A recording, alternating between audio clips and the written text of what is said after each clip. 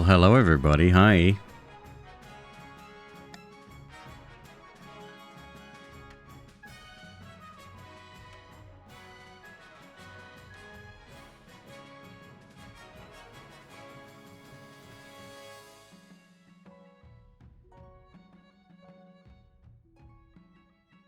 Not first. You know what? Sometimes being first isn't everything. Hello. Cheers to you. Good time zone indeed, Teal. How you doing? Kel, welcome. Welcome back. 24 months. Holy mackerel, that's a long time. Think about the last 2 years of your life. That's a long time, dude.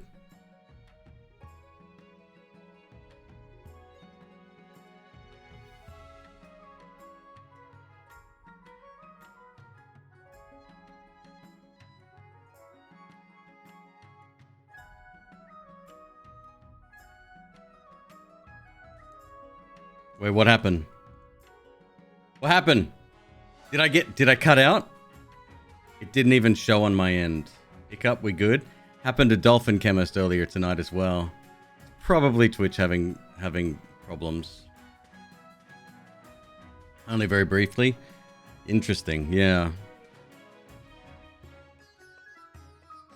Damn, that's a big monitor. Yes, it is. Yes, it is.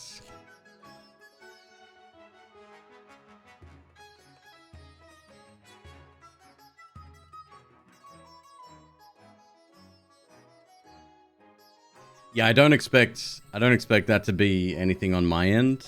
I could do a very quick speed test.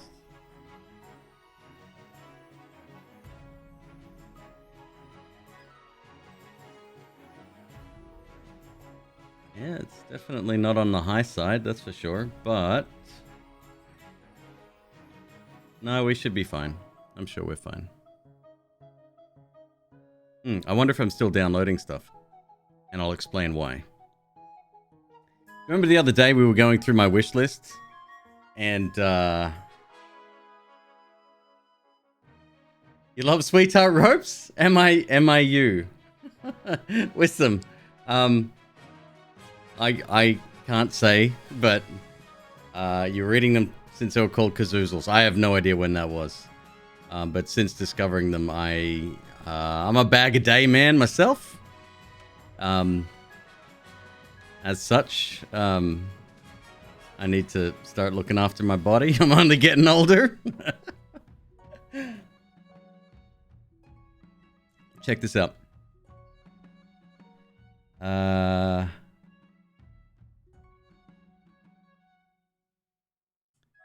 Right. I bought it. So somebody gifted me $30 the other day.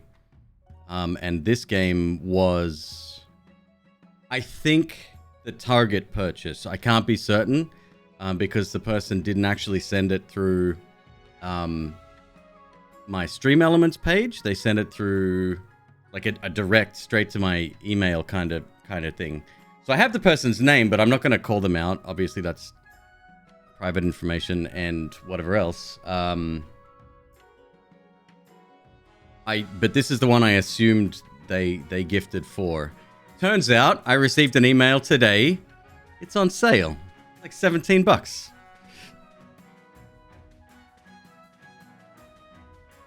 Sweetheart Ropes are ropes, and ropes are made of fiber. Fiber is good for you. Checkmate. Indeed. Yes. Blood sugar be damned. So I bought it. It was $17 today. And it will be on sale for the next week or so, I think. I'm excited. Like, rave reviews. Everyone I spoke to in chat said, you've got to play this game. Yeah. So this is probably coming after our playthrough of As Dusk Falls, I think. Might be the next one. In saying that, I did also apply for a key today for the update to Outer Worlds. So if that comes through, I might slot that in beforehand.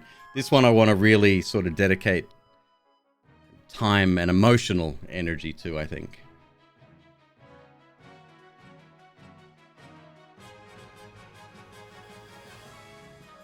You've seen 7 playthroughs. 3 for the Skyrim mod, 4 for the full game. That's a lot, bro. That's a hell of a lot.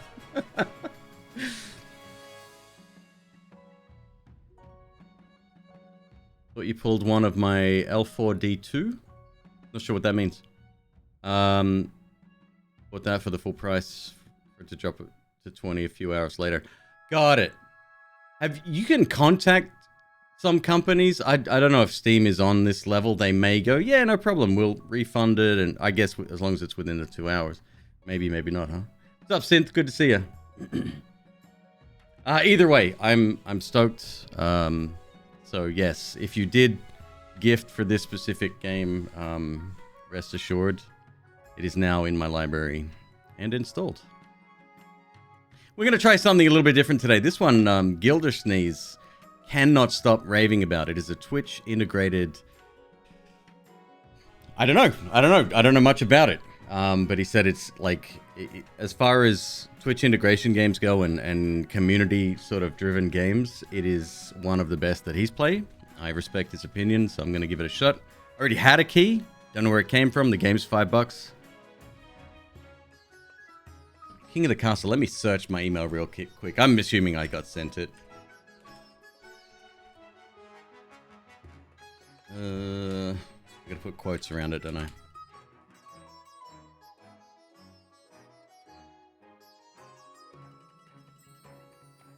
No emails.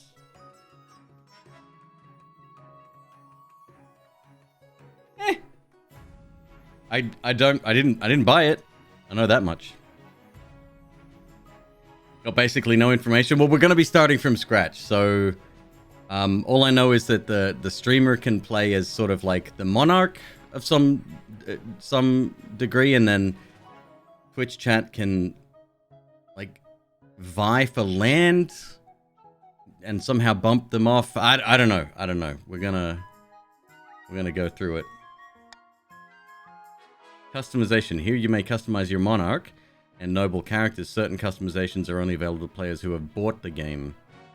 Oh, it might be a freebie game.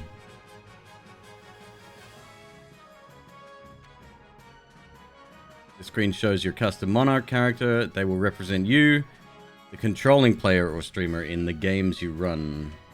Click on the banners below region settings to customize your noble characters. These will represent you when you join other people's games. Got it.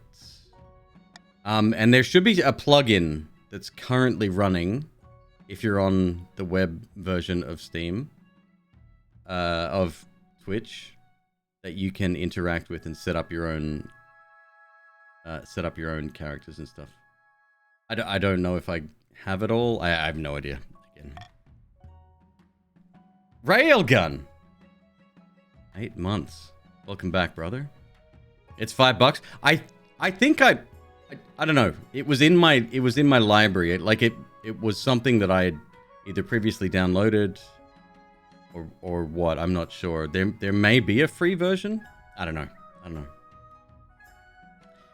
All right, we're gonna go new dynasty, monarch name.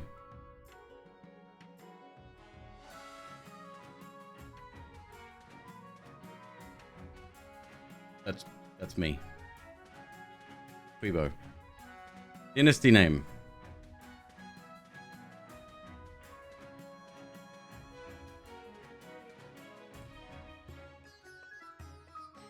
The Age of Loaf.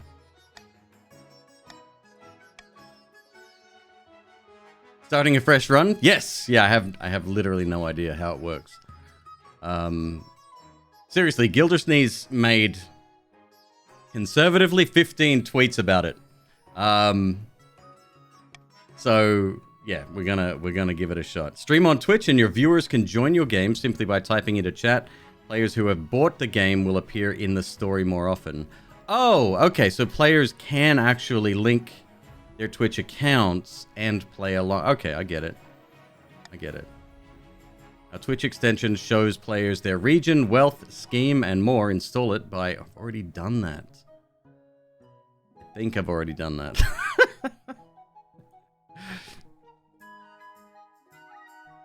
Oh, okay. So you can customize... Okay. Oh, I'm glad you're here, Torment. We'll see. You maybe help us out through this. Choose the 3 regions. The barons are brash, rural lord farmers for their belligerence and fondness for hunting. Huzzah. The chiefs are honorable warriors renowned for their pagan religion and prowess in combat. The counts are ruthless aristocrats, steeped in secrecy. Allegations of forbidden rituals are unproven. The grandees are impassioned duelists known for their strict adherence to honor, etiquette, and the 9th god.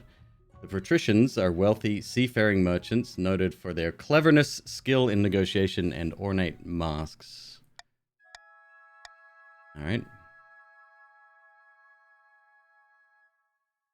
It dropped again?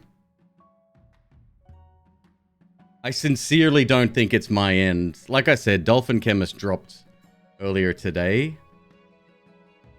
And my connection's been good for the most part. Just for a sec. Yeah, same thing happened earlier. Hopefully that doesn't keep up. Well, we'll see. Either way. Tutorial. Join the game. Your nobles may now join via Twitch chat with the exclamation mark join followed by a pronoun.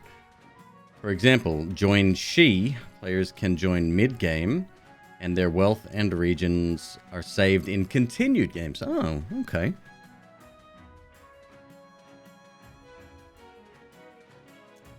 Look at that. It's spreading you out. So you don't get a choice, huh? All right.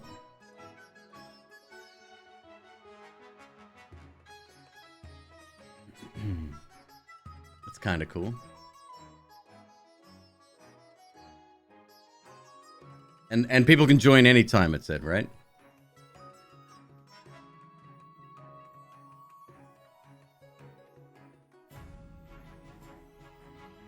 Alex, the Chief of the North. Yes.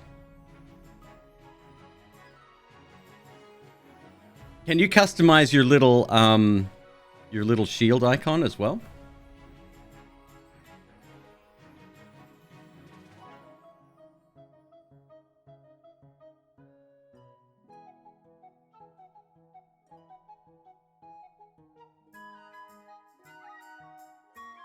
See, what that update even comes in time, you will be technically making sun chips by firing those into lore/story. Plenty of FPS roguelikes. Couldn't have said it better myself.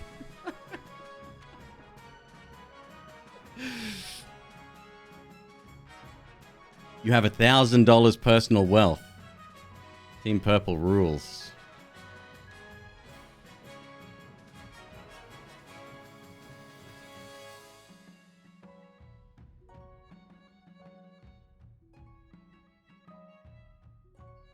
If you do want to join, if you're just popping in, go ahead and type exclamation mark join.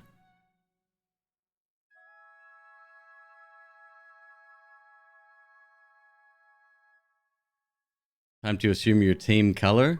Oh, changing the color of your name. That's kind of cool. I'll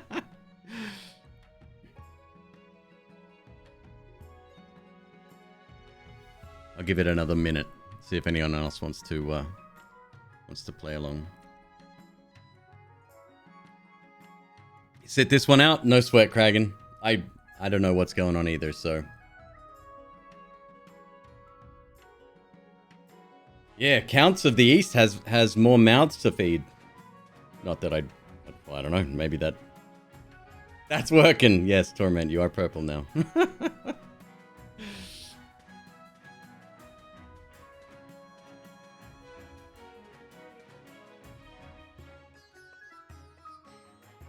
There we go. We got one more.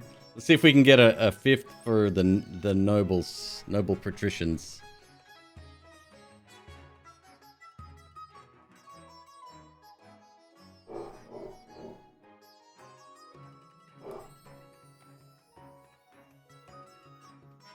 I like this cursor design. I always have. like a Dorito with the corner cut out.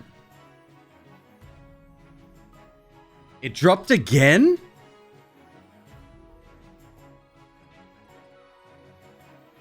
Is Twitch shitting the bed tonight or what?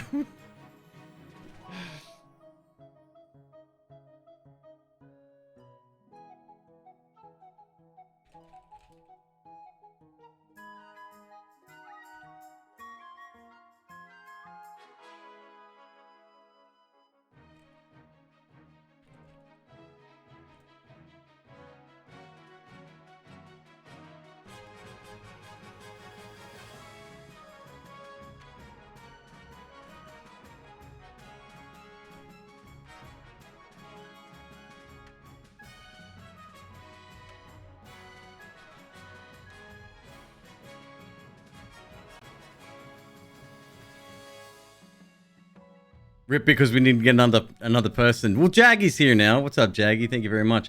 2 years since that huge lethal frag raid.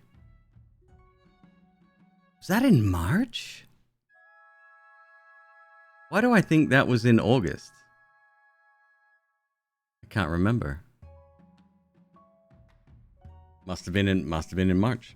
I think I was playing not Nova Drift. Neon Abyss at the time.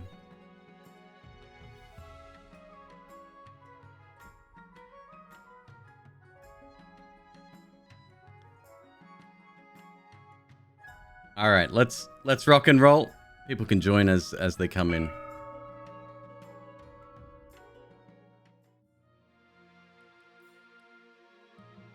King of the Castle Primer. Monarch. Winning. Acquire an heir. Then complete your ambition to win. Your first reign will likely end in disaster. Heavy is the head that wears the crown. Schemes. Keep an eye on the region's schemes. If they pass all their stages, they'll win the game. Defiance. Be careful if the region's defiance stat. If it gets too high, the regions may rebel against you. Winning. For nobles, this is you guys. To win, pass all 3 stages of your scheme. Each stage requires you to get stats to certain levels, which are affected in votes. Nobles. Voting. How you vote is up to you for your region's scheme, to stop other schemes, or for the good of the kingdom. That's what I would do, personally. I think that's an important...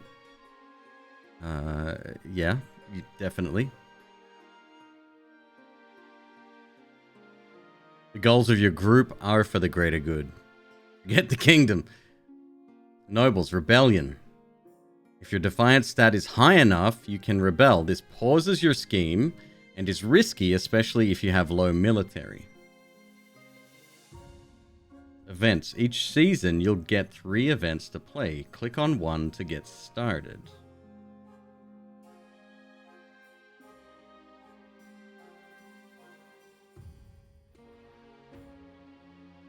Oh, change of perspective here. Okay, so this is all of us in the middle, right? I guess.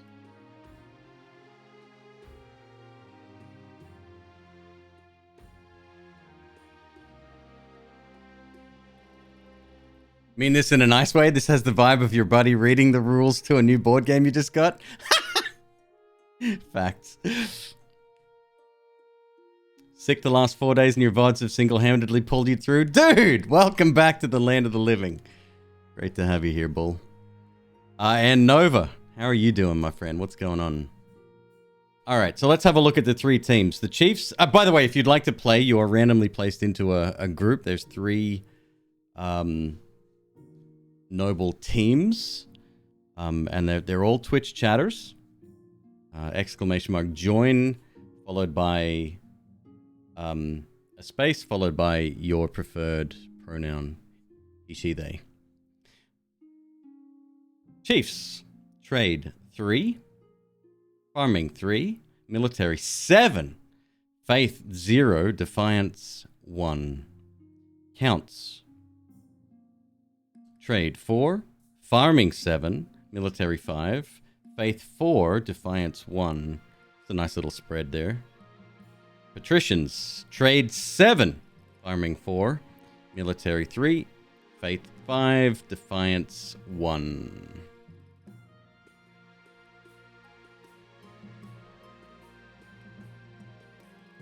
Okay. Well, let's have a look. The path to victory, council introduction, and coronation. Start at the top. Heir and ambition. The monarch must acquire an heir and complete their ambition to win the game. A spouse is useful but not necessary. Words I will never repeat again. Complete your ambition before a scheme or rebellion usurps you, or before you lose all authority, treasury, or stability. The monarch. This is your monarch, the streamer's character. They'll appear in most stories, but not all. Kingdom stats. These are kingdom stats. If any of them are at 0 at the start of a season, the game will end. Region stats. Stats determine which events are generated.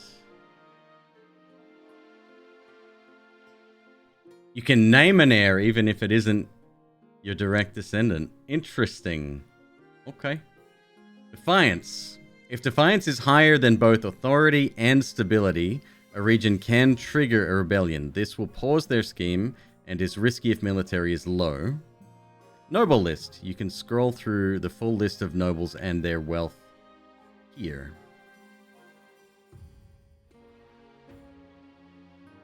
There we go. Everybody's got $1,000.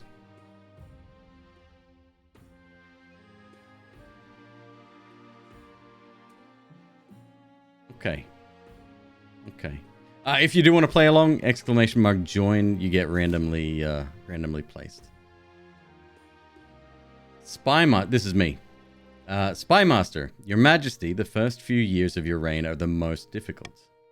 You're new and unproven. The nobles of the council will scheme against you, hoping to kick you off the throne and put their own puppet claimant in your place. Oh no! These fools couldn't scheme their way out of a paper bag. How can I stop them?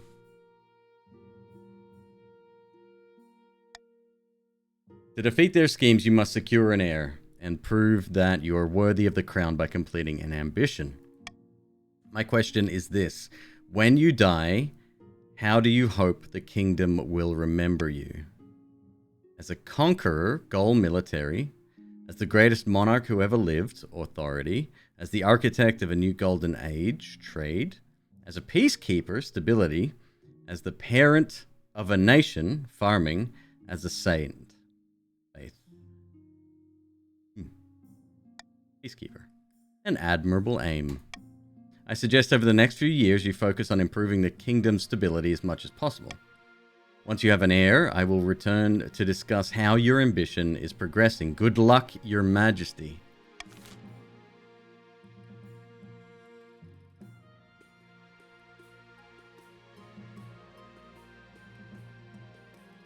Okay, council introduction. Chancellor. Now that you're the monarch, your first duty is to meet with the Council of Nobles. Your nobles hail from across the kingdom, the wintry north, the desolate east, and of course, the wealthy coast.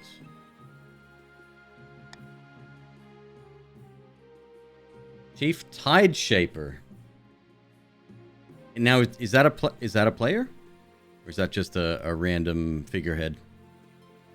Good luck in the days ahead, Your Majesty. You'll need it dealing with us lot. Tide Shaper is in chat. Okay.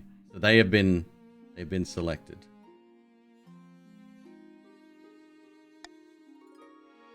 Premium Nobles. This is a player who has bought King of the Castle. They can set their customizations, get access to special outfits, and appear more often in storylines. Who we got? Count Torment!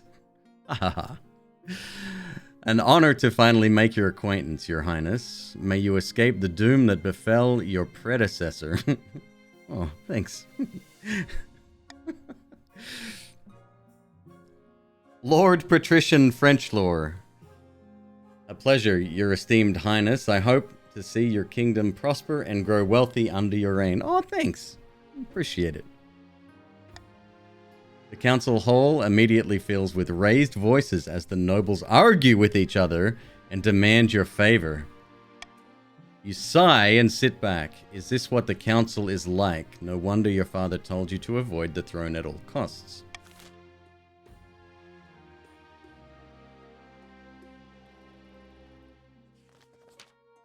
Coronation. Chancellor, your majesty, I've scheduled your coronation to take place in a week's time. Shouldn't I be giving the orders now? Why the hurry? Of course, your majesty, but to delay any longer would make the nobles restless, and when nobles get restless, they take their daggers and look for the nearest back. Very well then, what must I do? We wouldn't want that, I suppose. They wouldn't dare. Would they?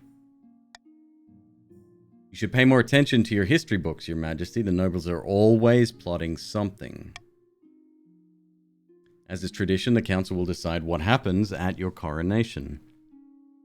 What? But it's my coronation! Let's get this over with then. Of course. Shall we call the nobles in? Tutorial. Choices and stats. Certain choices will change stats. Some choices that do so will indicate this change here. Not all choices that change stats have those indicators, and they do not show the region affected. Voting. These are the upcoming choices your nobles will vote on. Each of these may change stats in some way. The monarch can change how a vote is run with a law. You may use one law per vote. Try using your veto on one option you dislike. When the vote opens, nobles vote using the command vote, exclamation mark vote, followed by the choice letter. For example, vote A. Makes sense? The monarch, that was not for example, by the way. That was, I don't know the Latin, but it's not that.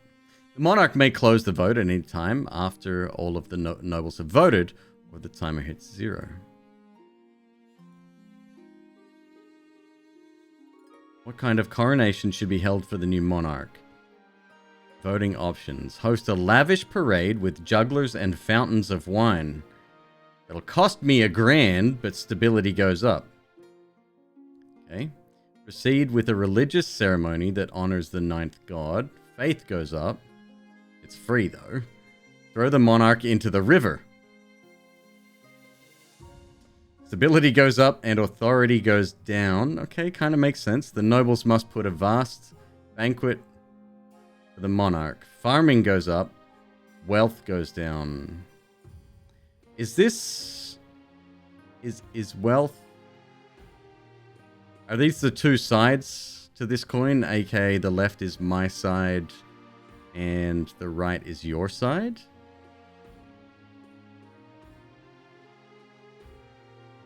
Wealth is nobles' money. Got it. Okay.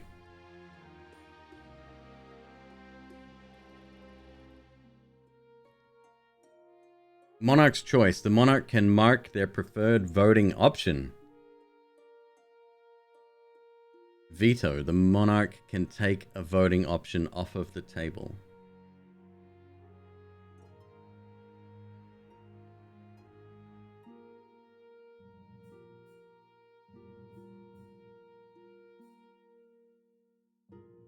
Okay.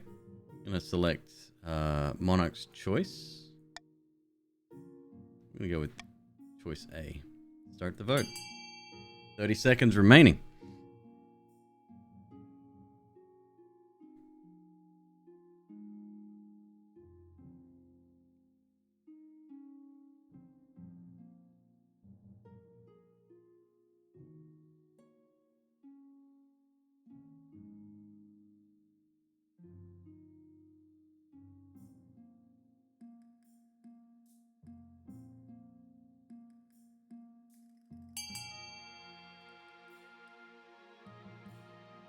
Time is up.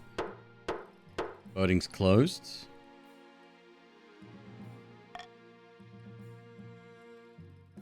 10 nobles voted for. Host a lavish parade with jugglers and fountains of wine. Stat changes. This shows which stat has been changed and by how much.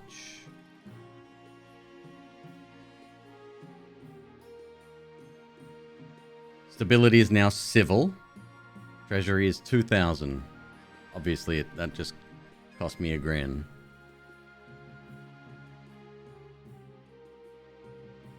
The coronation is a great success. Jugglers, wine, fireworks, and feasts. It has an impact on your treasury, of course, but what doesn't? End season. Now that you've played all of the events, advance the game by clicking End Season.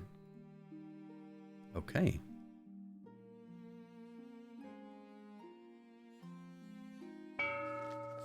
Schemes. Each region will now vote for one of 3 randomly selected schemes.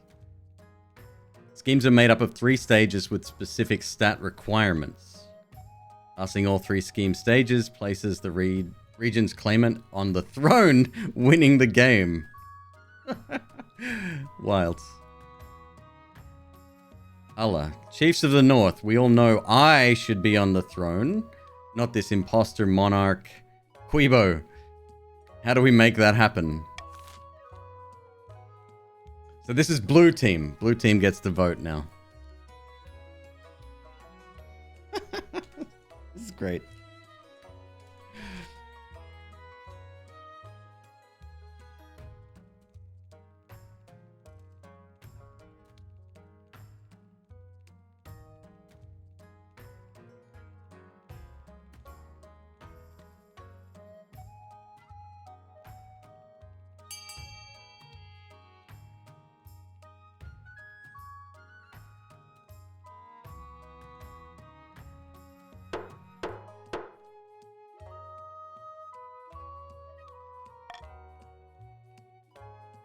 Three nobles voted for doppelganger. Goal, lowest defiance. Chiefs plan to swap the real monarch for a perfect doppelganger. First, they must gain the trust of the spy master.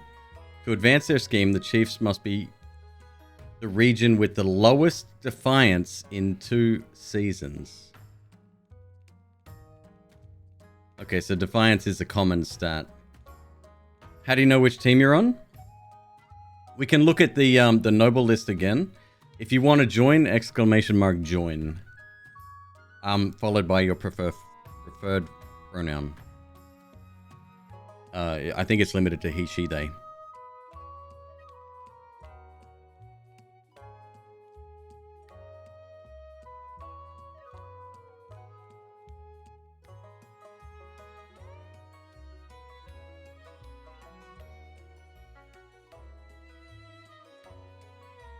Okay, so the Chiefs are going to go for the lowest defiance. The Counts, my fellow Counts, this is purple team. In ancient times, the East was its own proud kingdom. We can bring back those days of glory, but not while the false monarch McQueebo wears the crown. Oh my God. Bit dramatic. What scheme should the Counts pursue to overthrow the new monarch and place their preferred claimant Marcella on the throne? Intimidation. Raise others' defiance. Oh, okay, so you can work against each other. That's kind of cool.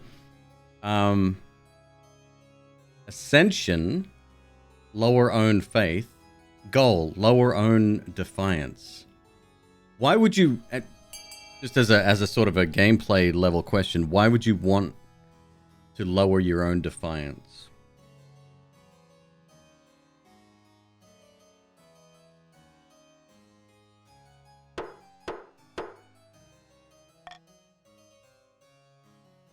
Five nobles voted for intimidation. Raise others' defiance.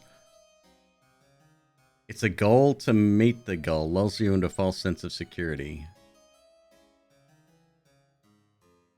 Oh, lulls me, the streamer, into a false sense of security. Okay. The Counts plan to hold the monarch hostage in their own palace. First, they must distract the spy master. We're being good, not rebelling at all. Got it. Okay. To advance their scheme, the counts must raise other regions' defiance to a combined total of at least 6, or ensure another region begins a rebellion in 4 seasons. Rebelling isn't always the best course of action, especially if you don't have the strongest military. No, that's actually been mentioned a couple of times now by the game, yeah.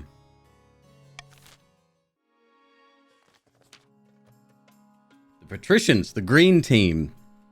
Fellow patricians of the coast, my claim to the throne is far more legitimate than that of Monarch McQueeb. Something must be done. What scheme should the patricians pursue? Monopoly. Raise, own, trade. If you want to look at stats, they're right here. If you have the plugin, if you're using the plugin, it will it'll show you all of this stuff, I think.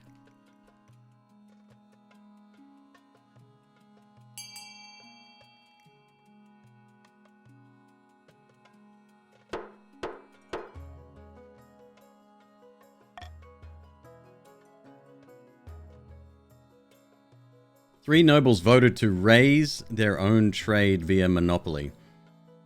Well, that won't be hard. The patricians plan to privatize this entire damn kingdom. To advance their scheme, the patricians must raise their own trade to 5 or more in 4 seasons.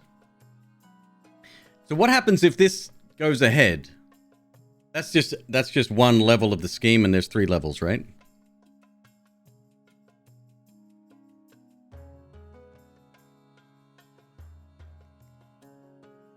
Got it. So other teams should work to stop that.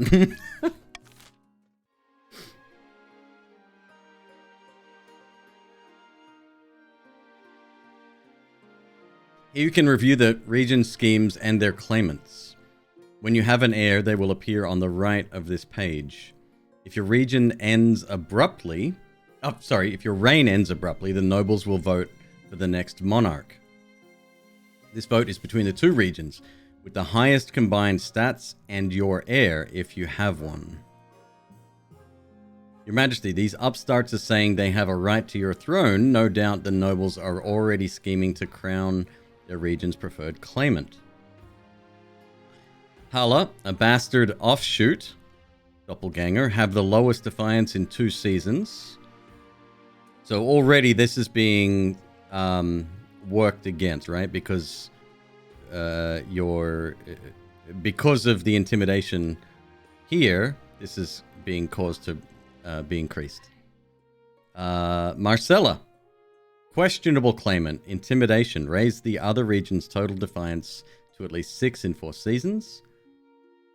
So instead of, well, no, that is their scheme. That's definitely a possibility for that to happen, I guess. Warning, the monarch has no heir. Claudia, monopoly, raise your own trade to at least 5 in 4 seasons. Okay.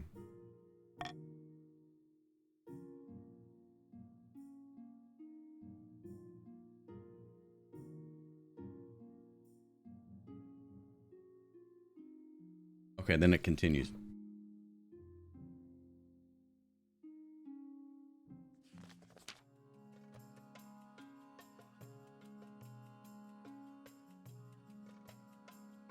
Hold on to your masks, hats, and other accessories, everyone.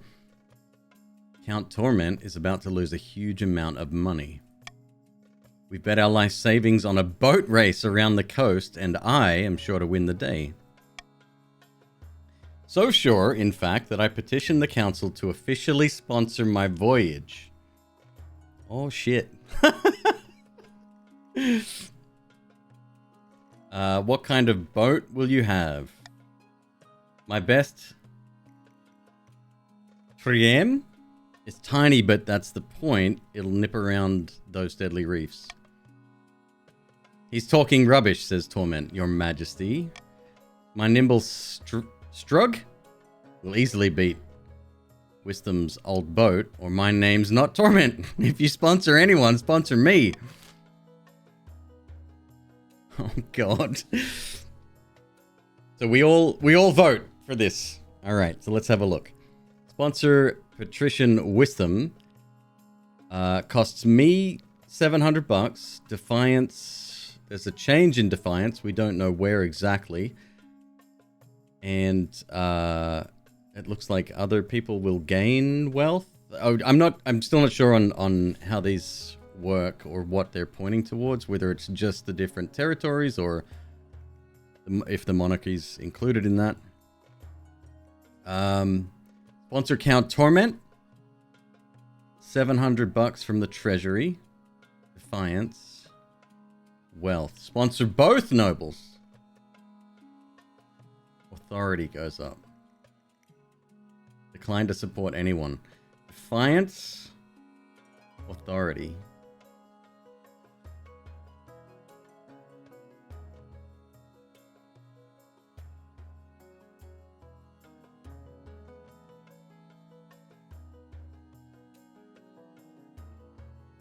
In Europe, it's called a lift. In Canada, we call them elevators. I guess we were raised differently. Yes. The plus wealth here goes directly to these specific nobles. Oh, okay. Got it. Understood. We're going to veto this one right here, because I don't think I can afford that. Start the vote.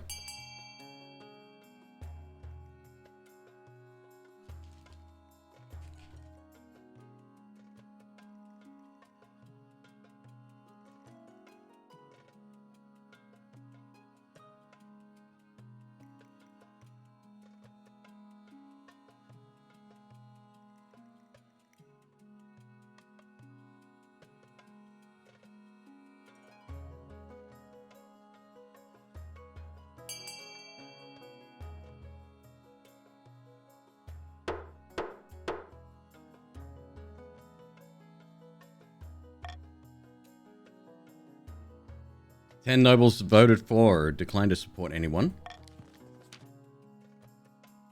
What? Are you really so cheap? Thanks, Torment. Yes. Yes, I am.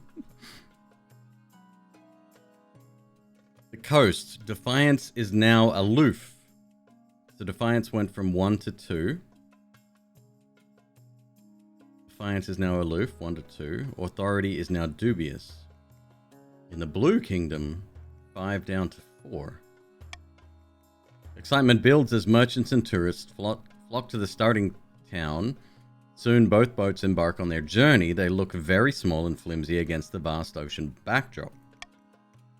Your August Majesty, I understand you elected not to sponsor the competitors, but surely you have a sense that one will outdo the other. Would you fancy a small wager?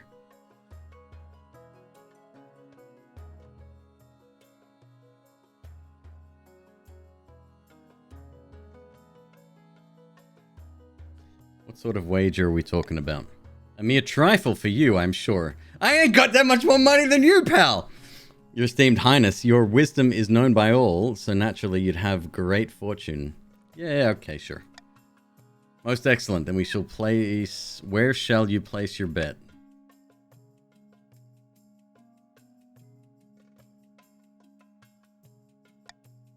A fascinating choice to sponsor neither, but bet on the results. Perhaps that shows your true opinion,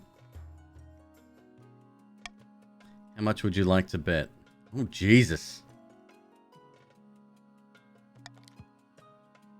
Don't let me down. 1,000 gold it is. Excellent. You won't regret this. Well, we'll see. You return to the capital and await news of the race.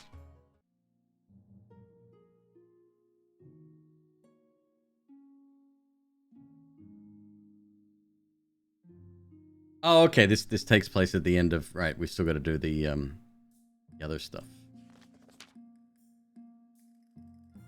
Now that you're the monarch, you need personal protection. Why, I could plunge my sword into your heart right now, could I not? The fuck? I'd like to see you try. Is it your imagination, or does your marshal stifle a wry chuckle? In any case, she quickly hides it. You need an honor guard to keep you safe from such dangers. Your Majesty, unfortunately, this is a political decision. Oh, geez. What are my options? Each region offers a selection of elite guards. They're the chiefs with their most famous warrior heroes. The counts with knights of the Order of the Drowned Rose. And the patricians offer their greatest gladiators, champions of the arena. Think carefully. These guards' loyalties will be divided between you and their region. Of course, you could just hire foreign mercenaries that'd be loyal to coin above all. Unreal. Our bribes allowed. Just win the fucking race, Torment. Tell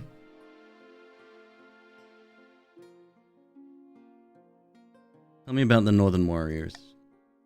Bearded oafs with axes and no manners. They'll get drunk and cause trouble in the palace. No discipline at all, and I can't guarantee they won't run off on some random quest, but they're honorable and in a fight unbeatable.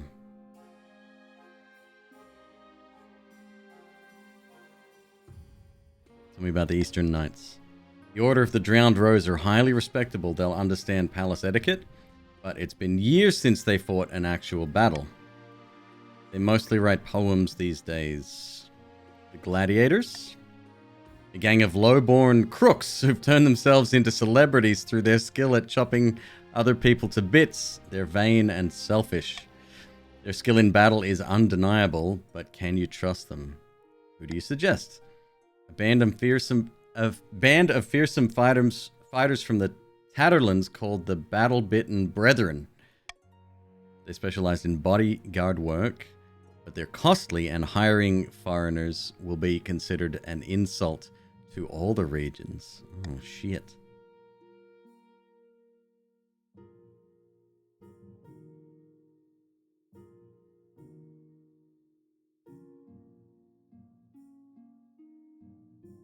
What can I say? I'm a sucker for a big oaf. I will make the arrangements at once. That was a mistake.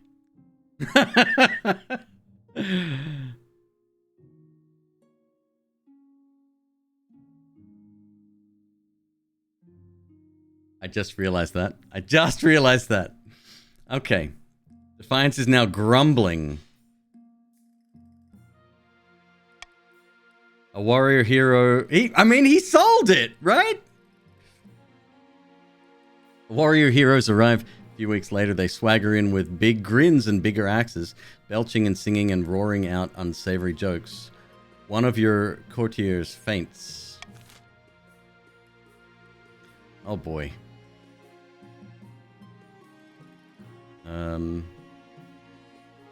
Missing nobles. Thank you for the 500 bits, Torment, by the way. Still, just win the race. Your August Majesty, a number of patricians have gone missing in the east.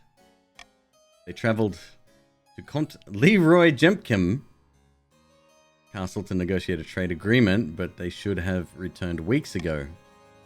The missing patricians never even made it into my lands. They most likely got lost. The east is in a dangerous place. Who's gone missing? Anyone I care about. Lord Patrician Wantu, Noble Patrician Daltesh 1, and Lord Patrician Icespoon Jelly. Where'd they go? Just north of the estate lies the Mold Patter Forest. To the west, the Twilight Lakeland. And to the south, Aileron's Haunt. I like to live remotely. Does wonders for the soul.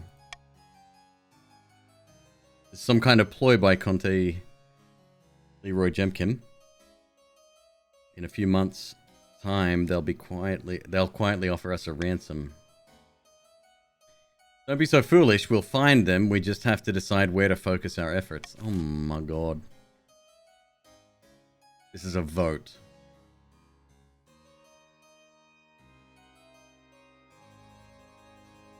Veto's on cooldown, that's fair. I mean, it doesn't really matter. Nowhere!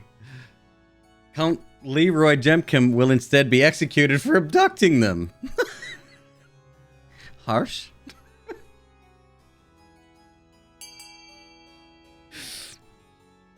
Who does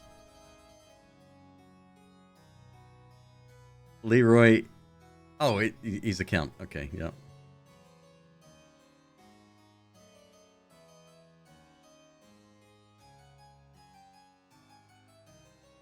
I think you might be safe.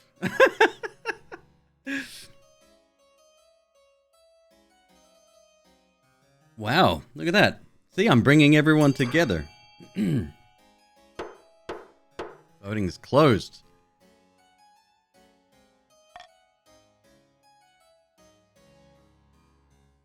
Hilarion Taunt. A detachment of Count Leroy Jemkin's bravest knights venture into the bedeviled marshland known as Hilarion Taunt. In a fool's errand, it's a fool's errand though. They find nothing but bogs, marshes, wetlands, creepy trees, and with faces on them, fens, dead bodies, mosquitoes, and swamps.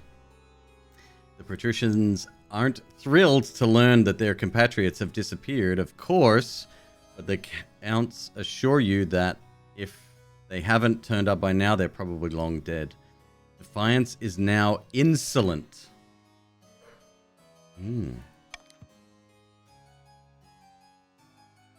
Icepoon Jelly is dead. Icepoon Jelly 2 has joined the council. Winter is died. Winter 2 has joined the council. Daltesh 1 has died. Daltesh 2 has joined the council. Oh, so you still get to play. That's kind of cool. Their sons have joined in their place. Okay. Okay.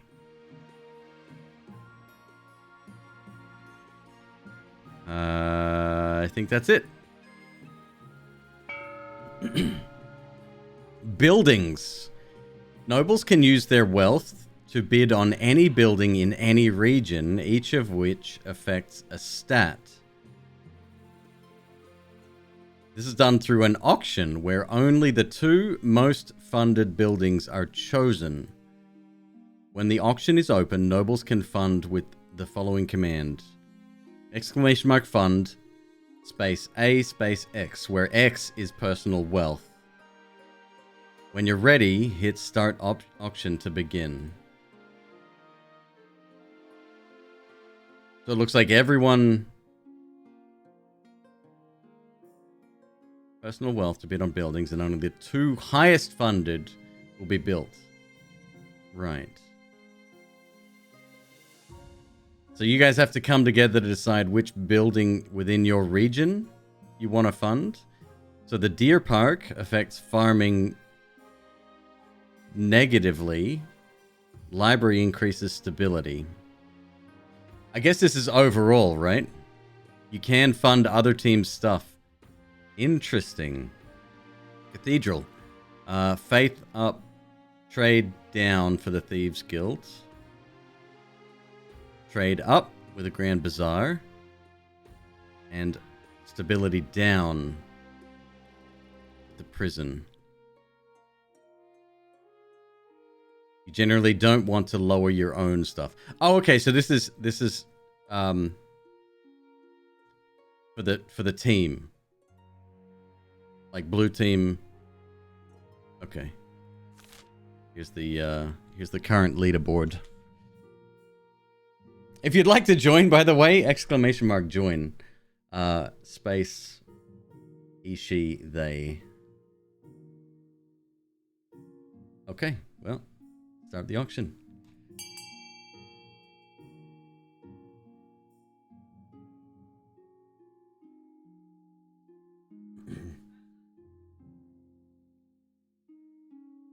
Currently leading B, F, and B. 350 each. B's going up.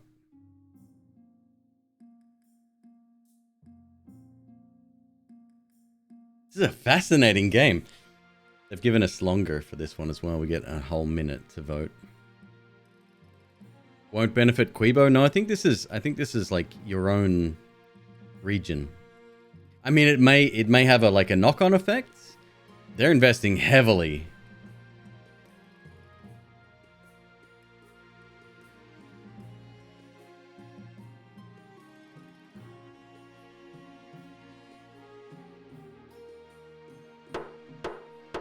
Stability is a kingdom stat. Time is up. Library. Biggest contributor, AlexCon, 400. Amount funded, 1350. Stability up. Prison, stability down. You played yourselves! I get it. Okay. So are they all... Is McQueeb cooking popcorn? We don't have any popcorn. The whole house smells like popcorn.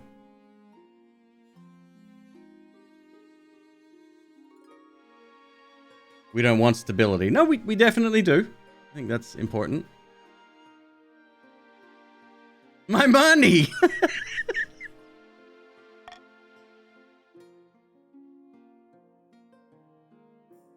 Queeb gets to drain 2,400 from the nobles. Wait, that money comes but to me?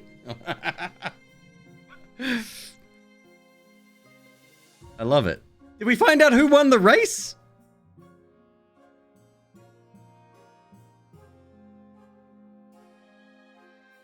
Not yet. That takes a while. Okay, boats, right. Okay. This is in the Indy 500. We've heard from the boating competition around the coast. Your Serene Highness, I have a letter from Lord Patrician Wisdom. Marvelous! Though we weathered a storm, we found a tiny deserted island that wasn't on our maps where we could rest and shelter. Torment wasn't so lucky. He was blown off course and I haven't seen him since. The fool! I have called it Wisdom's Land and officially claimed it for the patricians. Excellent! Not only is my friend winning the race, this is wonderful news for the coast. 7th, take us.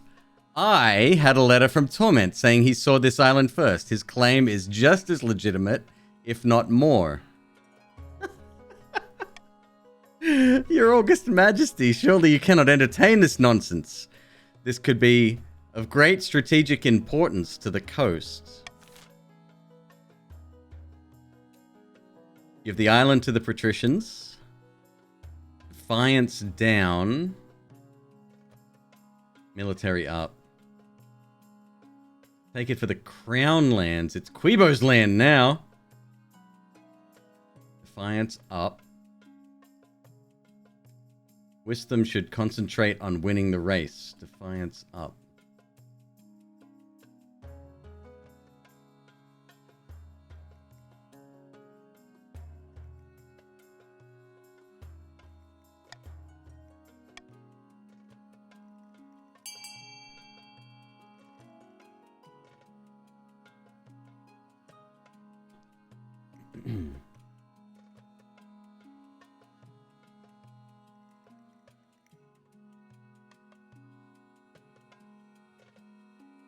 Can I see my stats anywhere?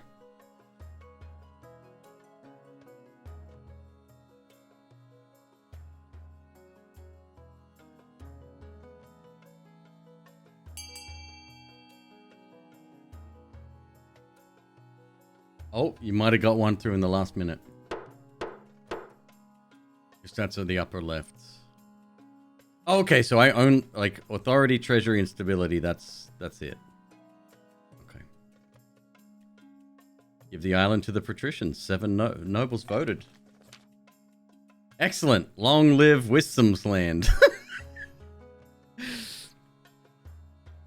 Okay. As the race goes on, the coastal navy moves into the island to inspect it for useful coves. It should be very useful in the fight against piracy. Meanwhile, tension rises in the capital as the nobles wait to hear what discoveries the race has in store next. Alright. Easing the tension.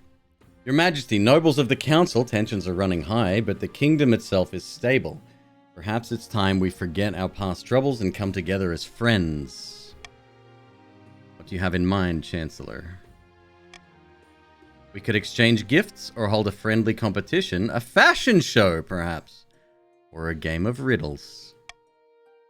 Your Majesty, why don't we hold a vote on a team-building exercise to help you and the council trust each other again?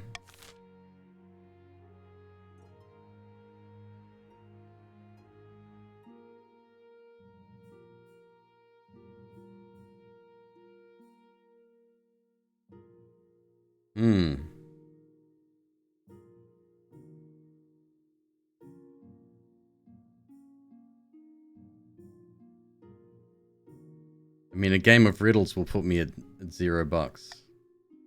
This is a stupid idea. Defiance up. Go vote.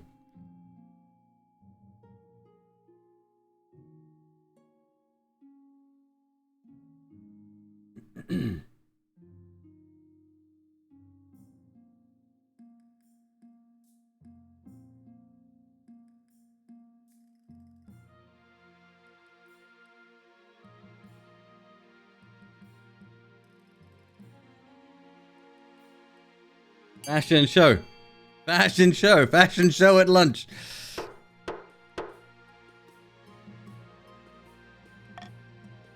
Eight nobles voted for a friendly fashion competition. Cost me 500, thanks. I'll make the arrangements at once. A cash prize shall go to the winning noble, I think. The nobles of the council begin murmuring a fashion show. They better buy some new jewelry and dig out their finest outfits. Finding a spouse. In the twisty passages of your castle, you can avoid your advisors, the nobles, even the spy master, but there's one person you can't avoid. Your mother! Why haven't you found a spouse yet? I've been busy, Mom! Is it really that urgent? But Mother, I don't want to get married. Nonsense. A monarch cannot rule, don't worry. I'll take the liberty of finding eligible candidates. What is your preference? Men, women, or you do not mind? I am not interested. My dear, who said anything about love? This is royal marriage. Just tell me what manner of candidates I should find. You can always say no after you've had a look at them. Anything goes. Excellent. I'll send our messengers to the most influential noble families in the kingdom. Let's see what they have to offer.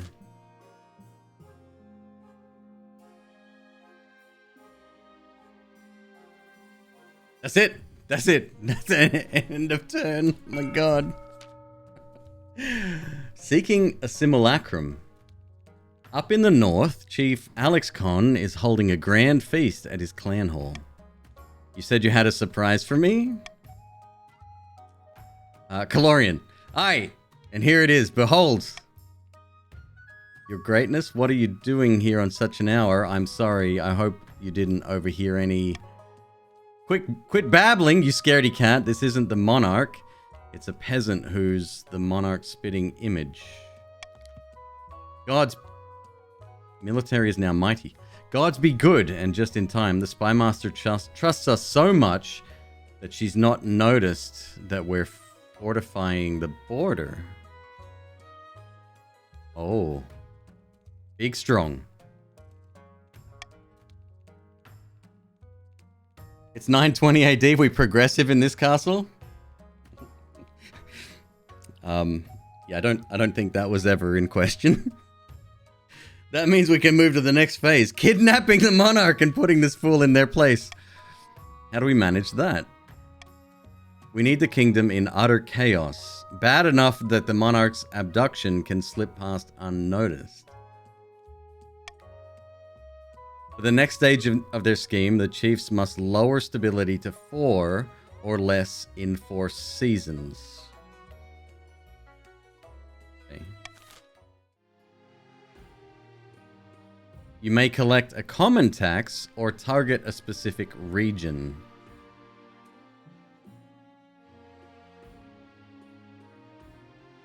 Taxing a region will increase their defiance stat and decrease noble wealth.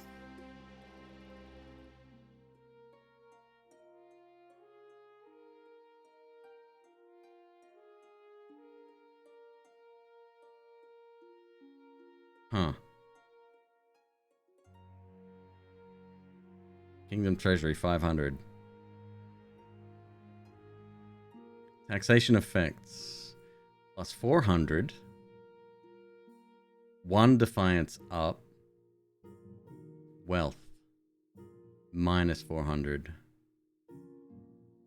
The counts sell unused tracts of land to the Adventurers Guild for 500 wealth. The other nobles gain 200 wealth. This is a trade bonus.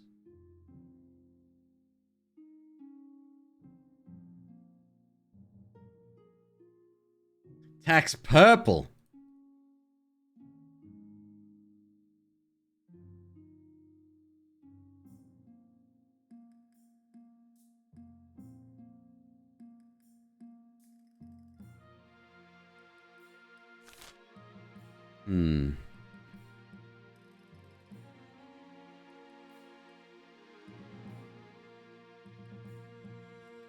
My lord, we built you a wonderful library. Silence!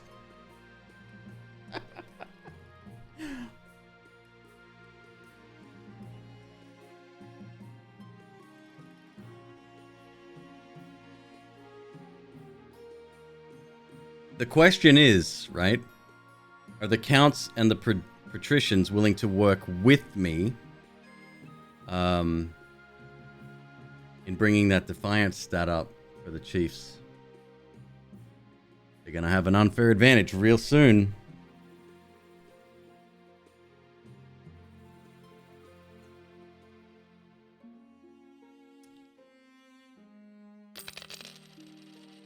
The deal is done.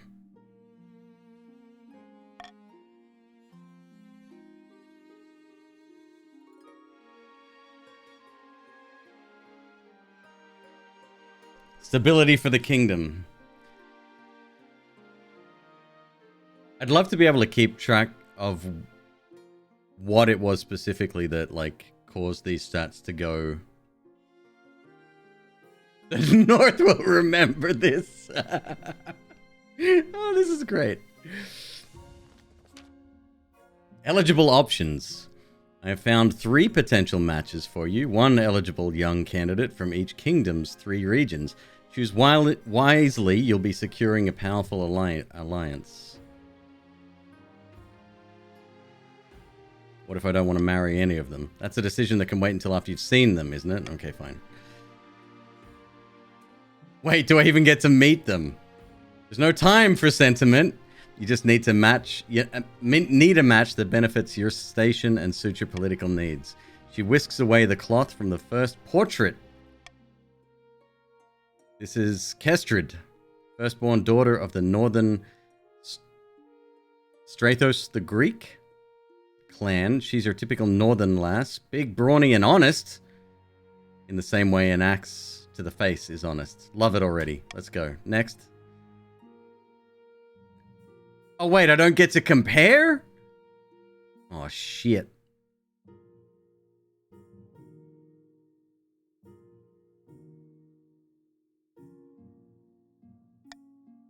This is Nicholas, the eldest son of the Eastern Demonicus dynasty. Apparently they had a hell of a time getting him to smile for this portrait. That is not a smile. Spends most of his time indoors poring over musty tomes. The other counts think he's mad because he treats the peasants far too nicely.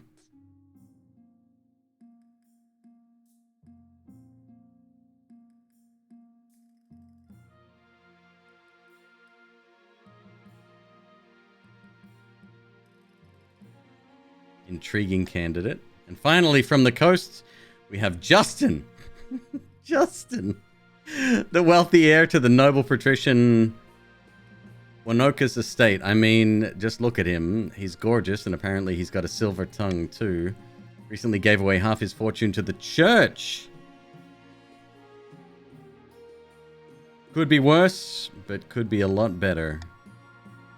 What do you think? Of course, by picking a candidate, you'll anger the other regions, but you'll gain a lifelong alliance.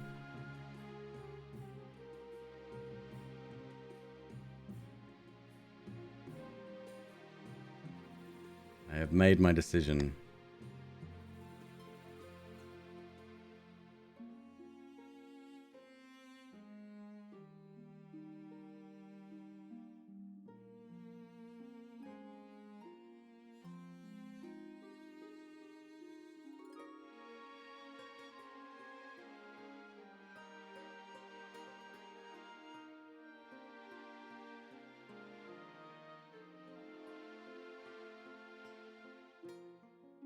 Which one's purple?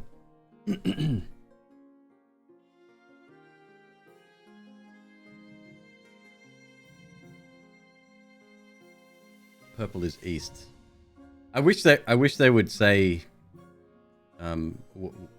what they were again.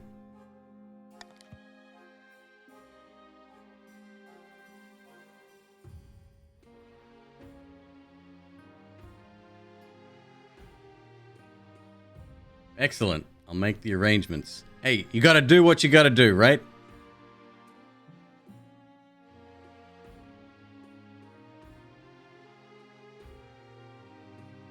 McQueeb. Hello. What is... Oh, is this the thing? God damn, that smells good. Which one? What's it called?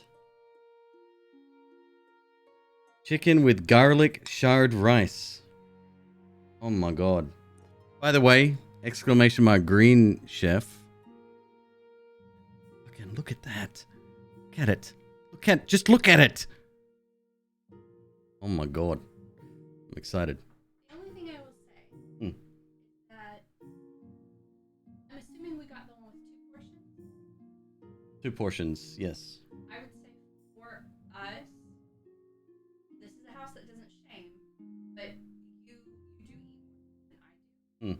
So you have more than half. You gave me more than half. So the portion size is a little bit small. Yeah, like I would say for 2 people, like I would just go up to 4, and then that way there's instructions.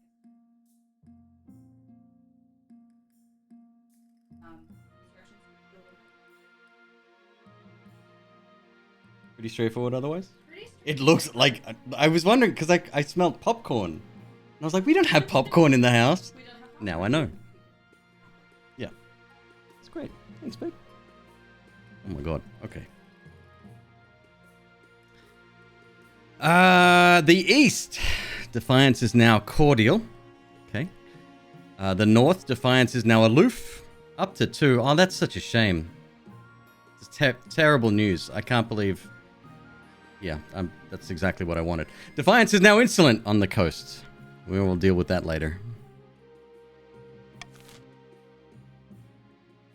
Alright, bankruptcy. Something. Bankruptcy looms. I got $900 in the bank. Treasury's almost empty, Your Highness. Where the hell did it go? Was it the boat race and fashion show? Gotta put the almonds on. Oh, almonds as well? Oh my god. Thank you, babe.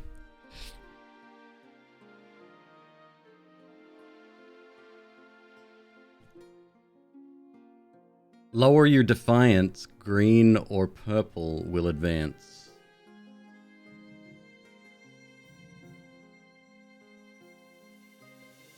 We still have a chance to make bucks on the boat race. Oh yeah, we still don't know who won that. I couldn't possibly say, Your Majesty, perhaps you have been spending a little too freely. Sure.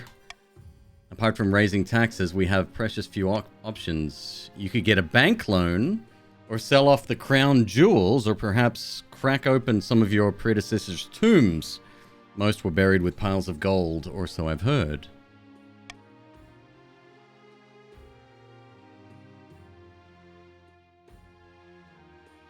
I own the Royal Mint, don't I? Make more coins. Treasury plus 10 grand. Sell off some of the royal jewelry to wealthier nobles. Authority down. Wealth down. Treasury up. Take a hefty loan from Salvant and Gaul Bank. Authority down. Treasury up. Time to crack open some tombs. Stability down.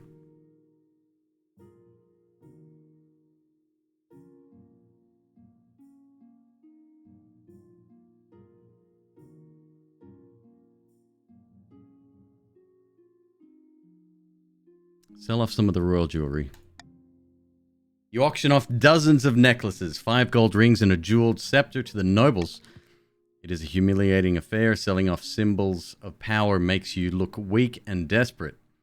Authority is now ineffective. Oh, bummer.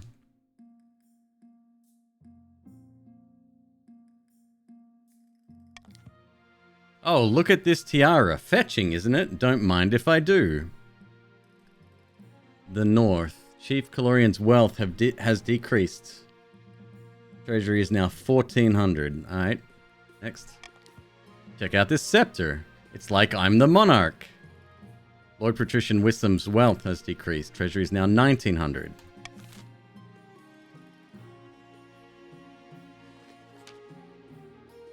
The fashion show! You enter the council hall to find it transformed.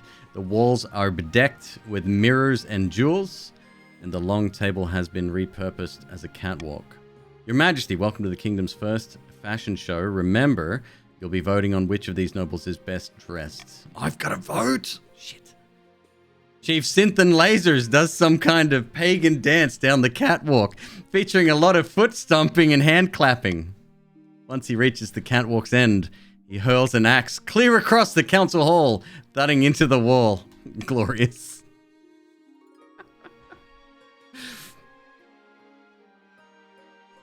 Hooah! Check out the goods. Don't be shy. I like the enthusiasm. Count Dekek sweeps down the catwalk imperiously, casting an icy glance in your direction. You'll vote for me if you know what's good for you. Splendid, yes. Lord Patrician Ugly Caveman struts confidently down the catwalk, posing outrageously and blowing you a kiss. I am fabulous, am I not? Bravo, a devastating display. Challenges. Some choices have uncertain outcomes called challenges. These can either be random or based on a stat. The percentage shows the chance of success. Sashay down the catwalk with as much style as you can muster. Oh, I've got to compete. Shuffle nervously across the stage. 40% authority.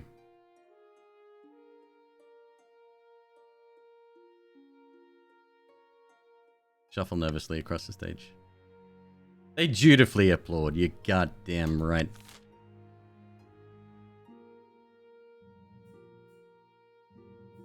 Okay, so Chief Synthen Lasers, Defiance down, Wealth up.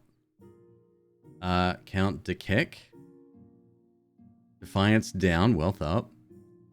Ugly Caveman, Defiance down, Wealth up. Monarch Quebo, Authority up, Treasury up. We're gonna veto Synth. It's a good axe throw, but no. Not today.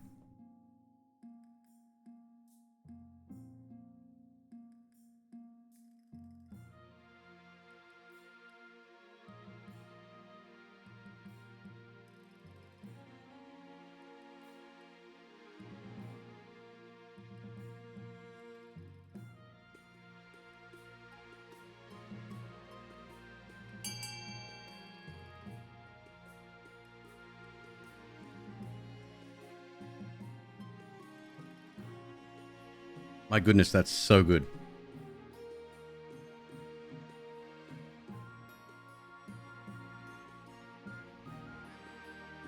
So, Torment, quick question. Is there an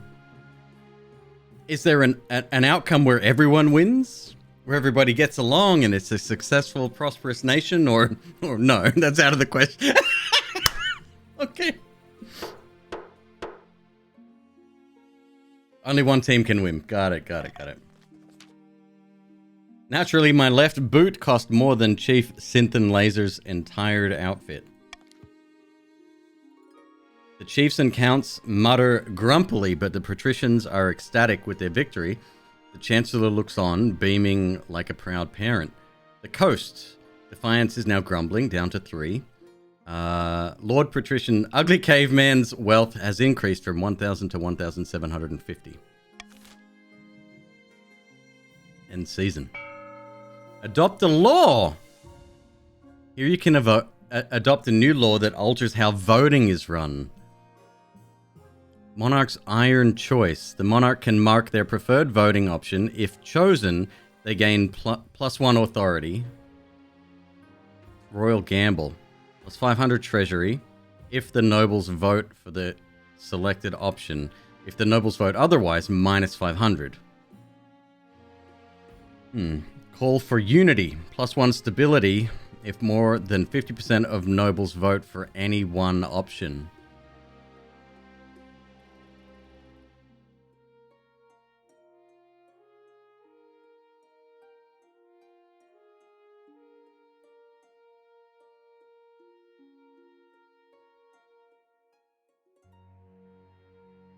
I could divide you. It's not my look. I am a benevolent, fair leader. Pricks. Okay, so the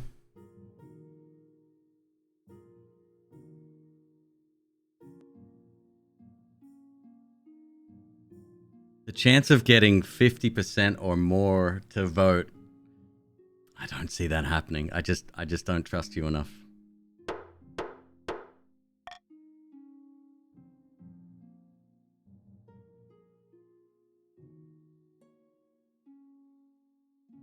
Okay. Mutiny on the coast. Let's have a look.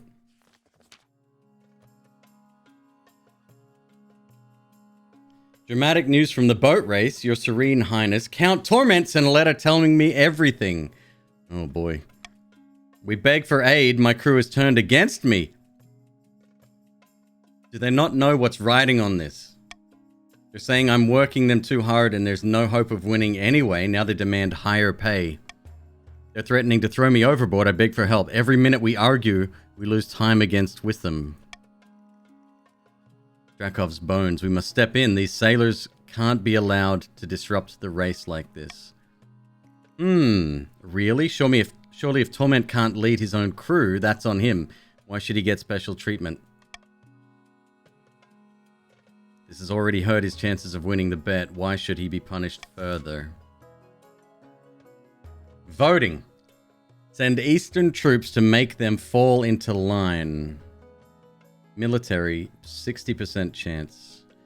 The counts can send funds to pay off the mutineers. -750 wealth. Defiant shuffle. The counts can send funds to pay off the mutineers.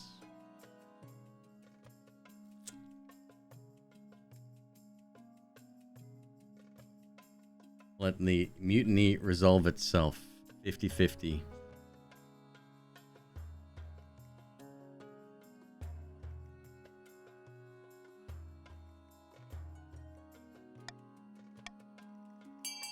Go for it.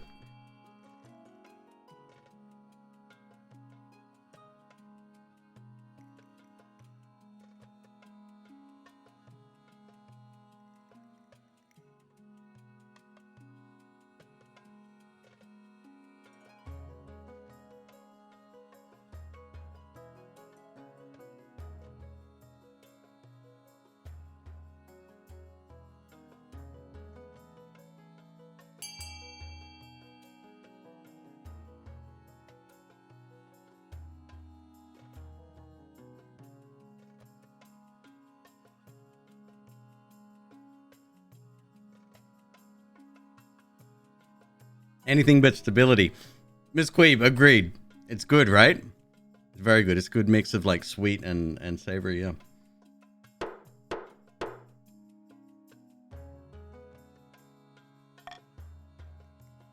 "11 nobles voted for. Send Eastern troops to make them fall into line." Military challenge succeeded. Eastern knights may not be trained for sea skirmishes, but they quickly overpower the mutinous sailors. Torment is back on track, and his boat picks up more speed in the wake of the fight. Not only that, but as the story spreads, Eastern sailors back home work double time to avoid the same fate. Trade is now dynamic. Bonus!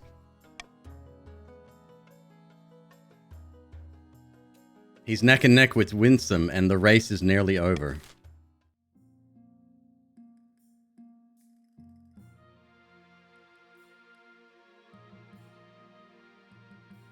Low on lumber. Your Majesty, will you tell these superstitious chiefs to get over themselves and let us harvest their trees? We need the wood for our craftspeople.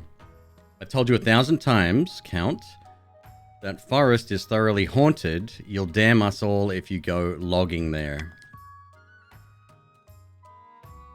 But you sold us a logging contract and said contract has no exclusions for haunting.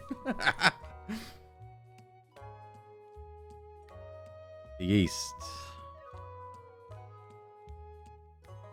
Some counts' wealth has decreased. Some chiefs' wealth has increased.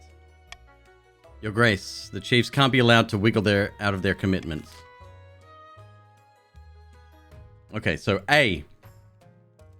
The counts have a contract and may go logging. 50% chance based on trade. I'm not sure how this works. I'm sure we'll learn in time.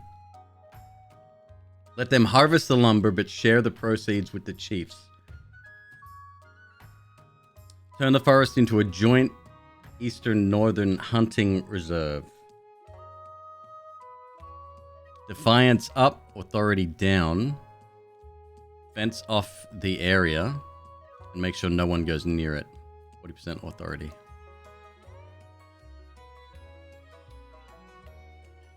It's a dice roll. So is that so like, let's say it was based on trade, right?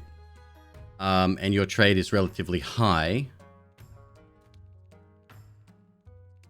50% is the chance, right?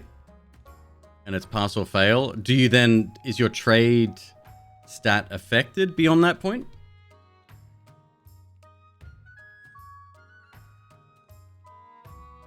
Stat determines the chance.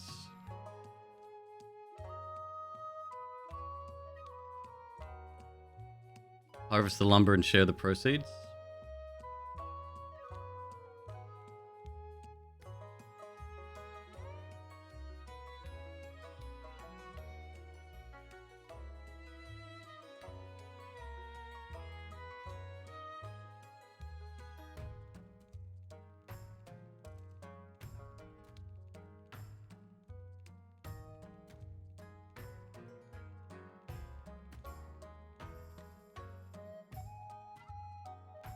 The changes behind the roll are hidden. Oh, interesting. Okay.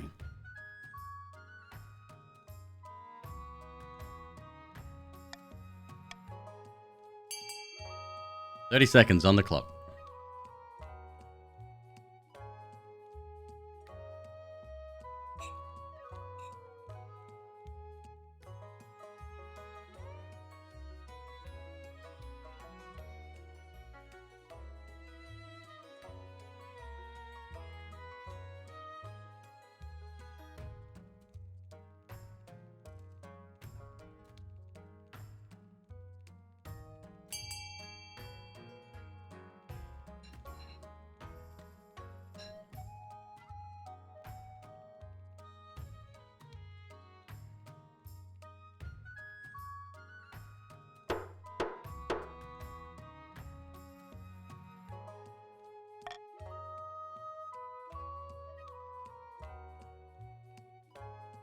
Turn the forest into a joint eastern-northern hunting reserve.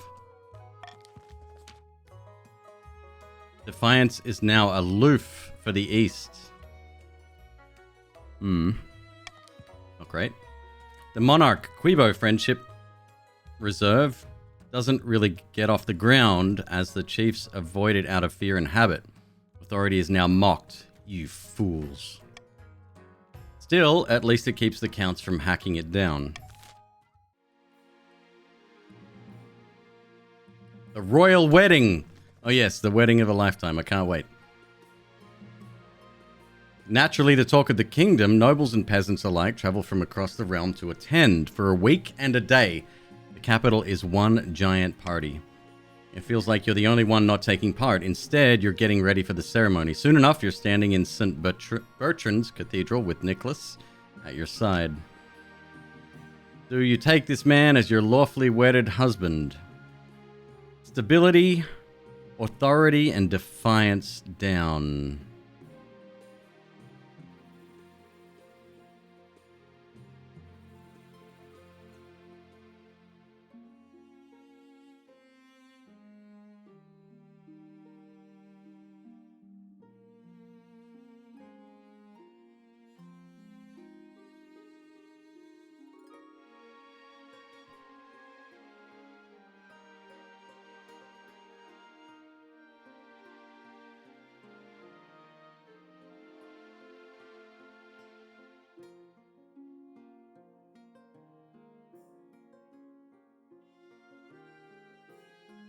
I do.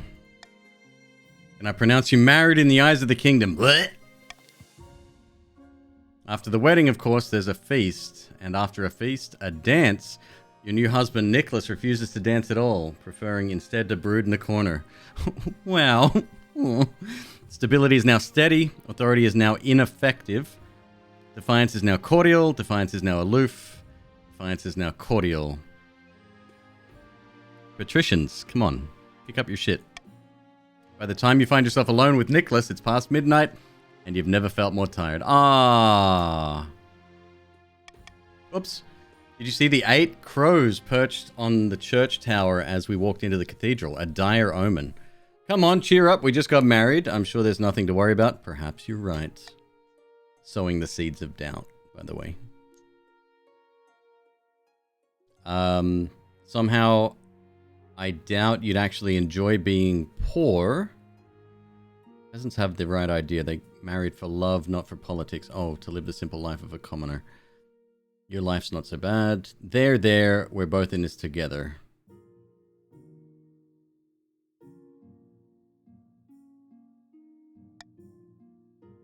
What do you know? You're the monarch. Life's so easy for you. What? Everyone's plotting against me. Everyone does what you say, but for me, oh... Life is perpetual misery, and no one understands, not even my monarch. Nicholas pulls away from you and retreats to the spare bedchamber. Slamming the door, you're left feeling a little depressed and dreading what married life will bring. Oh, good.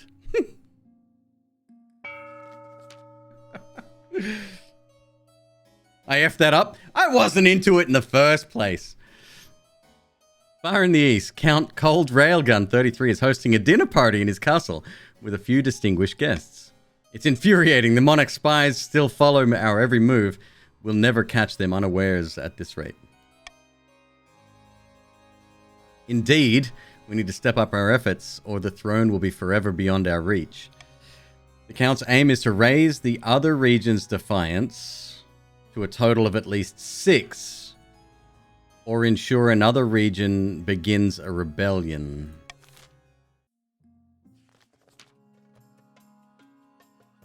In a dingy seaside tavern, 2 patricians of the coast met to plot their latest scheme.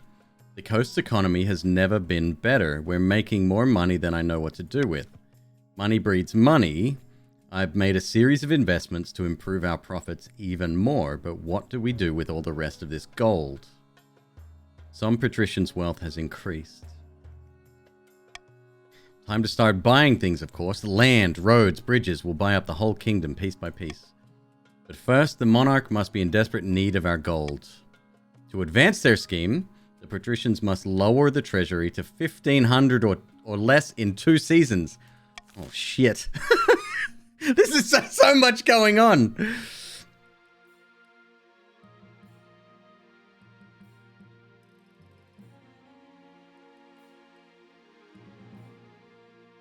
So phase 2 for blue, phase 2 for green.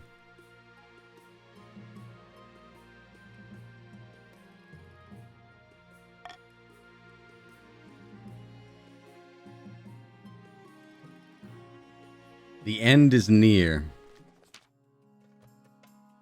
The coastal boat race is nearly at a close. I'd hoped the coast would win the day, but it appears the 2 boats will draw. Lamentably, things aren't going how the monarch bet. How exciting. Truly, this race is of utmost importance. On a completely unrelated note, I have a shipment of lumber that is due to intercept the racers any day now. If my ship got in the way, who knows what might happen. I dare say the race's outcome could be altered. Of course, I could be convinced to alter the shipment's route instead. Your August Majesty, we must put a stop to this shameless attempt to sabotage the race. Have the Counts pay for the ship to obstruct Lord Patrician Wissom's path.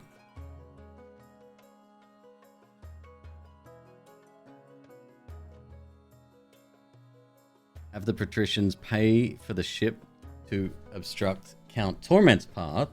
Refuse the shameless bribe.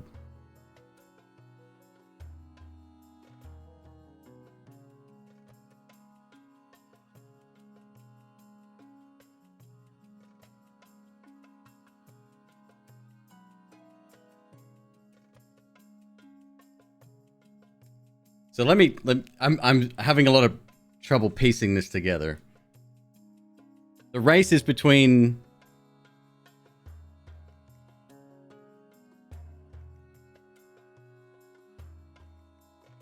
blue and purple, right? And green has offered no. Yes, no. Purple and green, and blue has offered to get in the way.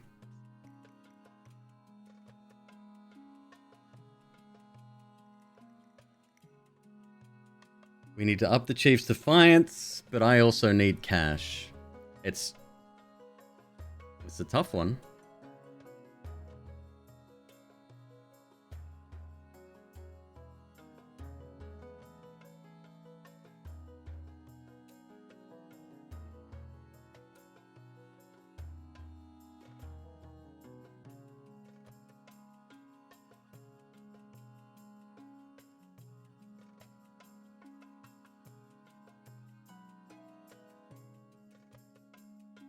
Defiance is over. Oh, right.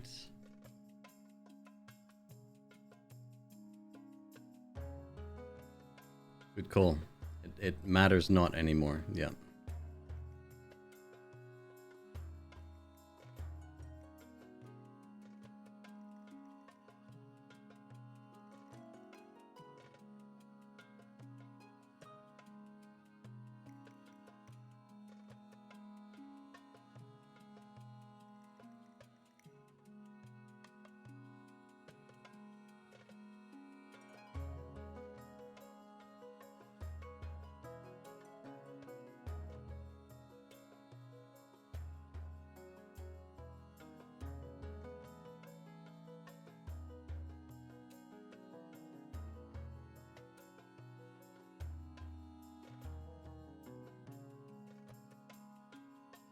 This is a tough one.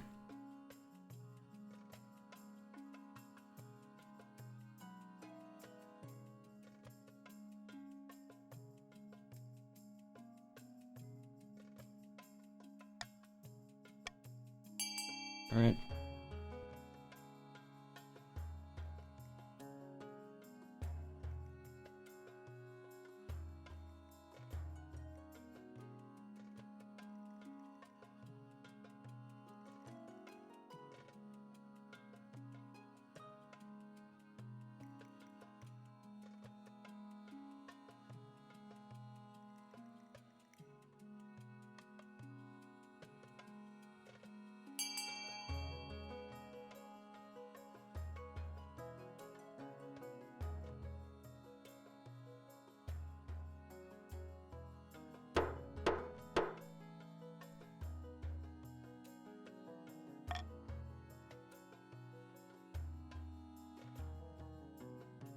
Have the Counts pay for the ship to obstruct Lord Patrician Wissom's path. This is an outrage. Authority is dubious. Back up to 4. The coast. Defiance is now insolent. Up to 4. Defiance is now loyal. 0 for the east. Some Count's wealth has decreased. Chief Jimbly's wealth has increased. How the fuck that happen? Lumbering ship makes its slow way in front of Wissom's boat, blocking the way to the finish line. The lumber makes its way to traveling ahead of schedule. Oh, fuck. Oh, that was the bribe money. Soon, nobles and peasants alike gather at the finish line, watching breathlessly as the winner arrives. And it's Count Torment. Big surprise. Victory. The honor of the counts. Let's just leave the word honor out of the next speech, huh? You doing a press tour? Jesus. Now pay up, Wissam. Patrician losing the sea race. It's a scandal. I don't know how it happened. Wissam's wealth has decreased. He put it all on the line. Oh my god. Thank you. Thank you very much. Perhaps you'd like a rematch in a year's time. Torment's wealth has increased up to $2,400. Absolutely not. It's time for a nice holiday in my villa to relax and a lot of wine. Your August Majesty, I'm delighted to report that you bet on the correct outcome. Congratulations indeed. See? I told you. Fair. It's karma. Back in the east, merchants flock to investigate Torment's boat and use his sailing technique to improve their own crafts. Trade is now wealthy. Wow. Though the race is over, it gripped the kingdom. Similar bets take place as far afield as Sail in Kurth, some successful and others ending in watery deaths. Huh. An old debt.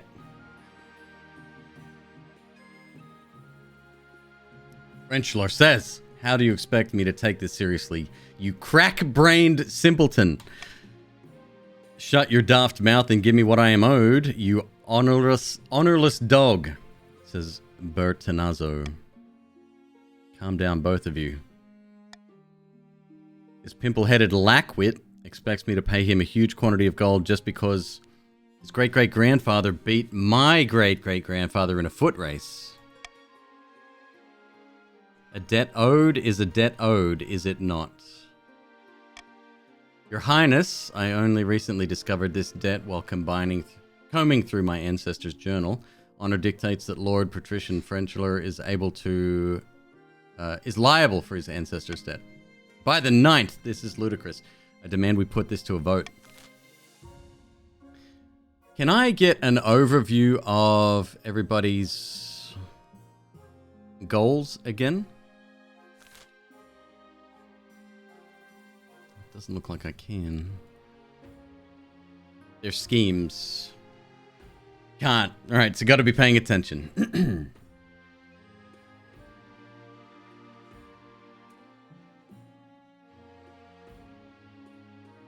Order Lord Patrician Frenchler to pay his debt. It is the honorable thing to do.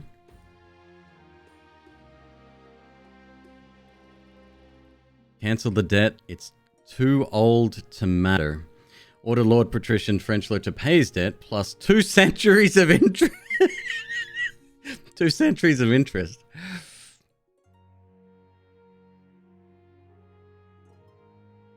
You think 2 centuries worth is a bit extreme? The juice keeps running. 5% a week.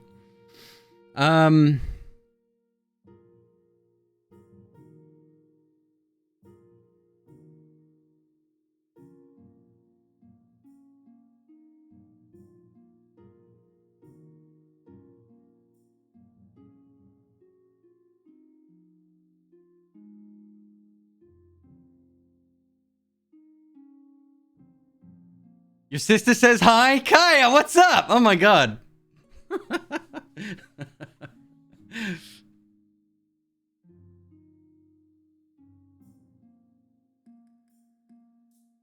Get fucked, patricians. Wow.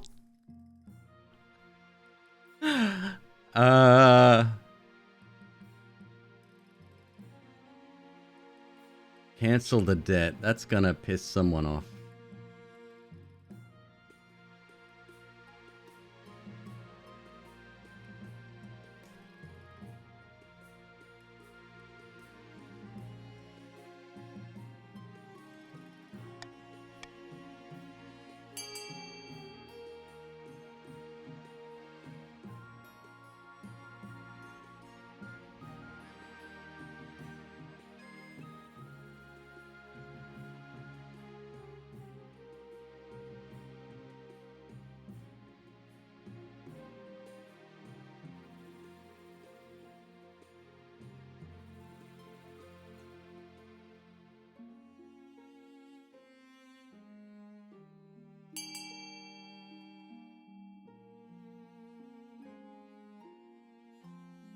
Not the way I thought you'd go, but that's okay.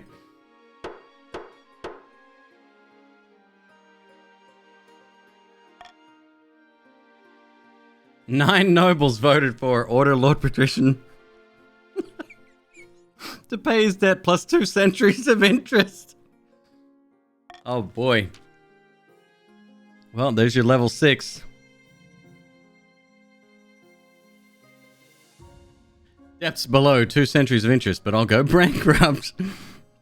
Defiance is now loyal. Defiance is now mutinous.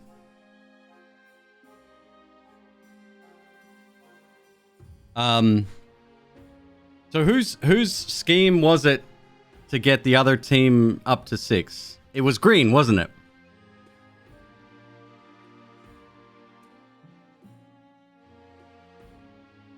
Oh, it was purple. Oh boy. I gotta pay more.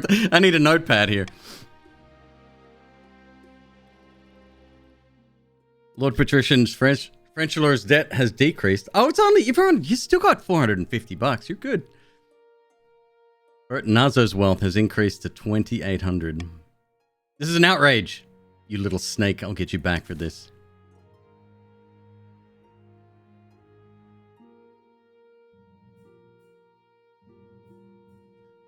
Heretical discovery. Someone took the Ninth's name in vain again. Your esteemed highness, I bring troubling news. A group of individuals in the East are meeting in secret to preach heretical teachings and engage in rituals. They are adherents to the cult of the Undivided. They believe the Ninth God did not destroy the 8 deposed gods, but is in fact all of them joined together in unholy union. Pure sacrilege, like I care. Regrettably, I require the Council's permission to launch a proper investigation. Otherwise, my Inquisitors would have destroyed the cult before it had the chance to spread.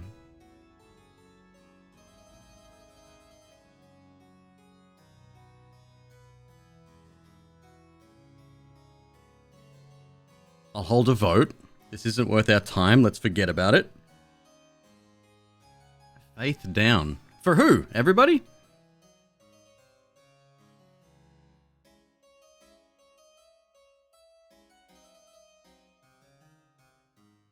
Forget the nobles, I give you my express permission. Defiance up, faith up, authority up.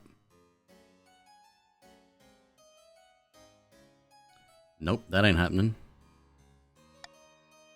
Heresy is a disease, Your Highness. If you do not cure it quickly, its spread will become uncontrollable. You will regret your hesitancy. Maybe so. With nothing to rein them in, the cultists of the Undivided thrive in the faithless region of the East, spreading their influence and gaining followers by the week. Faith is now agnostic. Oh, okay, I'm starting to understand how important this is now. I mean, it's religion. Okay. Okay. I'm not sure why the third one was grayed out. Yeah, I'm not sure. Thanks to our efforts, the Spy Master's focusing her attention on other regions, and while the cat's away, the mice shall play. And when the cat returns, it will find the mice have poisoned its kibble. The analogy's a little tortured now, but I like the enthusiasm. Our next step is to replace the Palace Watch with our own agents. Indeed, the Honor Guard are incorruptible, but the Watch are another story. If the Monarch can't pay them, they will look for money elsewhere. For the next stage of this scheme, the Counts must lower the treasury to 1,500 or less in 2 seasons.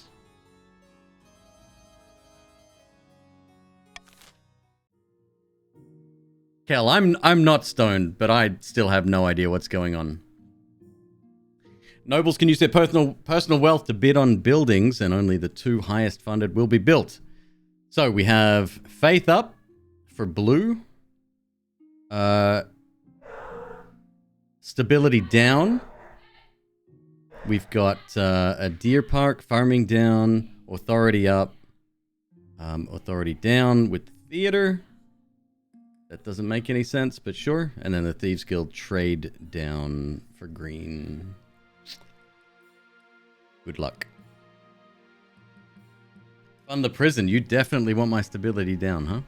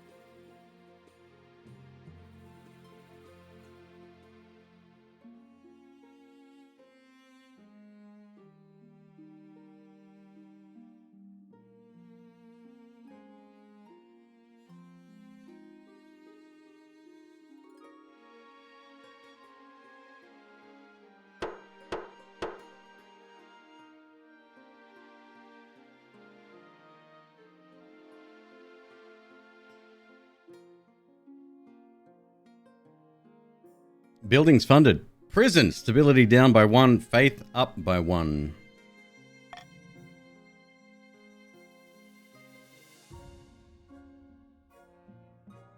Eaten by a tree? Trolling the dungeon about your... Weird the flags get in the way. About your heir. Your marriage to Nicholas is not what you'd hoped. It's exactly what I hoped. It's fine. He seldom sleeps in your bed, and over breakfast you exchange only a few frosty words before he departs to the library. He's lucky he gets even that. The last thing on your mind is procuring an heir, but the needs of the kingdom must prevail. Congratulations are in order. The royal wedding was a magnificent affair. I am very happy, thank you. That's a lie. Your happiness isn't as important as fulfilling your duty to the kingdom, but I'm glad you found a way to have both. You've done well so far, but something's still missing, an heir. Mom, that's gross! Whose loyalty is assured? A child of your own would do the trick, even if they're a bastard or the youngest of your many cousins. I'm pretty sure I have a bastard child lying around somewhere. Brilliant. Make my youngest cousin my heir. I plan to adopt a lowborn child from the orphanage. There you go. That's a good choice.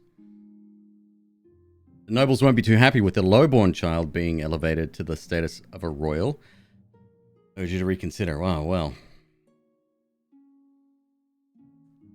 Yeah, we do have a little bit of a problem, don't we?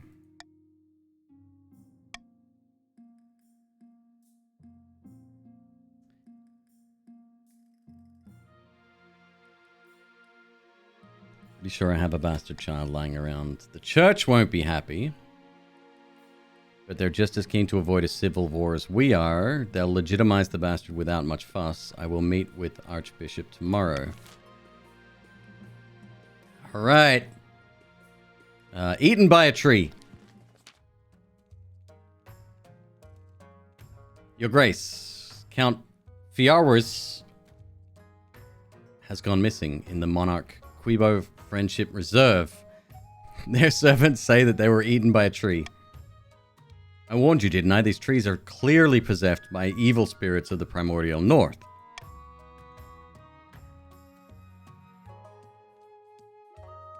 Looks like Chief Violet Starling was right after all. Eaten by a tree. How does that work? Good question. Look, I'm not a tree wizard. All I know is that it isn't natural. Your Majesty, please, we need to go burn this stupid grove to the ground before more people go missing. You won't go anywhere near it if you know what's good for you.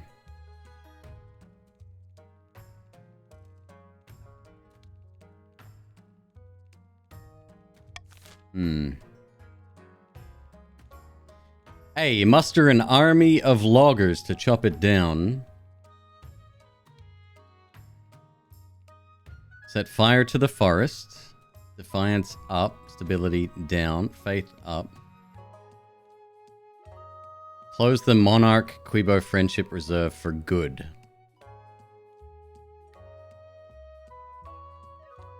Definitely not This one, no. Do whatever you want, otherwise it's fine.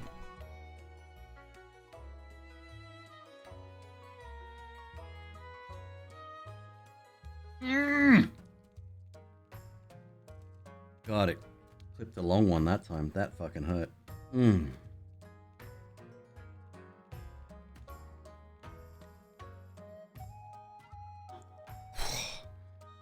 Brings tears to my eyes.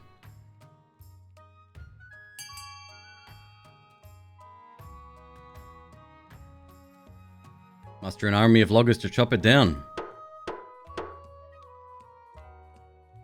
Yeah, it hasn't caught one in a while, but Red Bull, they laser etch the little bull out of the pull ring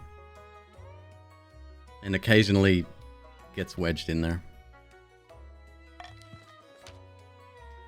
You can't just chop our trees down. This is all your fault to begin with, bearded Nova. We can and will. Time to avenge Count Flowers. Meanwhile, posters and flyers are put up all along across the kingdom. Free magical lumber. Claim your complimentary wood axe from your local constabulary. Lifelessness not guaranteed. Hordes of lumberjacks, timber barons, tree fellas, and general axe-wielding nature haters descend on. I think there's some text missing there. Trade challenge failed. But the Grove fights back. More than a few would-be entrepreneurs end their lives in a pool of bone-dissolving sap. Eventually, the terrified peasants pull out, abandoning their complimentary axes. Oh. Was eaten by a tree. The trees don't stop there. Villages start disappearing as reports describe the forest uprooting itself and marching across the countryside, devouring everything in its path. That ain't good. Farming is now meager for the north, and stability's down to 5. I warned you. Now there's an army of angry trees on our doorstep. The greed of the counts know no bounds. Shit. Troll in the dungeon. Your Majesty, the Palace Watch are reporting that there's a troll downstairs in the dungeon. What's a troll? Violent, brutish creatures. I've no idea how one got into our dungeon, but we'd better do something about it. I'll deal with the monster before it hurts anyone. Let me talk to the troll instead. I'm not sure that's wise. Shut up. You stride past her and descend into the dungeons. 2 watch officers stand guard over a troll who's snoring in the middle of an empty cell. It seems to have torn a hole in a dungeon wall. I say, wake up. You gesture and shout, but the troll barely moves. How did it even get in here? Through the catacombs would be my guess, but these dungeons all back into various tunnels and crypts. It must have made this hole on its way in. What are the catacombs? A maze of tunnels and crypts that crisscross the whole city. Impossible to navigate. Most who go looking for a tomb never come back these days. Poke it with a stick. Gingerly, the officers poke the troll with their long pole axes. After a few rumbling grunts, its one eye opens. What? It's a troll! Nice to meet you. You too. Who are you? I'm Monarch Quibo. Spirits, I must not have been myself last night. How did you get in here?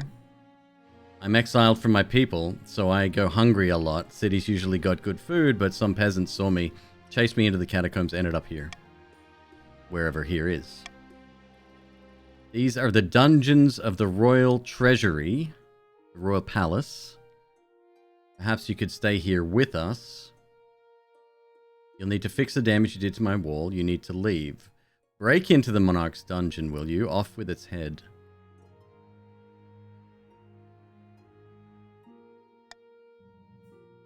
Really? Why? It's nice and warm in here. I can protect you from being attacked by peasants. Trolls like mushrooms, right? There's plenty of them down here. I'm sure I could pay you to make use of your skills. Wait, you can't leave without repairing the damage you did. Probably a good idea to do that.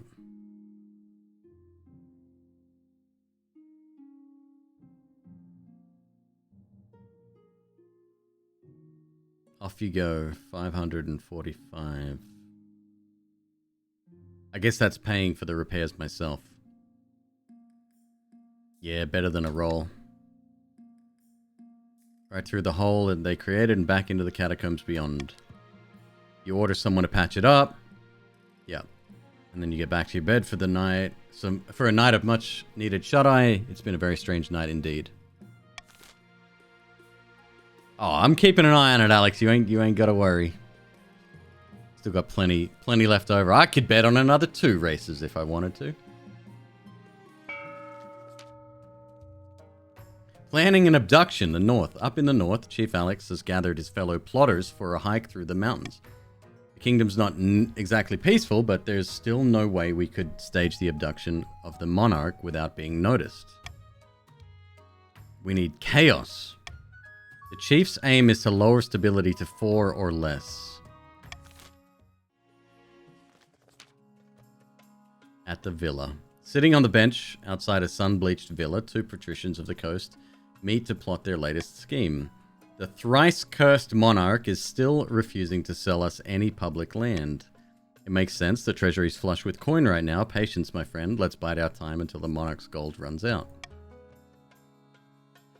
The patrician's aim is to lower the treasury to 1,500 or less.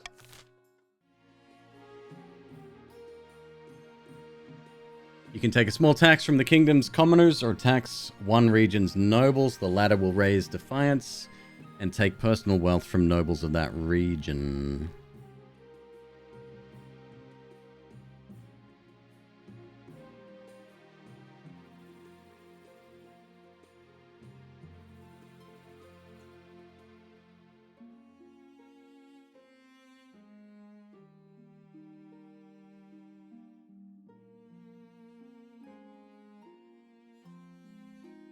Green very thick with money right now.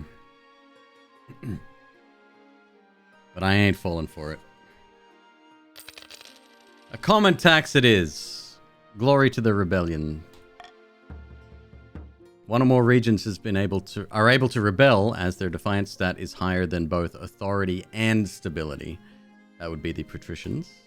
Victory points. If the rebels get more victory points than the loyalists, they'll win the game. If the loyalists get more victory points than the rebels, they'll put down the rebellion and continue the game. Multiple rebels. If multiple regions rebel and win, a vote between the 2 rebelling regions with the highest stat will determine the successor. Important, rebelling regions have their schemes paused. Regions with a high military stat are more likely to overthrow the monarch with a rebellion. If stability, authority, or treasury hit 0, the rebels will win the civil war. So we fight? I don't know, man. That might not be the best idea.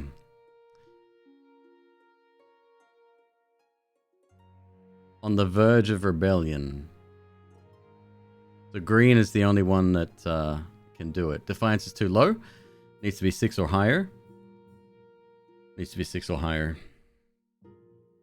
They have 4 military? Yeah, I don't exactly know how that works yet.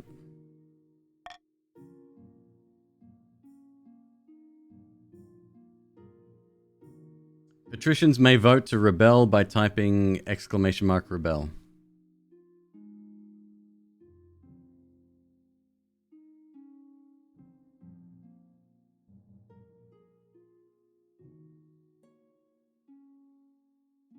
Can I move to the other side of the screen? I haven't set that up, but give me a sec.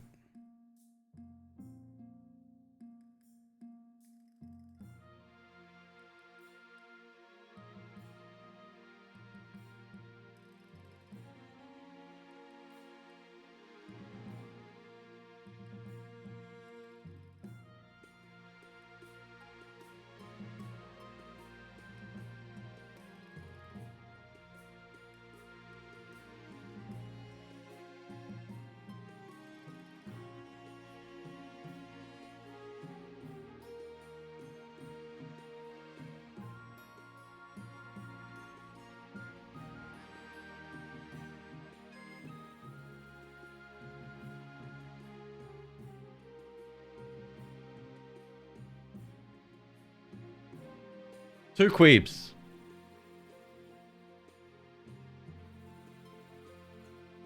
Okay.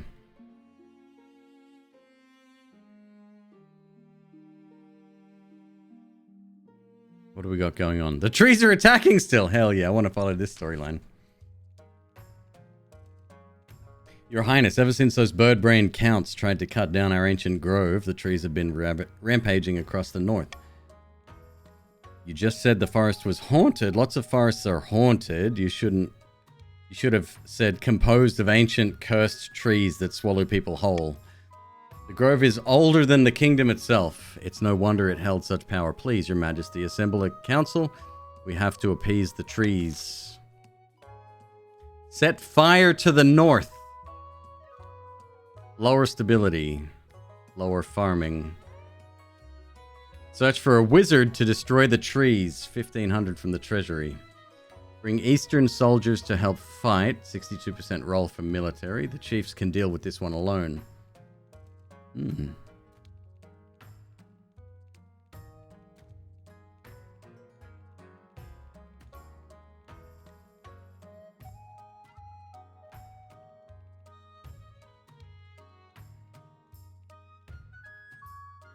You guys need to stop talking out loud.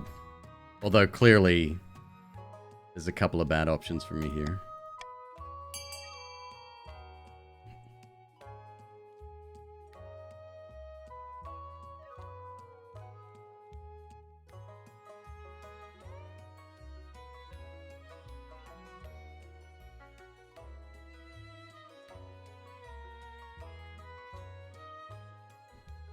No one can veto a wizard? I think I just did. Holy shit, Torment has the sway of the people here. Unreal.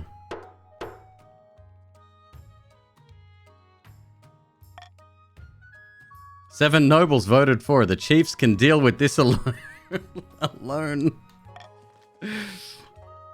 I see. Saddle us with an army of marauding killer trees and then slink back into the east, will you? I should have known, says Violet Starling. The chiefs muster up whatever defenses they can. Rusted pitchforks don't even scratch century-hardened bark. But they can't afford to be picky. Every fighter is an asset. How do you join? Type exclamation mark join and then a space and then your preferred pronoun. He, she, they.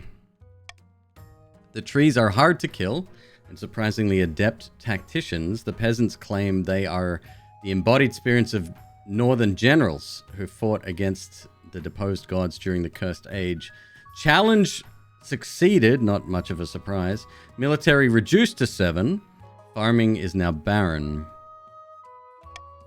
Whatever the case, the cost of the war is heavy. It takes many months and thousands of lives before the last tree is felled and burned. No one takes any chances. Why? Well, you must have lost some people during the fucking walking trees, bro.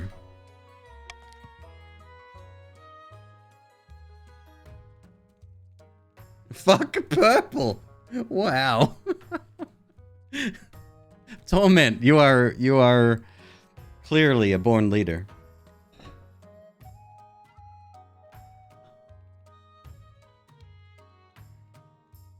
Stability is now civil.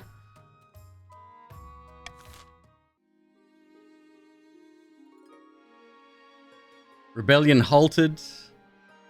Defiance is below authority or stability. Ah! Stop the rebellion at the same time. The game continues. Alright.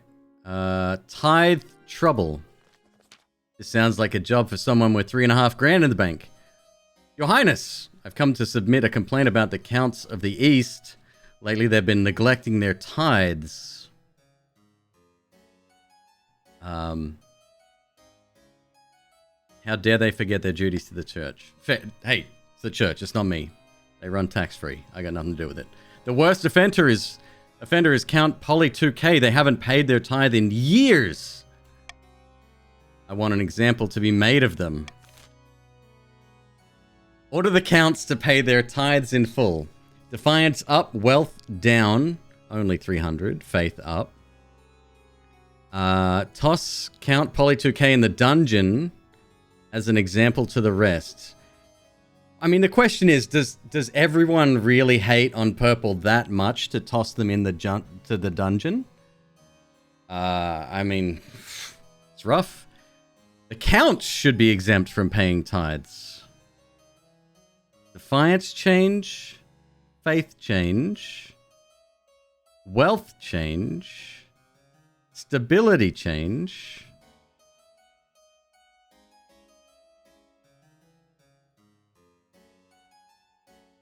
Do nothing to address the problem. Defiance down, stability down, authority down. C and D are bad for counts. Big time. And yeah.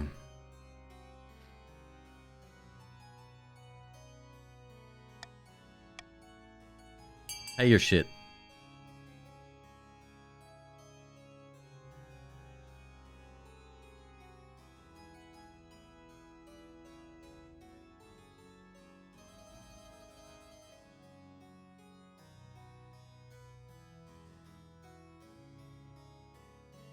Wow. Wow.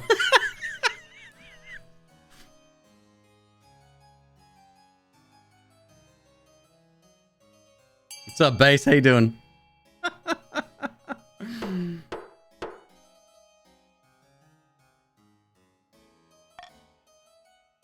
Eight nobles voted for. The counts should be exempt from paying tithes. Defiance can't go any lower. Faith is now heathen. No faith. Some counts' wealth has increased. Defiance is now insolent. Defiance is now enraged. Oh boy. That little crown might make you think you're more powerful than the church, your majesty, but I will prove the folly of your arrogance. Wait and see. Throw him into fucking prison. The archbishop soon lives up to his words. Throughout the kingdom, priests preach to their flocks that the monarch is a baby kicker and a devil worshipper. Guilty. The gullible peasants lap it up. Stability is stable, down to 5. Authority is now mocked, down to 2. A baby kicker.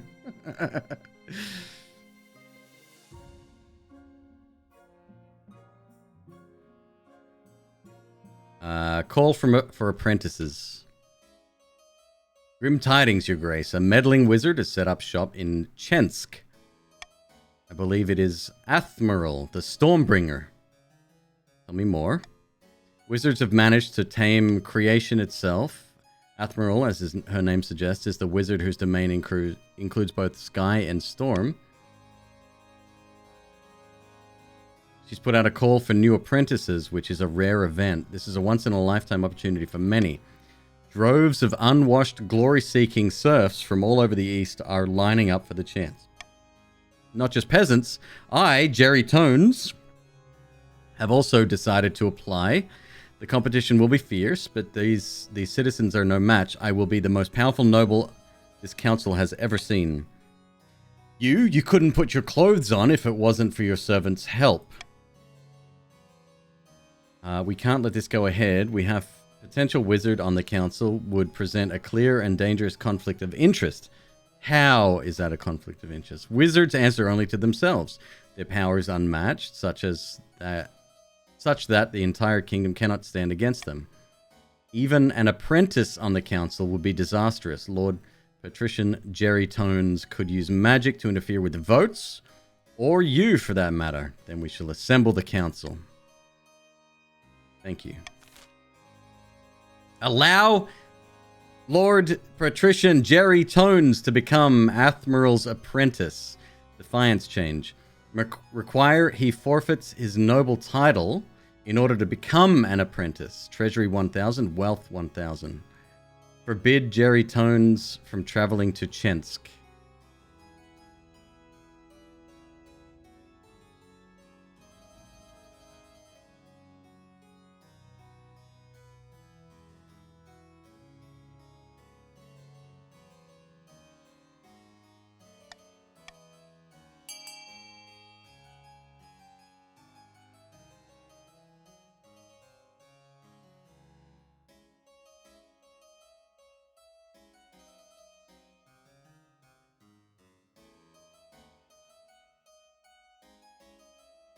Oh boy.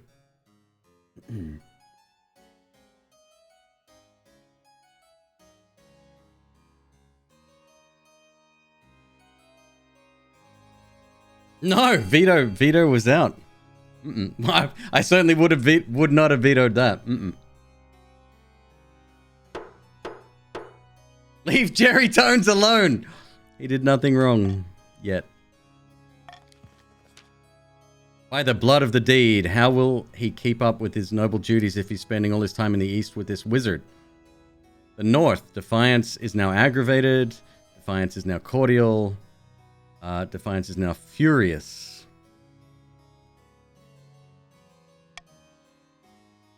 And what if ninth preserve us, he actually passes his apprenticeship? Then there's never been a wizard on the council before. We will burn that bridge when we get to it. You've nothing to fear from me, your serene highness. Yeah. Lord Patrician Jerry Tone sets off immediately on his journey to the east. Athmeryl's presence in Chensk attracts all sorts of visitors. The power of her latent magic starts to wilt crops for miles around. Farming is now fruitful, trade is now opulent.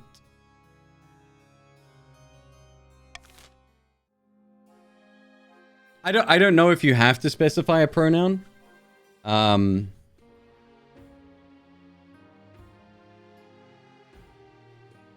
Fuck, I'm probably not going to survive this. That's it. Season over.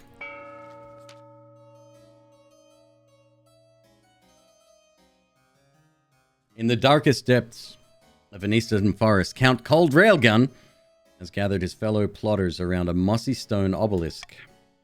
The Palace Watch won't accept our bribes. The treasury is practically overflowing. Thank you. They don't need our money. And I suppose they ran straight to the Spy Master to blab about it. Damn our luck, is this the end?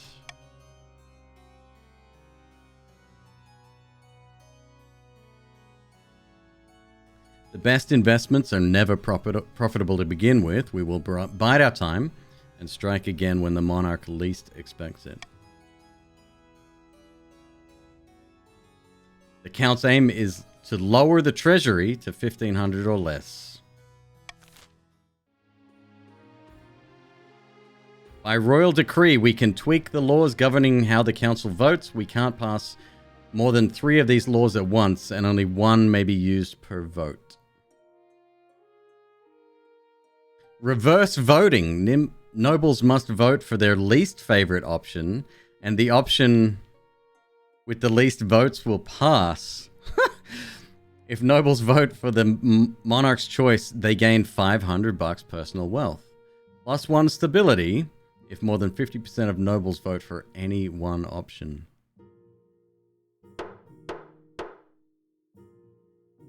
You already have the maximum number of laws. Please choose one of the current laws below to replace. Yes. Continue. Defiance is too high, and 1 or more regions is considering rebellion. Rebellion will stop the region from advancing their scheme.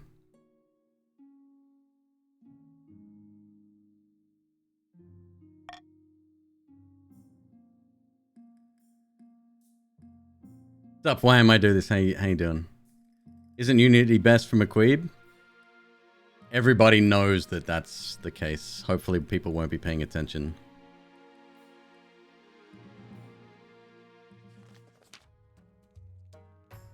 Your Majesty, we may have a problem in the north, though I'm not sure how much of a problem yet. Of course we have a problem. Have you seen the north recently? What are you talking about? What I know is this. The north is in the middle of a famine. The peasants are starving in their hovels. Even the most of the chiefs are eating bread and drinking water. I'm sorry, they're eating bread and drinking water? I don't see a problem here. Chief Bertonazzo is an exception. He's one of the wealthiest nobles in the town, and he's been importing corn from Tavalen in huge quantities. He's distributing it amongst peasants for free. How is that a problem? The common folk now love him as a result all across the north. Peasants are comparing Chief Bertinazo to their monarch. The comparison is unflattering to you. Oh, that is a problem. I don't know if Chief Bertinazo intended for this to happen, but the common folk and even some of the soldiers are talking about rising up and putting him to the throne. That's where I sit! It is indeed. What do you suggest I do?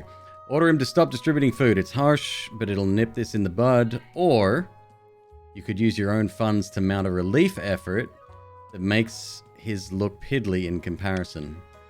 Of course, you'll need council approval either way.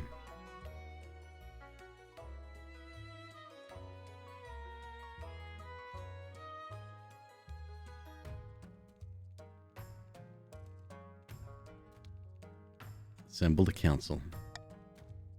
Honorable nobles of the council, I beseech you, let me continue my good work. All I am doing is feeding the hungry because the monarch was letting them starve.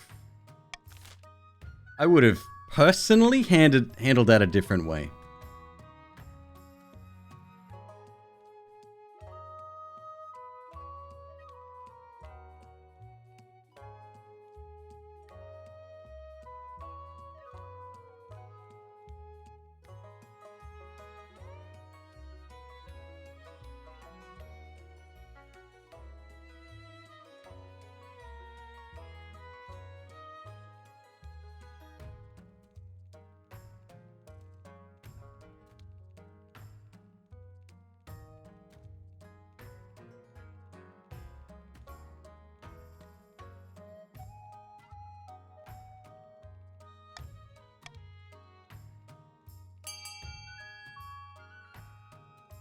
Very interesting choices.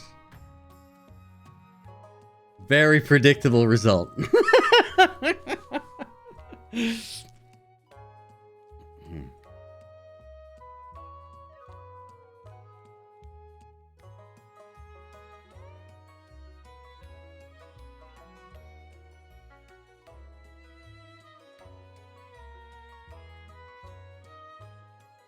A tie.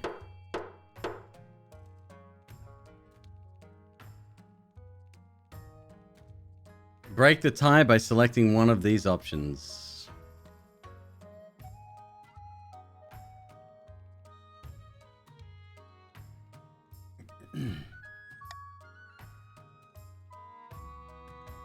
Mount a massive relief effort in the north. It's the right thing to do. Treasury's now at 1555. Everyone forgets about Bertinazo's efforts, which are minor in comparison, and the peasants no longer on the brink of starvation can focus on plowing the fields. Stability is now civil, farming is meager, defiance is grumbling.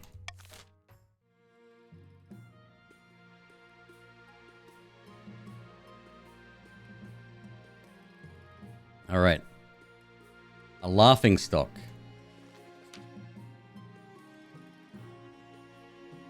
I'm letting purple and green win. They all want me out, bro. One at a time. Oh, wonderful. I love his work. What's the problem? Your Majesty, the acclaimed playwright Chauncey Sullivan has written another smash hit. All the theaters in the capital are showing it nightly. What's the problem? Problem is that new play features a character obviously based on you. An admiring homage. I don't like where this is going. How am I portrayed? The character is played by a professional clown named Biffo. At one point, a bucket of custard is upended over their head as they sit on the throne. Your Highness, peasants and nobles alike are watching this play. The theaters are packed. You must put a stop to it. You simply cannot be known as Monarch Biffo.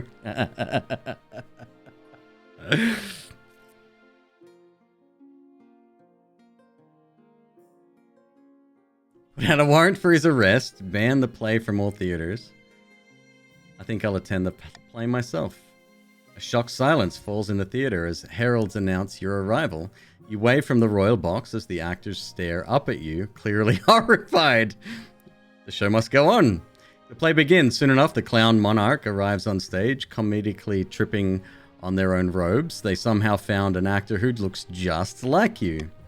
Endless humiliations are heaped on this honking, squeaking parody. Finally, the play concludes with the custard-drenched monarch handing their crown to the deserved hero. All eyes turn to you. How do you react? Climb onto the stage. The actors shrink away from you. The audience are deadly silent. Everyone's terrified on what you'll do next. Congratulate the actors on a hilarious play. The audience break out into relieved cheers. The actors bow before you, weeping from gratitude. Authority is now ineffective. Stability is now steady. Come on, that's a very straightforward one. The whole capital can talk about nothing but your good humor and mercy.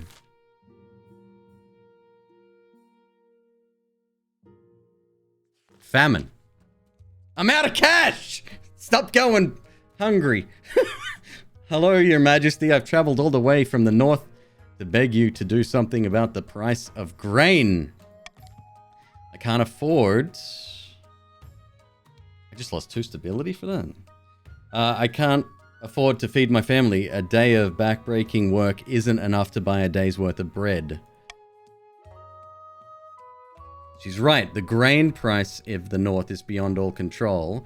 Greedy merchants rake in profit while the common folk starve. Import grain from the east to distribute it for free. Subsidize grain and ensure it's sold for half its worth. 12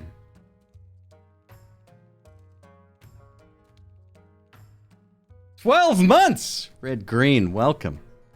Don't fuck me over like everyone else is trying to do. Alright then. Well, have it your way.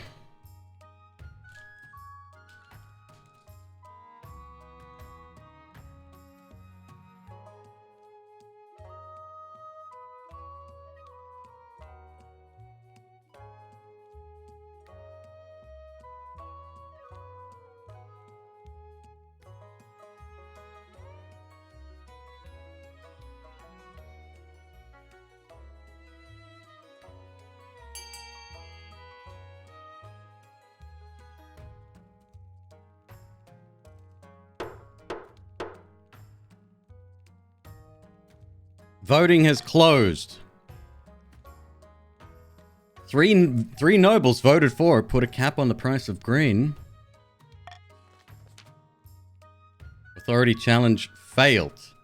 Place a strict price cap on grain. However, wily merchants start using the grain to brew alcohol to avoid losing money and get around your orders.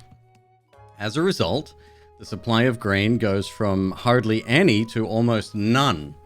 Peasants are worse off than ever, and starvation grips the north.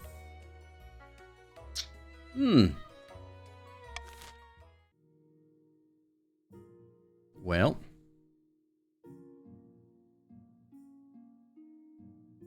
Yeah, that was a big drop. How do you join? Yeah. Why am I doing this? Just what Dick Heck said.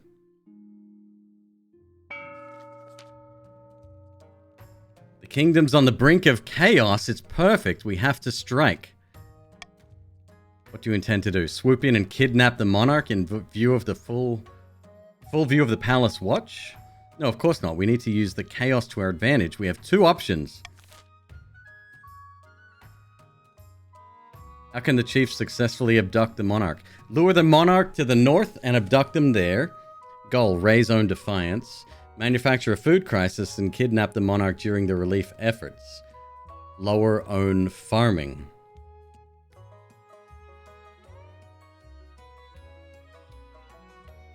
That's not actually what I would have chosen.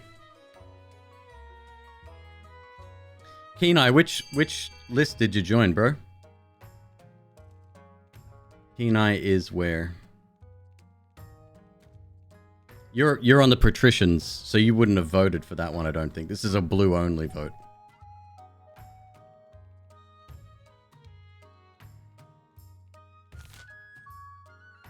It could be because people are leaving, perhaps. I'm not sure.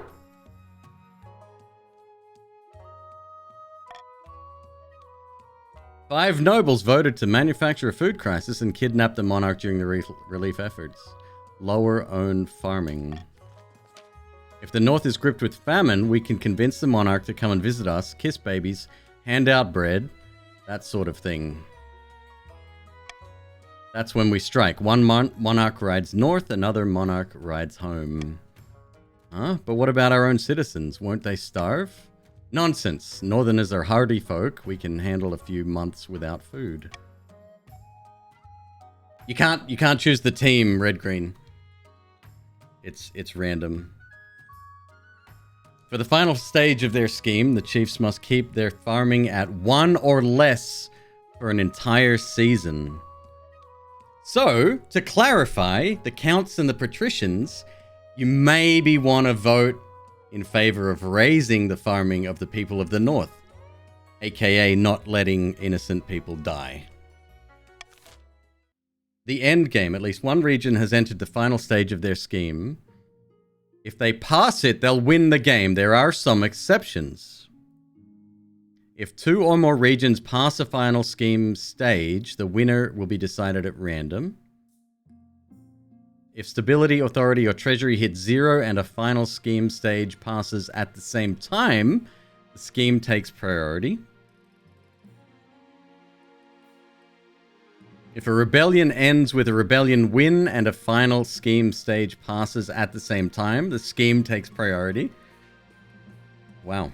Good luck. The monarch can only win in ambition events, which will appear after you've acquired an heir. All right. The bastard child. So, stage 3 for blue, which honestly is in these guys' best interests to avoid, is to lower the farming to 1 or less. They're already at 1, so they're on the way. Okay. Lower the kingdom's treasury. Lower the kingdom's treasury. This is, well, we're almost there as well. Rebellion report. So you guys, patricians can start a rebellion with exclamation mark rebel. But only people on that team can start that. Jerry Tones, the soon-to-be fucking master wizard. Inappropriate magic, speaking of. Let's go.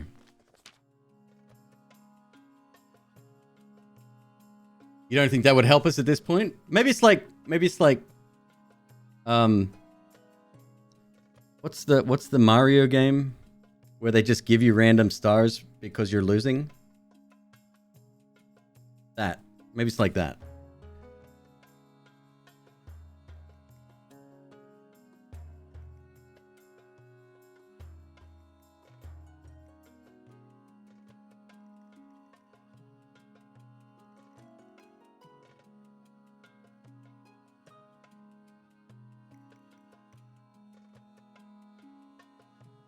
Your Majesty, help me.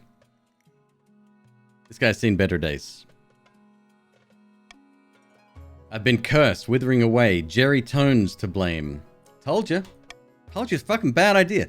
Look, I didn't expect Athmiral's spell to do that. Anyway, red-green stole my prized Ateshi toothbrush last week. Unimaginable pain. Please, by the gods, make it stop. By the Starflayer. This cannot go unpunished, Your Majesty. Agreed. A moment later, red-green skull falls off and they collapse onto the floor in a pile. Red-green has died. Red-green 2 has joined the council. Force Jerry Tones to abandon his apprenticeship with Athmirel. My authority skill not looking so strong there. Hang them and be done with it. Fuck.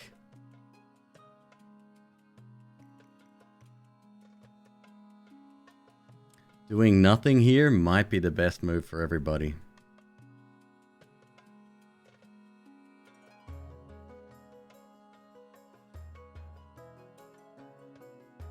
I haven't started the vote yet. You're good. I'm keeping an eye on the ad timer.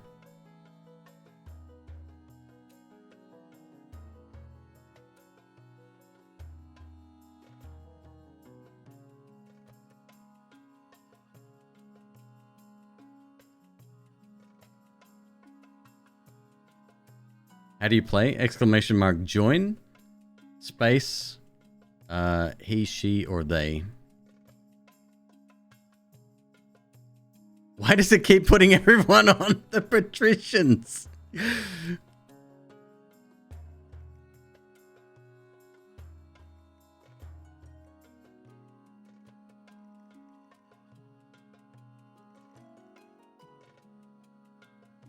Because they need the help, you think? They're not doing too badly.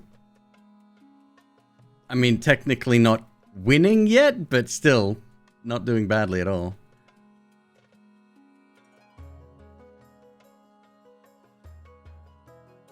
The last thing we want to do is hang Cherry Tones. I think that would be a very bad thing to do. I'm going to veto that.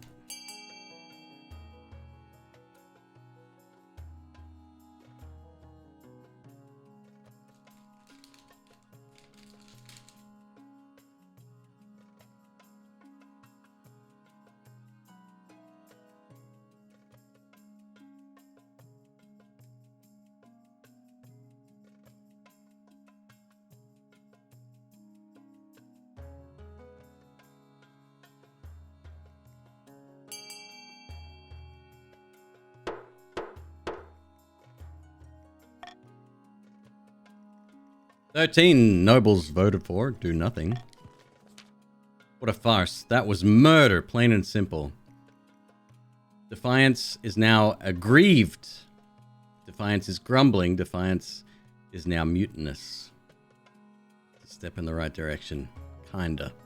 Big price to pay.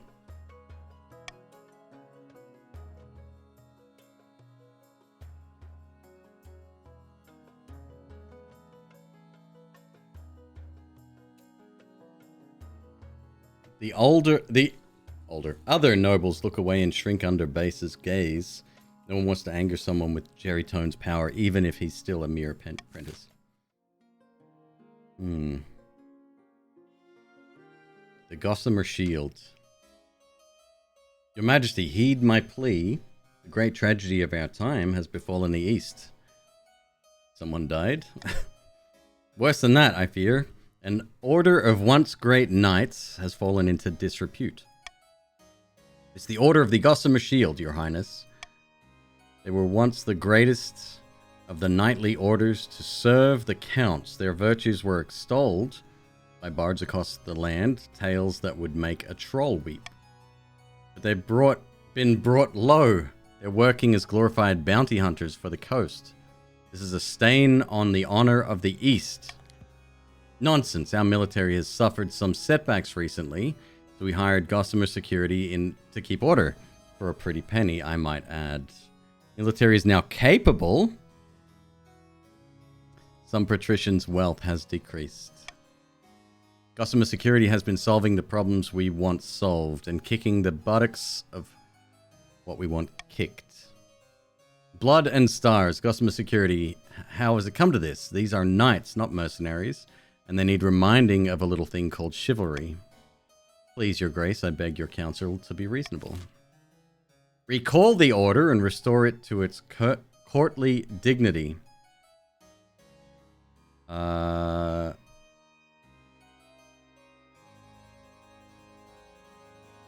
like we've got, what is that, wealth, I think? Invest in Gossamer Security to help protect the coast. Treasury down. Defiance. Shift trade up. Hire the order to join the Palace Watch. Treasury 1100. Authority up. Ignore the situation. Military up. Defiance up. Authority down. Jesus Christ, this one's tough, man. I'm just going to let you go for it.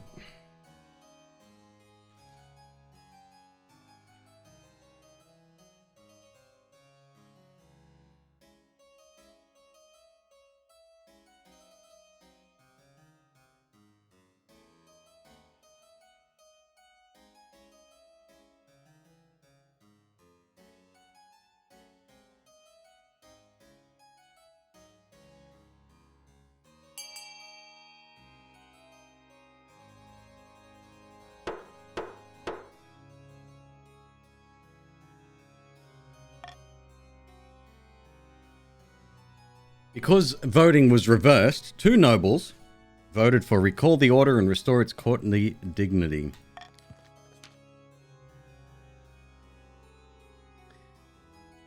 By the 9th, Defiance is now furious, back up to 7.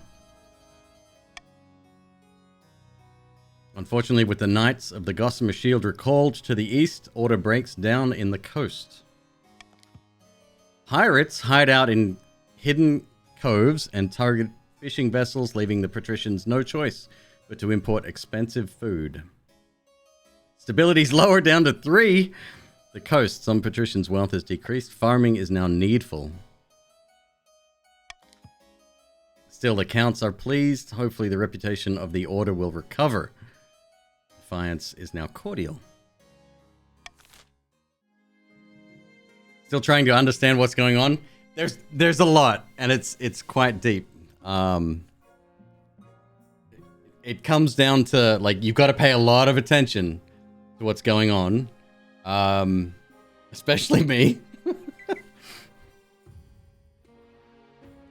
Your heir. Hey! It's a bouncing baby! The council hall is filled with nervous silence. My legitimized natural-born son. Stability up. Faith down. My legitimized natural-born daughter. Stability up. Faith down. My legitimized natural-born child. Oh, it's a he, she, they situation. Okay. The assembled nobles break out in polite applause. By designating an heir, you've cemented the stability of the kingdom. Though the common folk may lose some faith in the church, seeing their monarch's extramarital adventures being forgiven so easily. Faith is now irrelevant. Faith is heathen. Faith can't go any lower. Your Grace, may I first congratulate you on legitimizing your child. What's their name? Quebo II.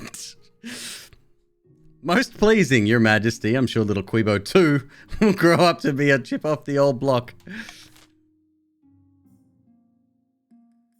2 votes to rebel. Oh, wow. Think carefully before you do that.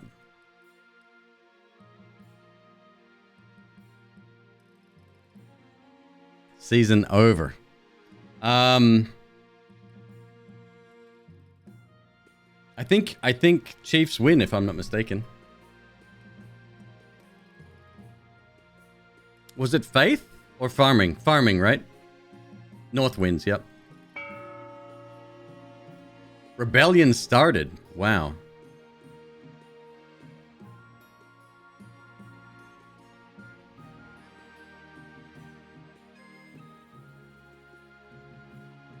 Nobles use their personal wealth to bid on buildings, and only the 2 highest funded will be built. Use the command fund XY, where X is the character code and Y is the amount you're pledging.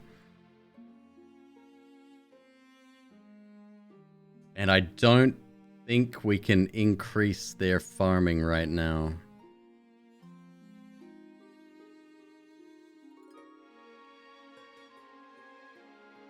Military increase won't matter if a scheme is winning. It wouldn't matter. All right, go for it.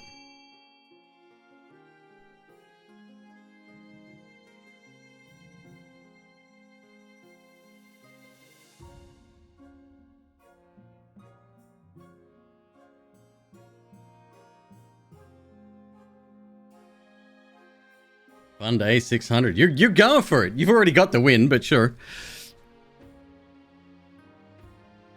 Fund E all. Does that work?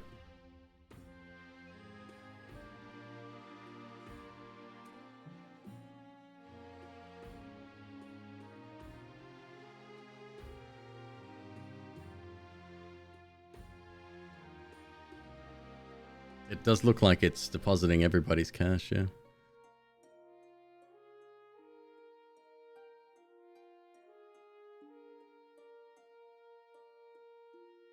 Us North like to make sure. Brilliant.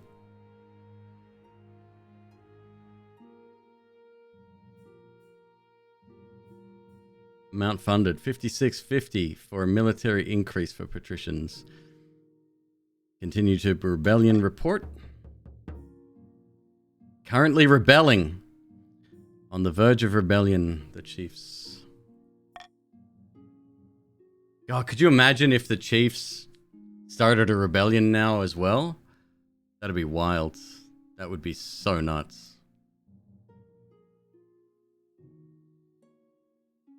I don't think I could handle that. That would be really tough.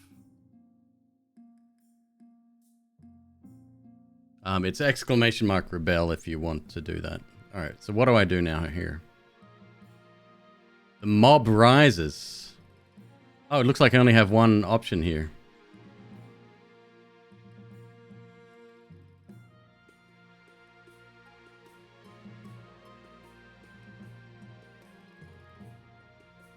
Would be a perfect time to summon a kraken. Yeah, if only we had a wizard to come and bring it in there. The North is suffering a terrible food shortage. They've asked you to visit them and bolster their morale of their starving peasants. Ugh, must I? But it's so cold. Very well. This will be painless and good for your public image. Yeah, you can choose not to go, though. Really? Right now? But there's a war on. Given the rebellion, it's more important than ever to keep the chiefs sweet. If they were to join the rebel side, you'd be doomed. Prepare my things. Oh no! You embark on the long, perilous journey up north. After braving mountainous roads and snowy passes, you reach your destination, a northern city. The streets are dotted with starved beggars, their ribs sticking out through their skin. Your greatness! I'm so glad to see you. Come, let's lend aid to the needy. You spend the day handing out bread to a hungry mob.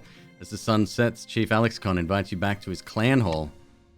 Welcome, welcome. Take a seat by the fire, your greatness. Can I get you a drink? No need. Suit yourself, more from me. Your northern honor guard set off to get their own drinks, leaving you and Chief Alexcon completely alone. Is it your imagination, or did they share a nod of understanding with the chief before they left? Your greatness, there's someone I want you to meet. You hear soft footsteps, a curtain parts, and you are suddenly confronted by... yourself! What's the meaning of this? Well, aren't you a stunner? You chiefs and your silly prank. What will you think of next? The voice is almost, but not quite, identical to your own, a little too nasal. Do you like it? Took a year of training to get the voice right.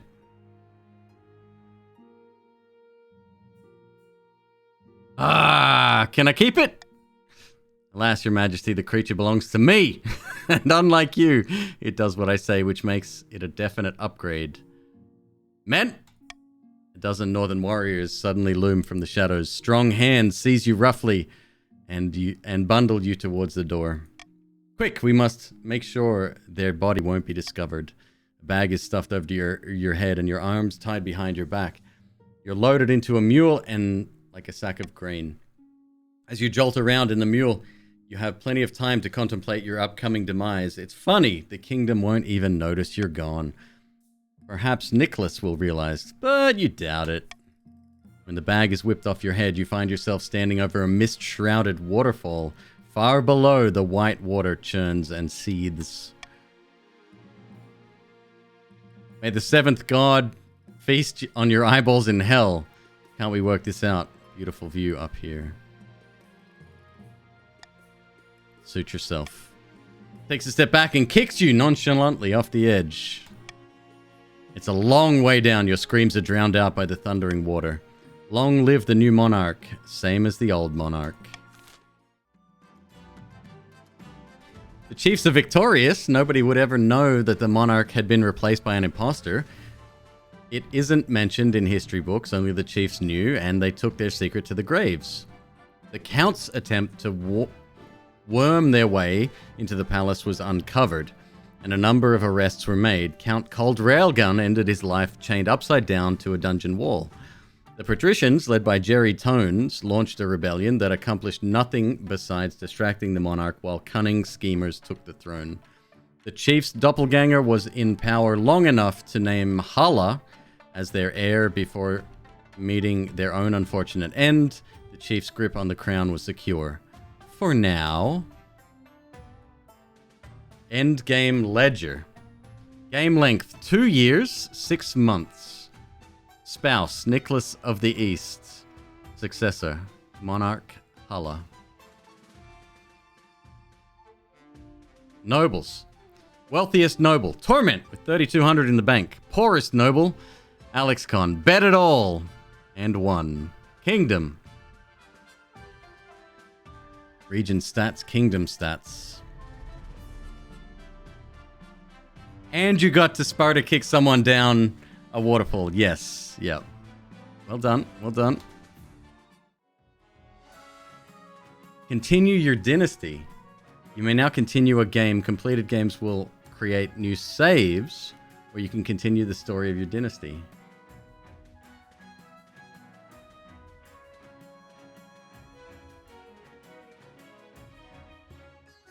Oh.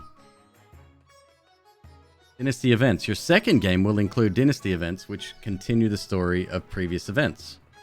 Your nobles will return to their previous regions and keep their wealth. Let's do a new game this time, since we're still learning.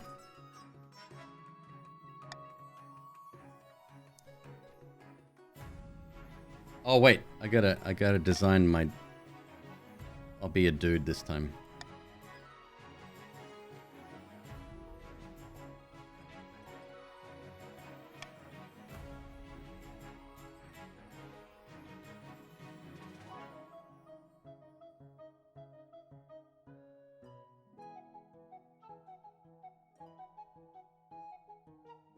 Yep.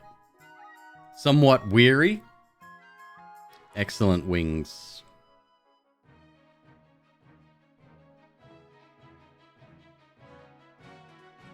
That's some big eyebrows, bro.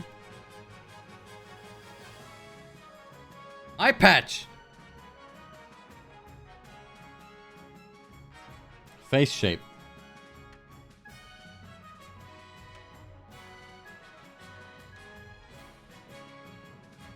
Oh, yes. They focused on the right shit. That's what I'm gonna say.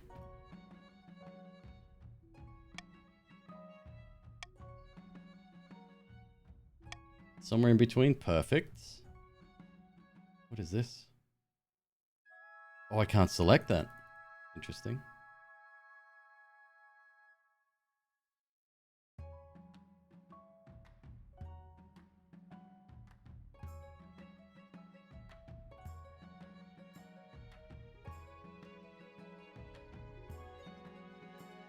No sweat, why am I do this? No problem. I love it. Is this because I don't have, I don't have the... Did I not pay for the game? I don't know. I have no idea.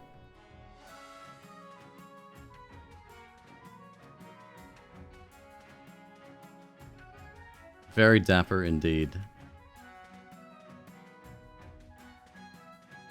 That's a scratch from Loaf right there. Perfect.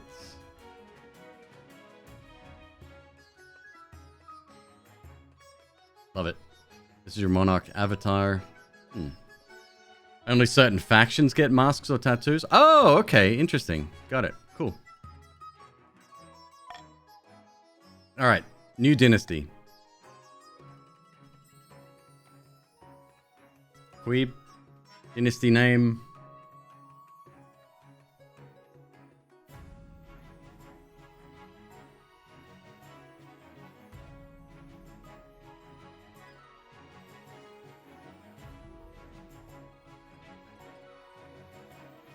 Queeblandia. It's got a nice ring to it.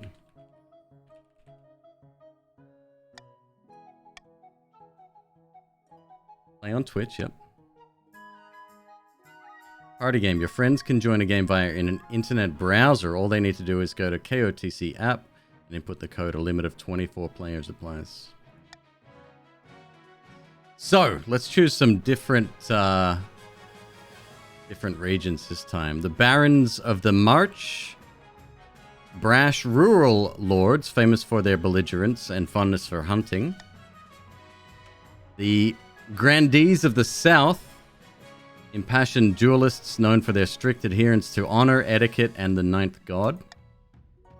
And who won last time? The Chiefs. Patricians. Tired, no sweat. Take it easy. Exclamation mark join. Yeah, I don't think you need to put a pronoun if you choose not to.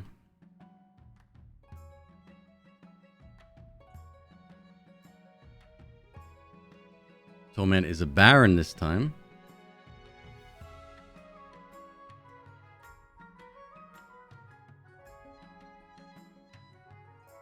I'll be right back, folks.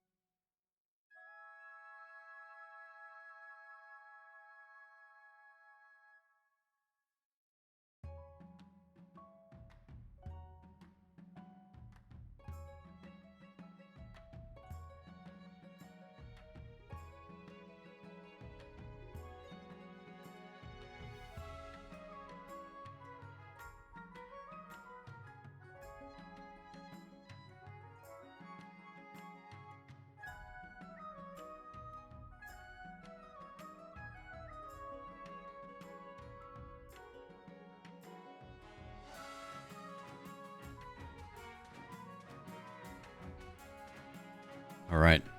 How we doing? This is a bit of a better spread. I don't know why everyone kept joining the same team last time. It was weird. It could be completely random. I don't know. Oh, Jermaze, you're in as well.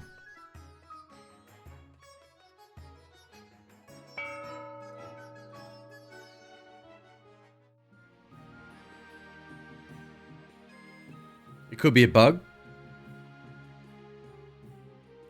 It's weird. Yeah, it feels weird. People left the chat.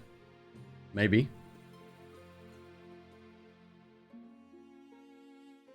It's just she, I think, Violet. I'm not sure.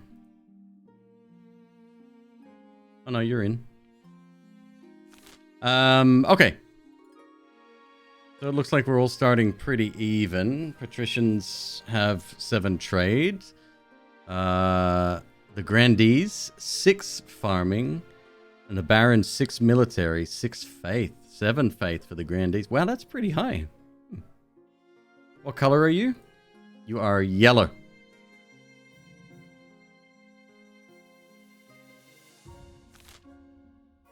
I'd love to see a name list as well as sort of maybe this condensed a little bit. Either way. Let's talk about the path to victory. Your Majesty, the first few years of your reign are the most difficult. You're new and unproven. The nobles of the council will scheme against you, hoping to kick you off the throne and put their own puppet claimant in your place. Oh no! To defeat their schemes, you must secure an heir and prove you are worthy of the crown by completing an ambition. My question is this: when you die, how do you hope the kingdom will remember you? Thank you. Listen to that holler and horn. Thank you.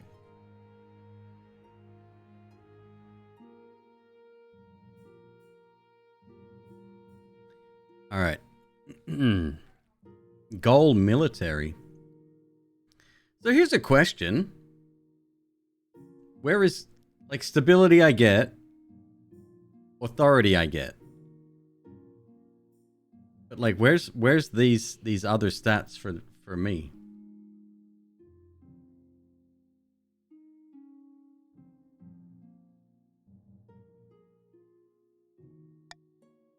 Warrior King is sure to be remembered fondly if he wins more battles than he loses. Culmination of the region stats. Oh. Okay.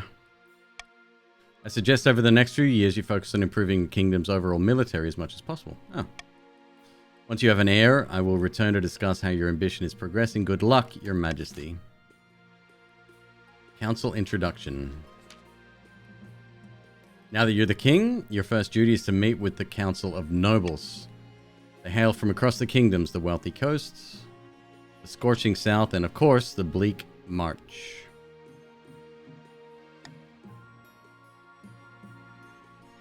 Lord Patrician Bailout Bailey. A pleasure, Your Esteemed Highness. I hope to see your kingdom prosper and grow wealthy under your reign. Grandee Base. May the Ninth God bless your reign, Your Highness. I trust you will conduct yourself with honor and faith. The Barons of the March. Hail. Torment again! Hail and well met, my liege, under your leadership. We'll whip this kingdom into shape. Yes, we will. The council hall immediately fills with raised voices as the nobles argue with each other and demand your favor.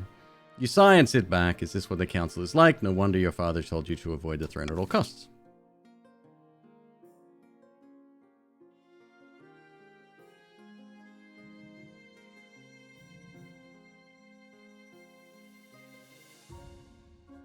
Coronation. Why the hurry? Very well then, what must I do? But it's my coronation. Shall we call the nobles in? Do it!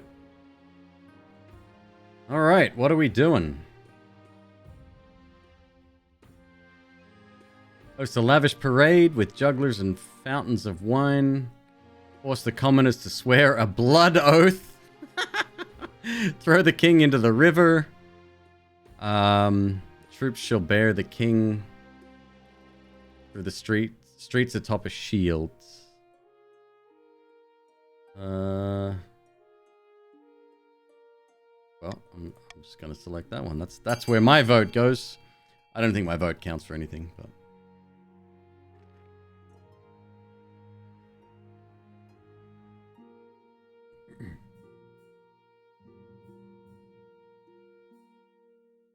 maybe the monarch's choice is a tiebreaker by default. I don't know. I have no idea.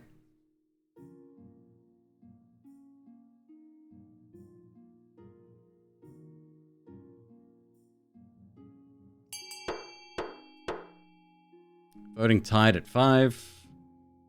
Breaking the tie by selecting one of these options. Yeah. Stick with that.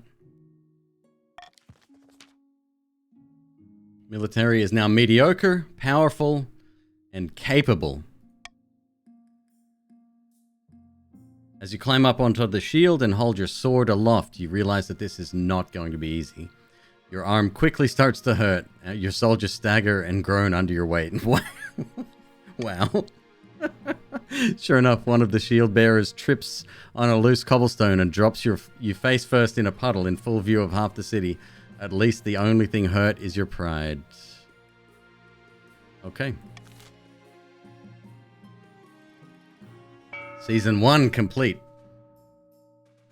Scheme, Barons. When have the Barons of the March backed down from a fight? Never! I know you'll do whatever it takes to put me, your rightful king, on the throne. Now, red team will vote.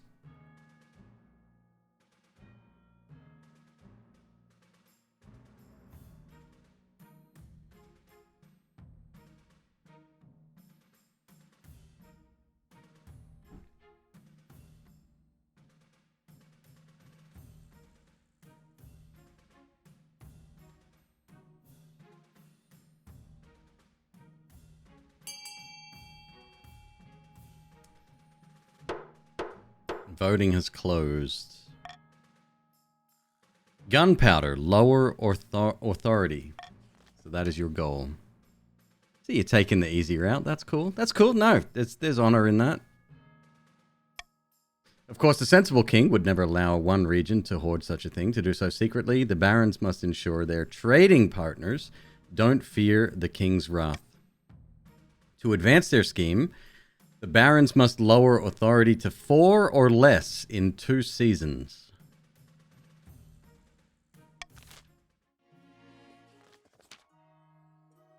The grandees. A false pretender occupies the throne while my claim is ignored. Grandees of the south, this is a stain on our honor. We must not allow this to go unanswered. Subterfuge. Lower stability. Fervor. Raise own farming. Excommunication, lower stability. These two are the same.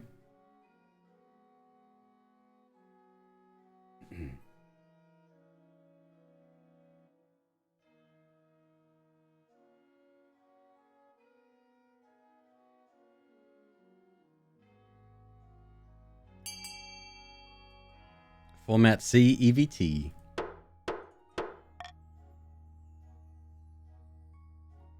Okay.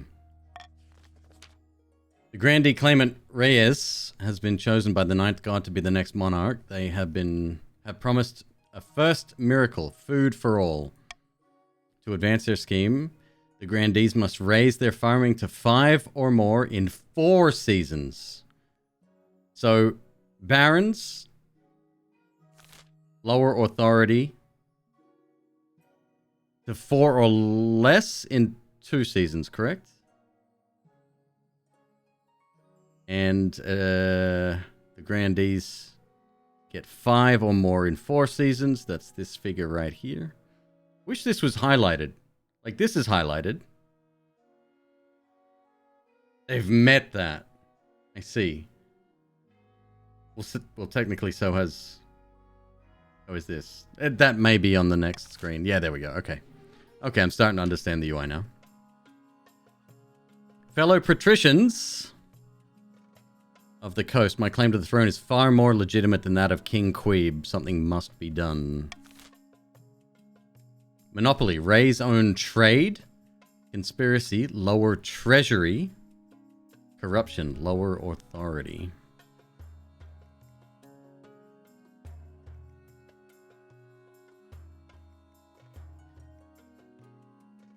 Voting C feels like the easy route. However, don't forget, I do have veto power, and then you have the grandees working against both of you at the same time. Just an FYI.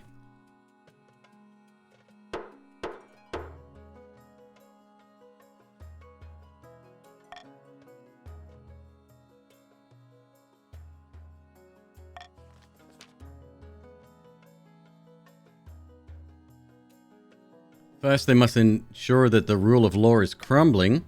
To advance their schemes, patricians must lower authority to 4 or less in 3 seasons. These guys get an extra season to get there. Well, I guess that's not necessarily a good thing, right?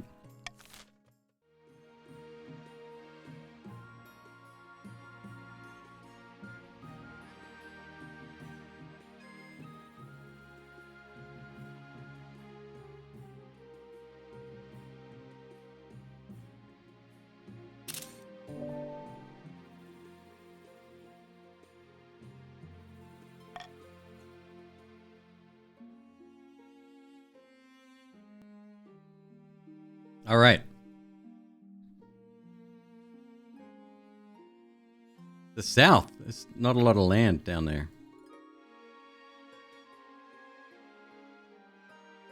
An untimely death.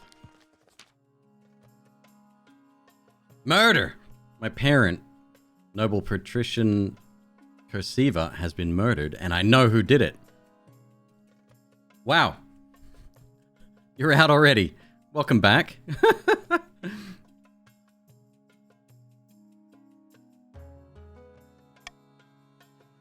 It was Grandee Vralcor by the 9th.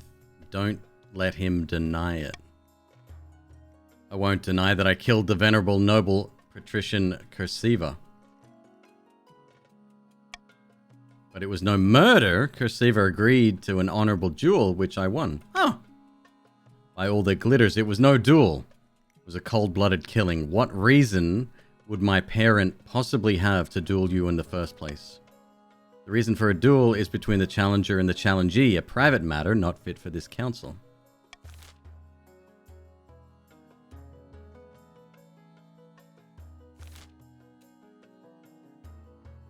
Hold a trial for Grandee Vralcor.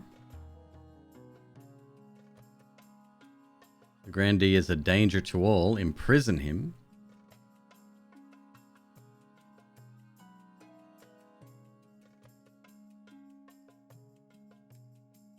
There's a note behind my head. New nobles automatically join the regions with the fewest active players, which may make them appear imbalanced. Ah. Well, there you go.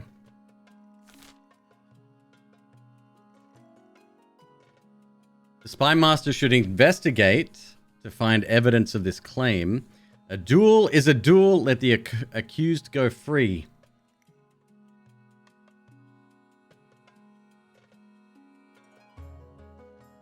I wonder why an investigation ends up with defiance as the result. That should be understood by all parties.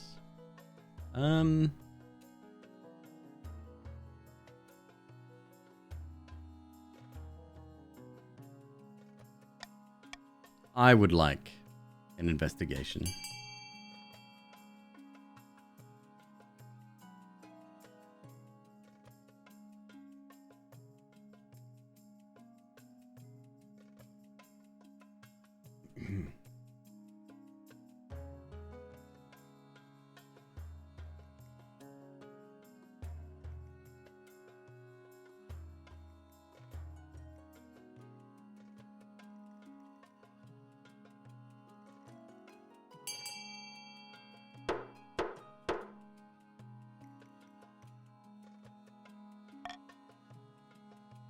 Ten nobles voted for it. The spy master should investigate. Defiance is now aloof. Vralcor killed my parent and admitted it right in this council chamber. What more do you need? I'll make this swift as possible, your majesty. The sooner we get to the bottom of this, the better. Okay, so that's a continuing story, I probably. Counterfeit currency. The coast has been prosperous of late, but my tax collectors are reporting suspicious coins in the latest takings. The whole region is awash with fake money. The council needs to act.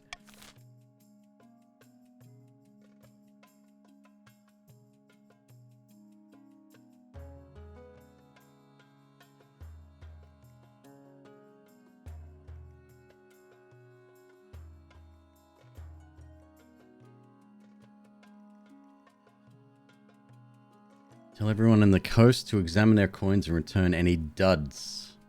Trade down.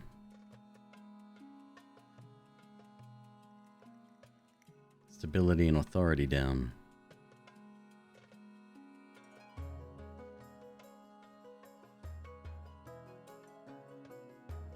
Veto C. Trade down.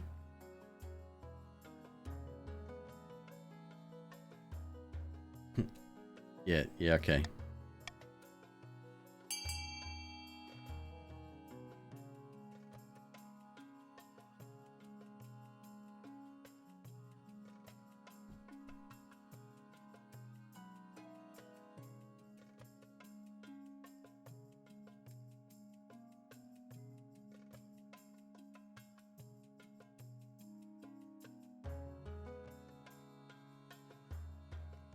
It's a very interesting game. I haven't seen many that... I mean, you've seen ones that are like, you know, the little avatars fight each other and stuff and whatever, but never team-based. Actually, that's probably not true. What's that, like, Clash of Clans looking one that people play every 30 minutes or so? One looks interesting. I never really got into it.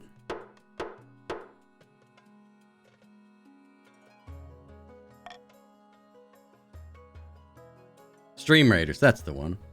Offer a substantial reward if the counterfeiters are caught. Over the next few weeks, bounty hunters root out counterfeiters in cellars, hideouts, and backrooms across the coast. More than 100 foragers face the noose. All those bounties are eye-wateringly expensive, of course, but public trust in your currency soars. Treasury is now 2,000. Controversy erupts when it is revealed that one of the counterfeiting rings is led by Lord Patrician Barbas himself. Of course, his fake gold is confiscated at once. Stability is civil. Ahaha, I'm sorry, I just needed a little extra cash. Barbas' wealth is decreased. Treasury is back to 3k. Thanks, bud. Bye. Hang Lord Patrician Barbas with the rest. Throw him into a damp, dark cell. Let him off with a warning. I don't really have a choice here, bud. Hang me like a common peasant? At least grant me the dignity of the axe. No axe for you. 'Tis the noose. Authority's credible. Defiance is grumbling. Think a warning would suffice? Look. Heavy hangs the cloak around my neck.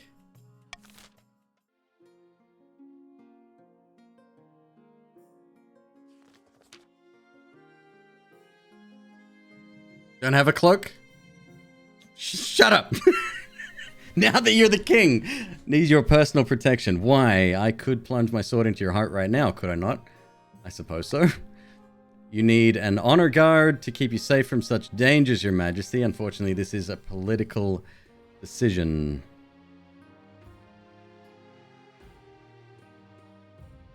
What are my options? Each region offers a selection of elite guards. Patricians with their champion gladiators from the arena. The grandees with fierce battle nuns from the Sisterhood of Steel. And the barons offer a squad of battle-hardened veteran soldiers. Think carefully. Your Majesty, these guards' loyalties will be divided between you and their region, of course. You could just hire foreign mercenaries. They'll be loyal to coin above all.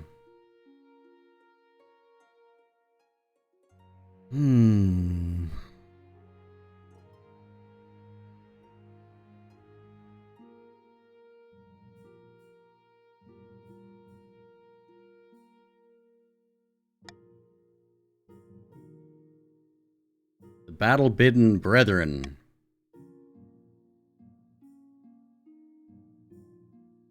Yeah, you're red now, Torment, yep.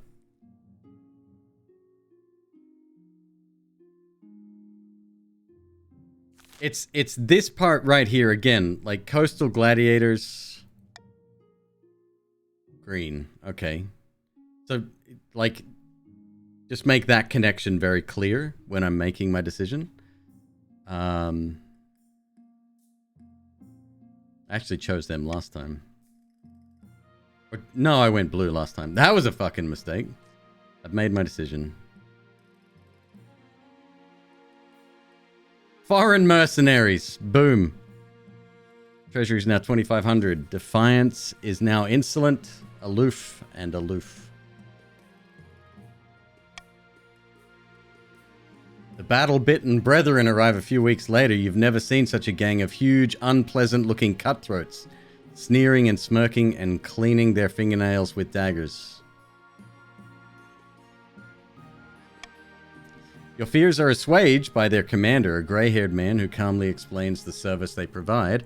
As long as the coin doesn't run out, they'll sacrifice themselves to the last man on your behalf.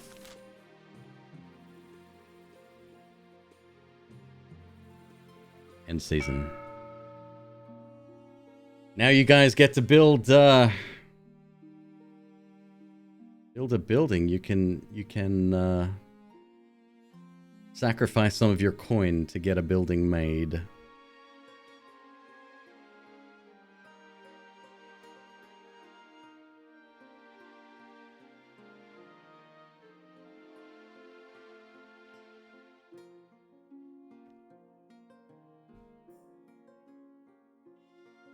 Don't forget, you can also vote for a different building, if you would like. You don't necessarily have to go for the same color as your team.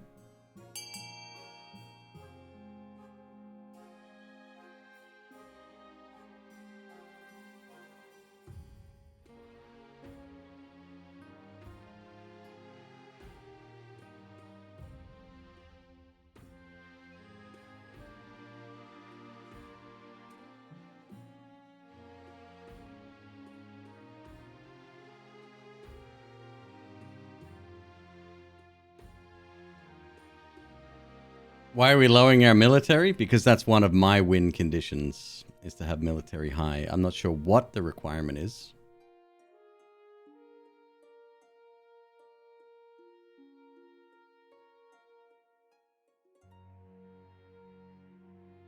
People giving up a lot of cash here. I like it. I like it.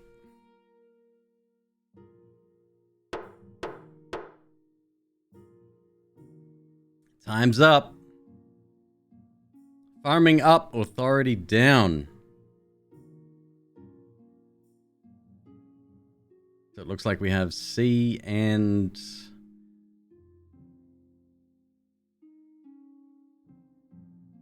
A on Baron's side.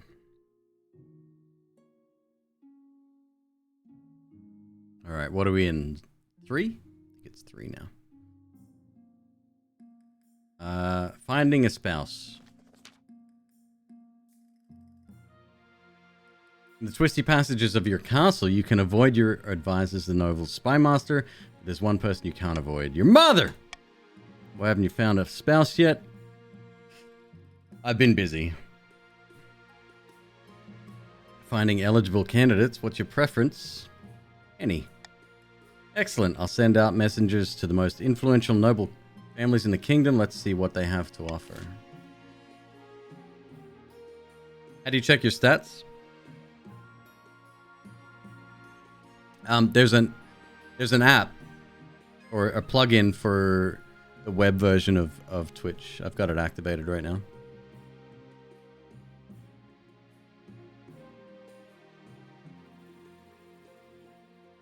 Spy Master's investigation. Oh, this is the carry-on from previously. What did you find? I found a heap of burnt parchment at the back of a hearth. Servants say Vralcor threw them in the fire right after noble patrician Kersiva's death. They were totally illegible, but I made out one detail from the scraps that were left. Vralcor's crest. It's clear that Grandee Vralcor wanted to cover up something. It's a motive for murder without doubt. Aha! Those destroyed documents prove that Vralcor killed my parent in cold blood to cover up whatever horrid truths they must have contained. A murder and a conspirator.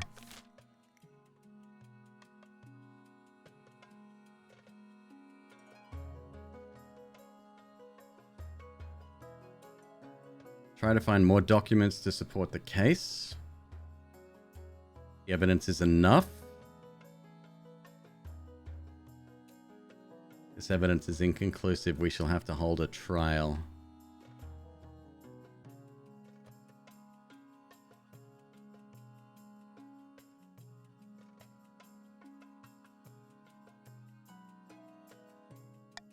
I would like to find out more.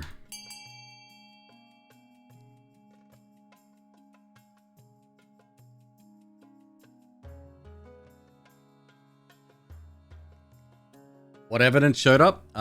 A burnt parchment with a crest of the victim on it. Can you change mid-vote? I'm not sure.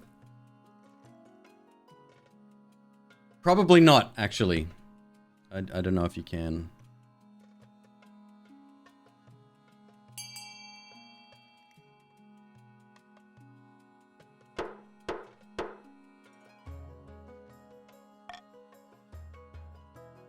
All right. The investigation continues. Defiance is now aggrieved. Stability is stable. Sure, whatever. That I don't actually care about. I just want to find out the truth. An old debt. How do you expect me to take this seriously, you crack-brained simpleton? Wow. You're in enough trouble as it is. Shut your daft mouth and give me what I'm owed, you honorless dog. What in the seven hells is going on? This pimple-faced lackwit expects me to pay him a huge quantity of gold just because his great-grandfather beat... Oh, right, in a foot race. Oh, it's just a foot race this time. A debt owed is a debt owed, is it not?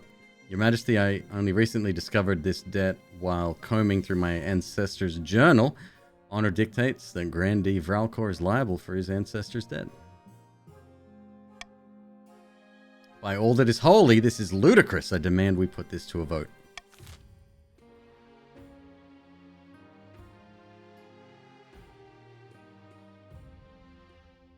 A. Order Grandee Vralcor to pay his debt. Cancel the debt. It's too old a matter.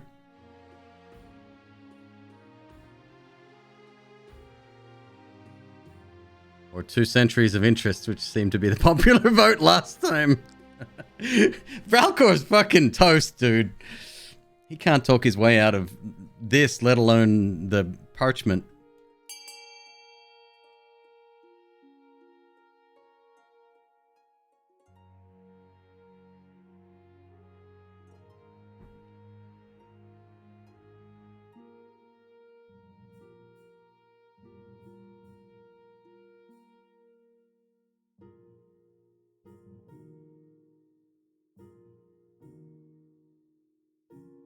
It's interesting that the Grandees are voting the way that they are here. Because there's a change in defiance, by canceling the debt, you're going to be lowering your own defiance, which isn't a good thing for you guys.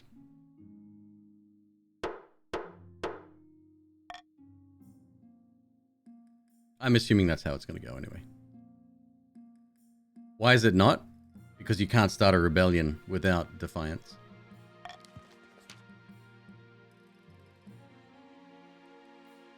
Oh, I got it flipped. No. I got it right.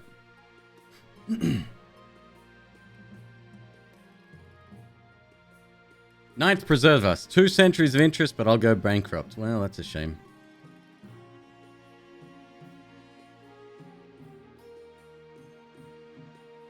Doesn't matter because it's 2 teams versus 1 and only the active ones. We knew the results.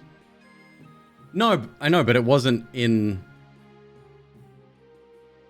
It wasn't in the Grandees' interest to vote the way that they all did.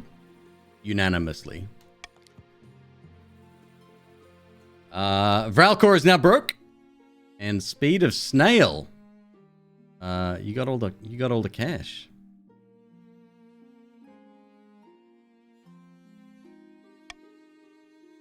This is an outrage, Speed of Snail. You little snake, I'll get you back for this.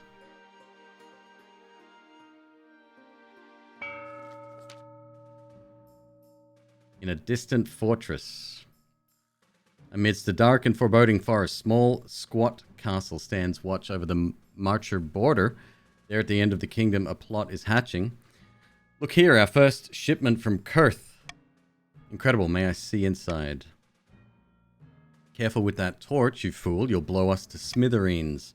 So this is the fabled black powder. Killian, you son of a bitch. Incredibly powerful, but we'll need much, much more to put you on the throne. For the next stage of the Baron scheme, they must raise their trade to 5 or more in 4 seasons.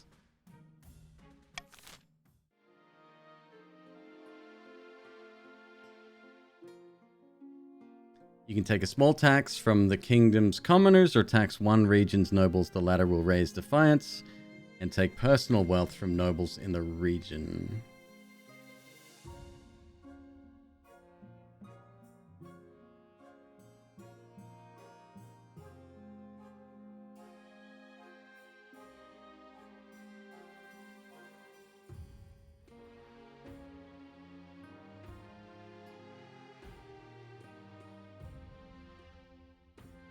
How do you know what team you're on? You are not. Exclamation mark join.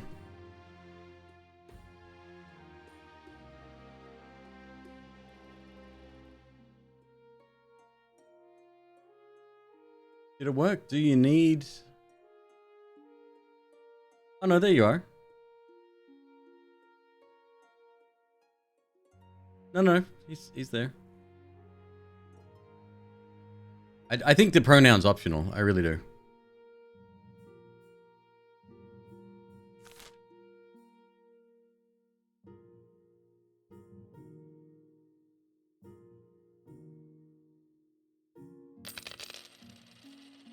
And tax the richest in the land. That's what we do.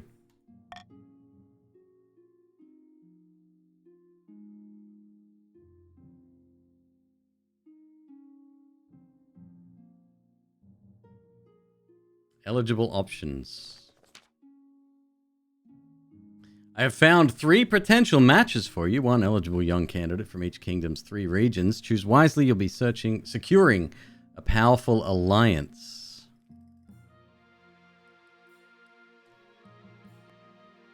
And a partner for life to have and to hold, don't forget. I suppose so, but the alliance comes first. Wait, I don't even get to meet them? Alright then, let's go. Galwin. He whisks away the cloth on the first portrait.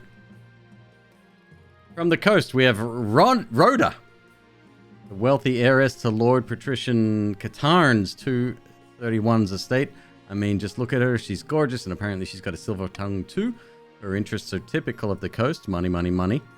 And making more of it. And apparently she has a dark side, though I don't know much more about that.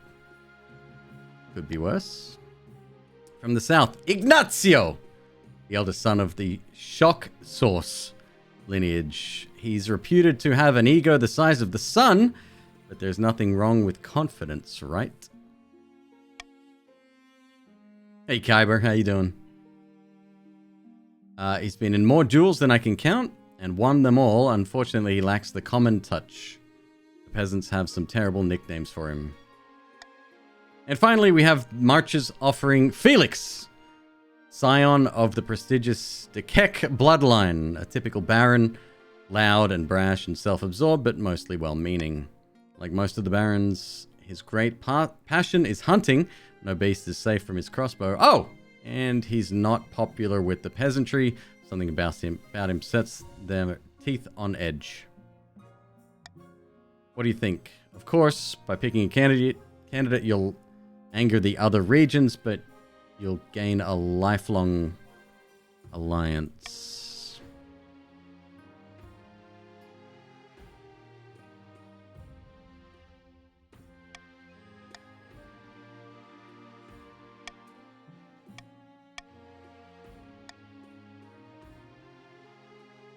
Let's go, Rhoda.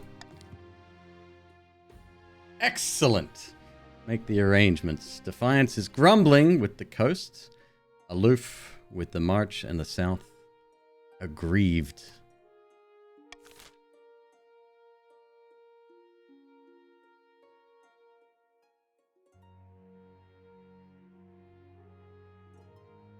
Counterfeiters caught. More? Your Majesty, remember the bounties we placed on forgers in the coast? Yes. The counterfeiters we hanged were rank amateurs. Their coins were only convincing if you're a fool or drunk or both, but now we've rooted out a real professional. Their coins are so convincing, even I can't tell the difference. Let me introduce Penelope. Oh, I just got married. Hello, Your August Majesty. Please don't hang me. Hello, Penelope. Penelope's skills are extraordinary. We should employ her at the Royal Mint to help us make coins that can't be forged. Or even better, we could use her expertise to track down other forgers. Okay. By the 9th, if we employ this outlaw, we make a mockery of the king's justice. Are we sending a message that we only execute insufficiently skilled criminals? That's a fair point.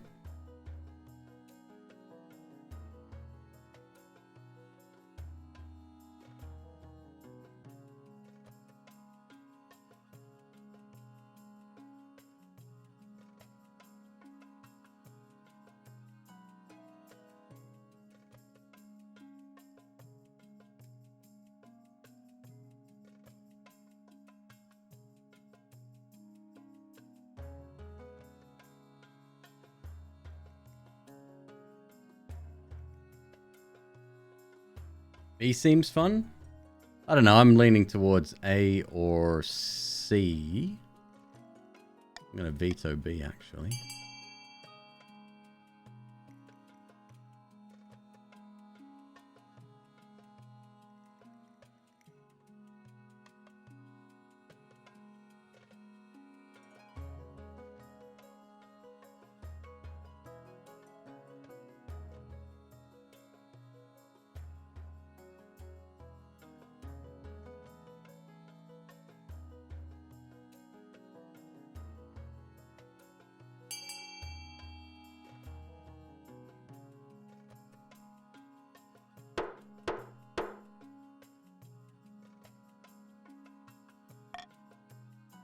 Have Penelope come up with a new counterfeit-proof coin. Thank you, Your Majesty. I won't let you down. You better not, because it's the noose for you otherwise. Your treasurer assures you that something big is in the works. Yeah, we'll see. The Southern Conspiracy. Spymaster finds out from the nobles, clearly wanting to speak in private. I've returned from the south. Questioning Grandee Vralcor led me straight to his stash, hidden inside his villa. I found more documents, but these ones are unburnt. They're written in code, but I believe they describe a conspiracy to weaken the March's defenses by removing generals from power. Interesting. If my deciphering is accurate, which it is, then we must move delicately or risk civil war. This could explain why noble patrician Cosiva was killed. Likely they found out about the conspiracy.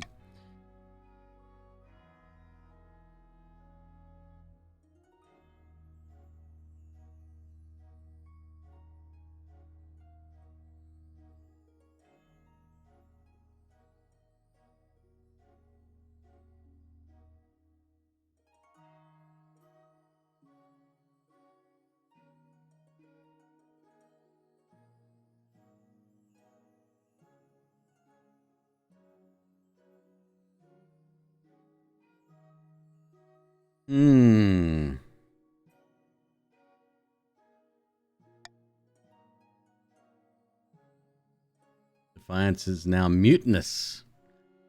You have no proof of wrongdoing. Those documents could have been forged by anyone. Then I'll bring them to the council. And so you do. Predictably, it doesn't go down well. This is outrageous. I should have known you sniveling grandees were plotting something. Relax. Truth will be found out. So this is what my parent died for, to cover up this terrible conspiracy. By the 9th, the grandees will suffer for this. Everybody hates everyone. That's fine. The grandees must pay a hefty compensation. Wealth and defiance. We can't afford That. I think you all know that already.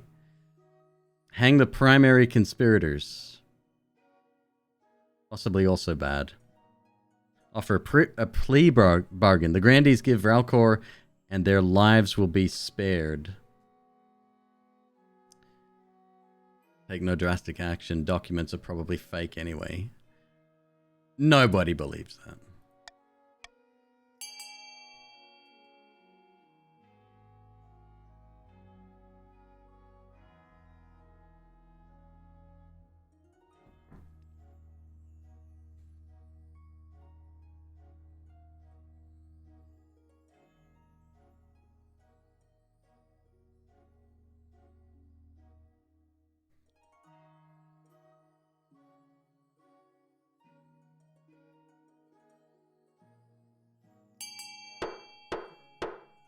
Voting tied.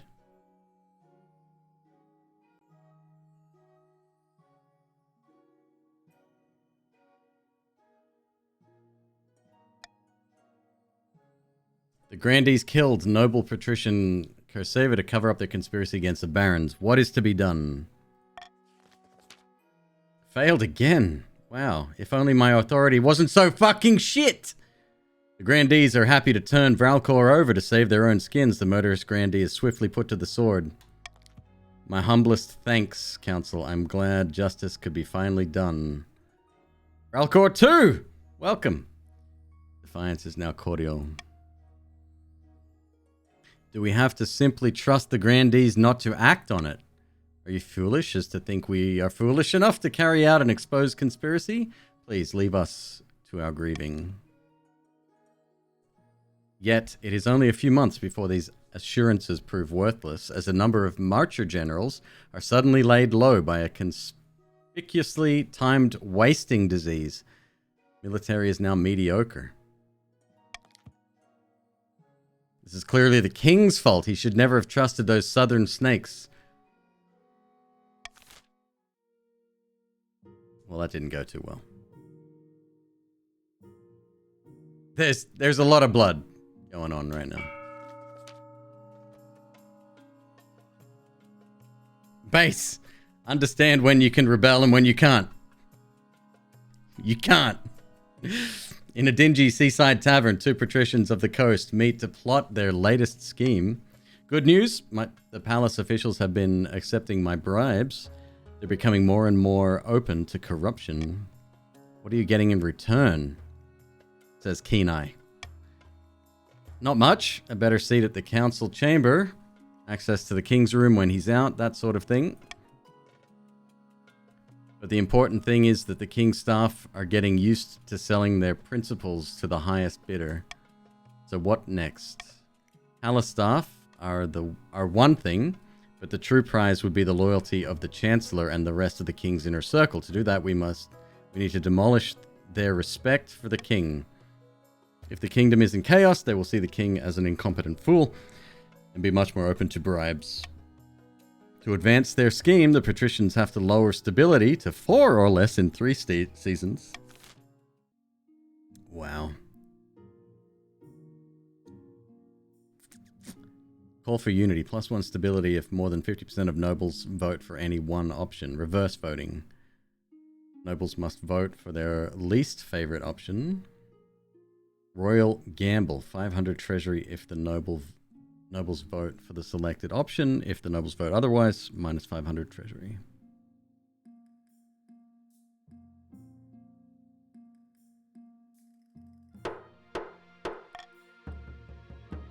Okay. So.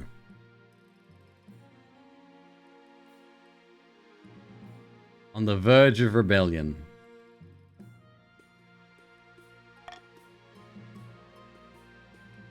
Now you can start a rebellion.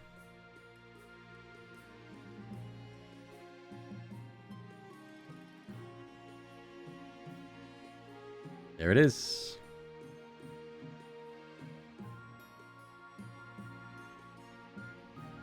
Contested wreck. An opportunity, Your Highness. A Kurth's ship sunk last week just off our coast. I request permission to salvage the wreckage. Kurth vessels are always full of valuable things. They're about to get their second scheme step too. Jeez. You gotta let them do their own thing. That's the only way they're gonna learn. Wait. It might be off your coast, but it's in our waters by the 9th. In fact, it's closer to our city of Hithos than any of yours. But you ceded these waters years ago in exchange for a chest of silver. You were having money problems, your majesty, esteemed council. Don't let this liar fool you.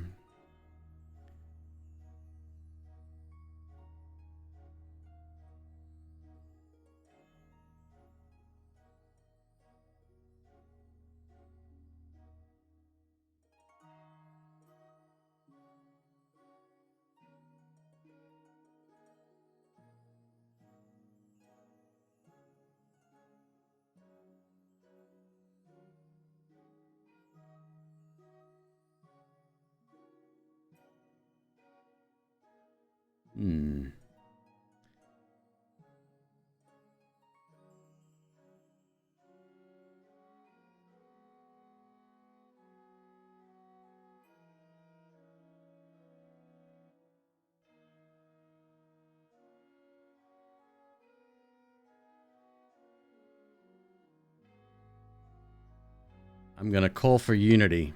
The grandees.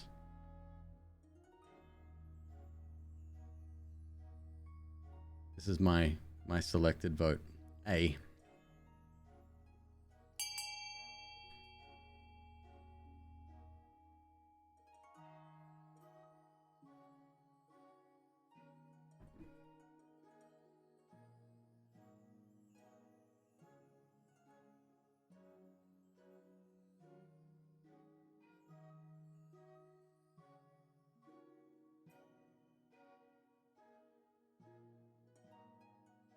Unreal. You got a three-way tie? Nope.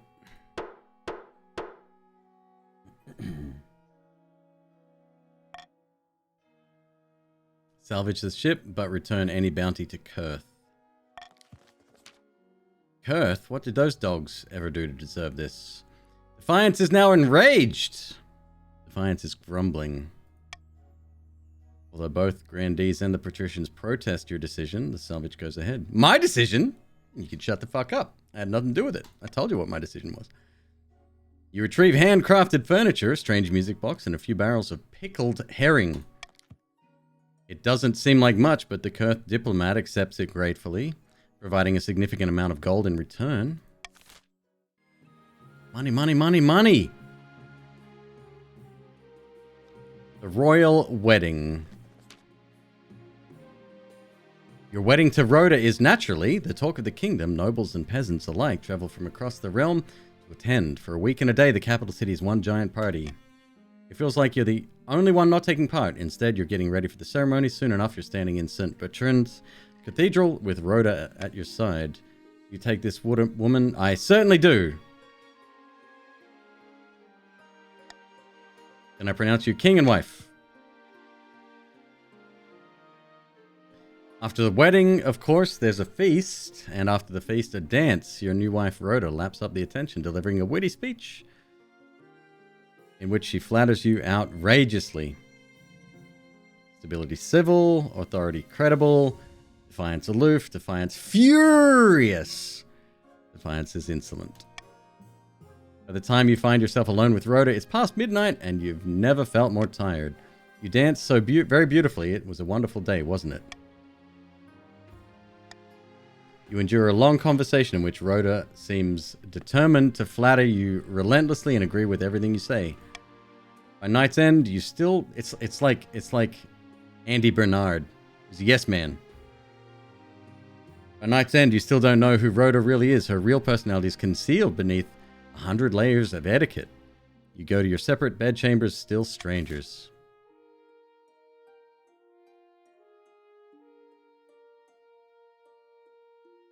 Taxing issue. Your Majesty, help us. Baron de Keck of the March has been bleeding us dry. He has?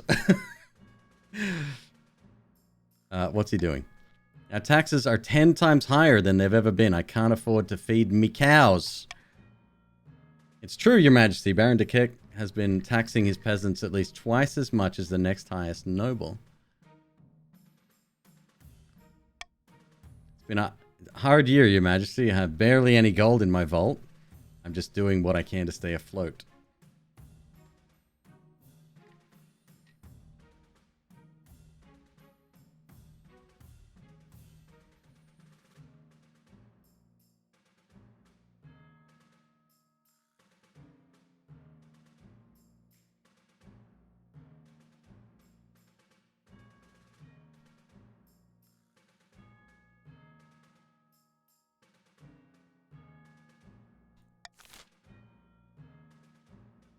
Throw Baron de Kek into the dungeon to teach him a lesson.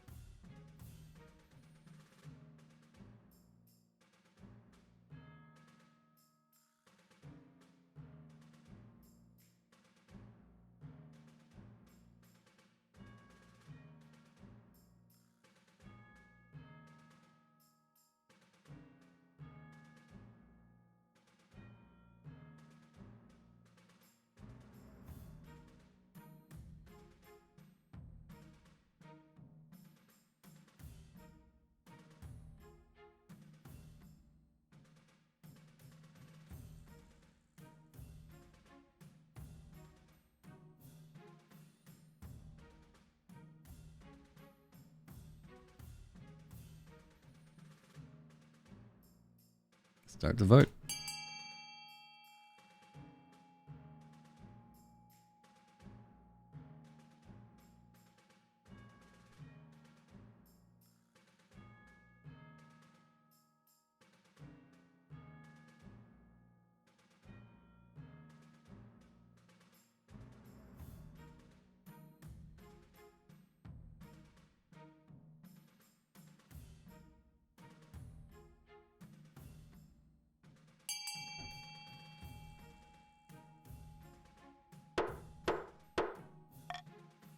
Eleven nobles voted for allow Baron de Kek to keep overtaxing his peasants. But think of me cows, your honors. Think of me cows. Over the next few months, Baron de Kek becomes rich once again by jacking up his taxes. The other barons follow his example gleefully. Baron's wealth has increased. Defiance is now aloof. Farming is now meager.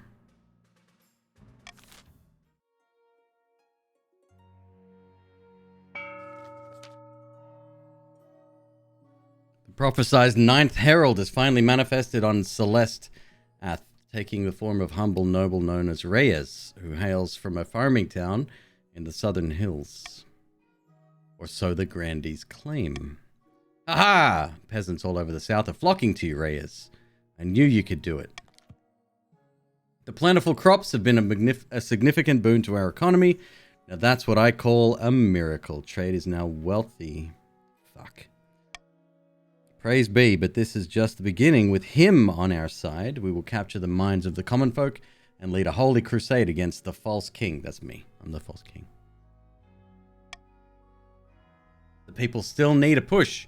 However, with just the right amount of chaos, the peasants will take up arms and die for you. The next stage of their scheme, the grandees must lower stability to 4 or less in 2 seasons. Jeebus. Jesus! Well, this ain't good.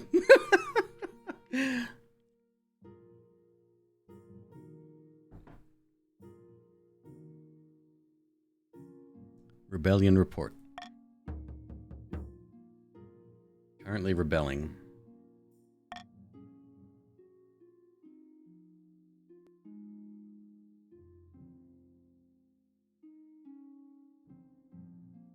All right. This interface is weird. Like, this should be written on the ground or across the map, like a, you know, like a map. Like this, but here. Because I can't see the damn thing. Peasants on side. Deep in the desert, a group of rebel grandees have gathered to discuss the civil war. With them are their spies, a cluster of nondescript southern citizens in ordinary clothes. In front of the bigger flag? Yeah, something. Greetings, righteous fiends. I trust the ninth guide to your path. The ninth no doubt wishes the King McQueeb's reign of tyranny over. Tyranny? Fuck, you guys have never had it so good. That's precisely why I invited you here. We know the barons are in the king's pocket, but are their peasants. Baron Arcado has amassed vast wealth, even in this time of conflict. I doubt it's shared with the ordinary people of the March. Our spies should spread the word. We'll be kinder to the peasants than Baron Arcado and his corrupt compatriots. We are blessed. Let us decide how to proceed. Yellow vote.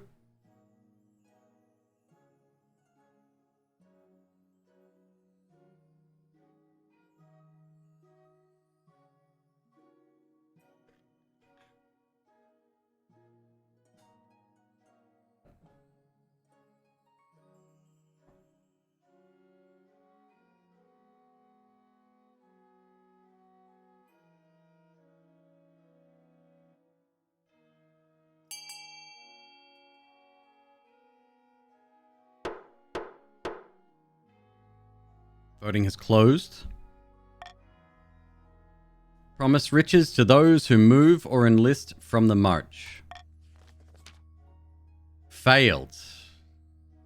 The shock source's trusted spies spread through the march, desperately telling anyone who will listen about the wealth and glory to be had fighting for a just cause.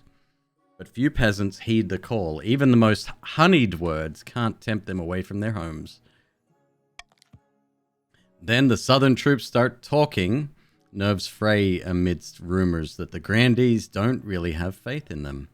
Military is now mediocre.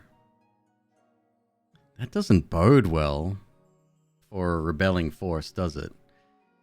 Neither me, to be honest.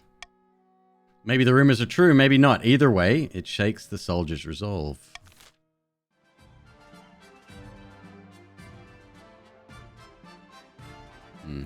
Opening strike. That's XCOM, baby, right? 70%. You ain't seen nothing yet. Get a 99% miss. This kingdom is blackened by faithlessness and dishonor. The ninth god is weeping for what we have become, and whose fault is that? King McQueeb, the mad tyrant. What the fuck did I do? Alas, you are right. We have no choice but to raise our banners, march on the capital, and install a better ruler. Someone like the noble Reyes. But first, we must work out our opening move. Pray to the ninth. Let him help us decide. We can launch a preemptive strike against the barons to cripple their military capabilities. If we suspect the barons may join our cause, we can call them to war. They'll be more likely to join us if the king's authority is low. We could also call upon the church to condemn the king, or finally, you could send off an assassin to nip this in the bud. Yellow vote.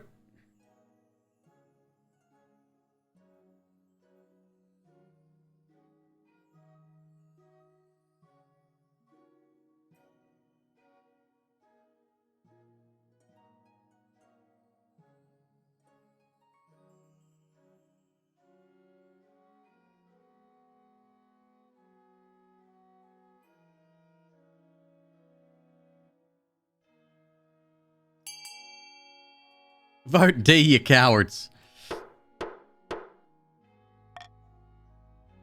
4 nobles voted for petition for the support of the church. Failed! Another 70% down the toilet. Thank you for meeting me, your holiness. Let's cut to the chase. Before you launch into your little speech, do you think the church has lasted 1,000 years by changing allegiances along with the weekly hymns? No! We're careful about who we support. And you're nothing but a thorn in my side. I wouldn't pee on you if you were burning at the stake. Owned by a preacher.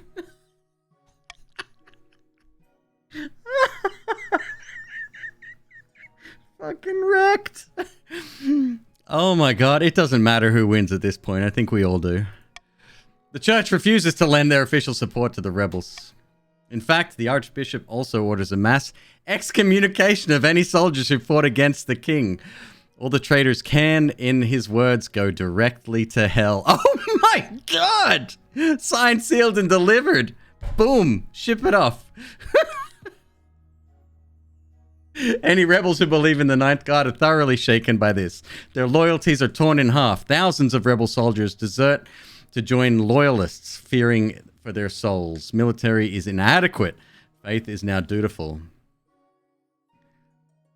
I'm not going to get a military win here, I don't think. But at the same time, I don't think I have much to fear either.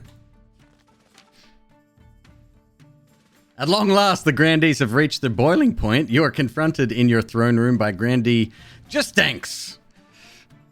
Their eyes alight with righteous fury. The Ninth God has judged you unworthy, pretender to the throne, and the grandees of the south have listened. We will rise up and fight for Reyes, the true monarch. Authority down, stability down. This is a formal declaration of war. The next time we see each other, we'll be on the battlefield. It's on!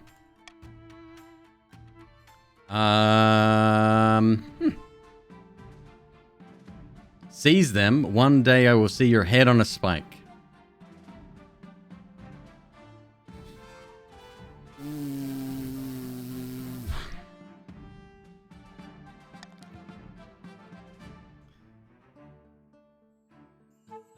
Authority is now ineffective. Defiance is now treasonous. Grandee Justanks strides from your throne room without looking back. I didn't expect them to move so boldly, Your Majesty. What are our chances against the rebels? Pretty good. The Grandees aren't exactly a military powerhouse. I hope they don't persuade any other regions to join their rebellion. That would be disastrous. Well, come on. It's not like failing 270% rolls or anything. How did things get this bad? The leader of the rebellion is Grandee Literal Rubbish. As a reason for the uprising, she's citing your history of petty transgressions against the Grandees. Is it too late to apologize? It is. Now's the time for swords, not words. So this is it. Civil war. That's right. The kingdom is divided. There will be a lot of death and suffering before all of this is over. I can't wait. I'll go dig out the trebuchets.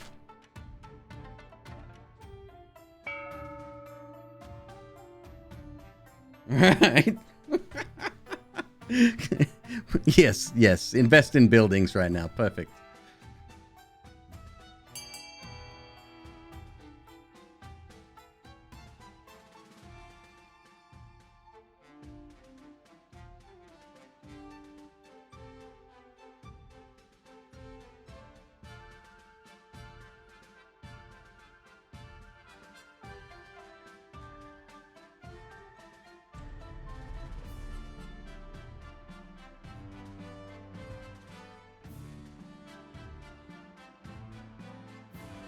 People voting their own interest, which is great, but you certainly have a chance to sway the battle.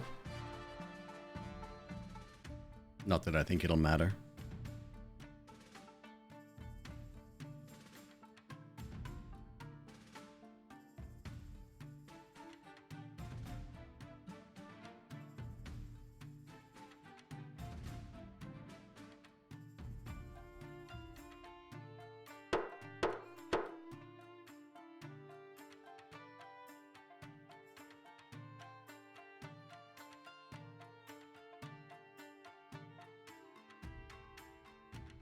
My goodness. We in trouble.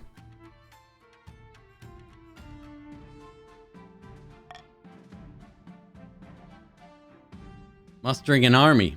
A about your heir. Yeah, let's get that started first, eh?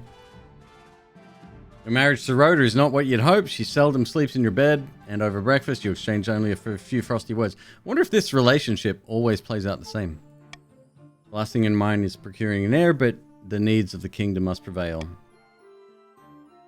The royal wedding was magnificent. I'm very happy, thank you. Your happiness isn't as important as fulfilling your duty.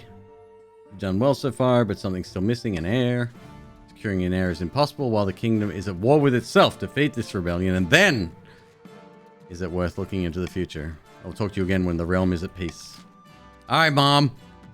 Still gross.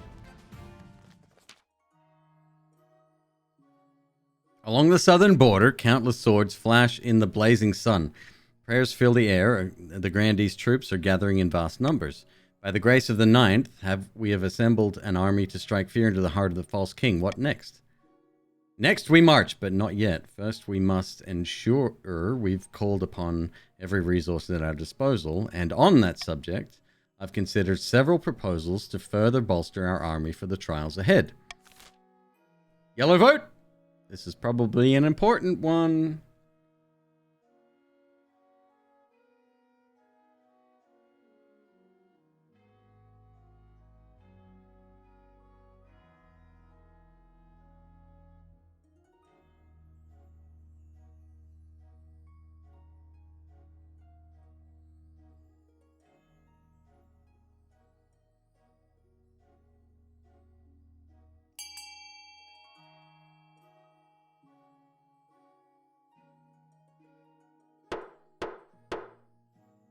Voting has closed.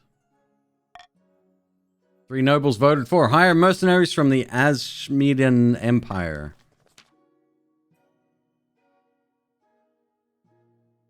Military is now capable. Trade is now dynamic. It makes my skin crawl, but victory requires sacrifice. When the Ashmedan mercenaries arrive in the south, it becomes apparent how different their customs are from the locals. They pray to Kaldovaga, the machine god, in an attempt to remind him that the world exists. They claim their swords are alive and will grow angry if sheathed for too long. They bathe every single day. Wow. Gross. They're perfectly capable of enacting hideous violence in exchange for money, and that's all the Grandees need from them.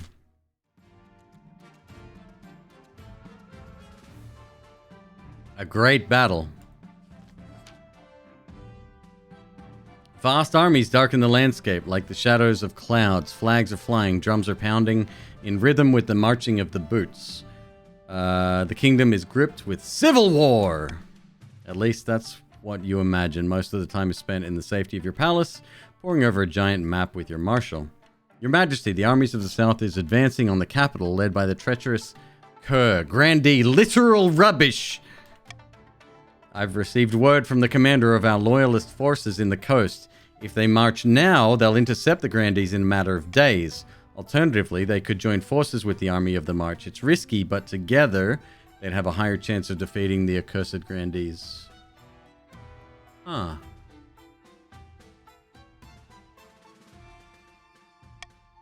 What are your orders, Your Majesty? Well, shit.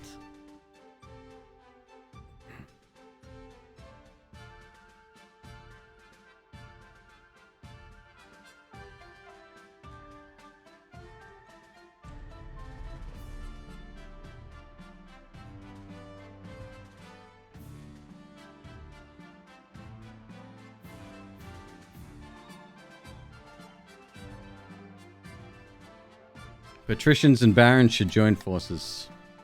I'll relay your orders to Lord Patrician Flowers, the commander in the field. Hopefully they do as they're told. God knows treachery can thrive on a battlefield. We have our orders, but should we follow them? I mean, it's game over if you don't. Green vote!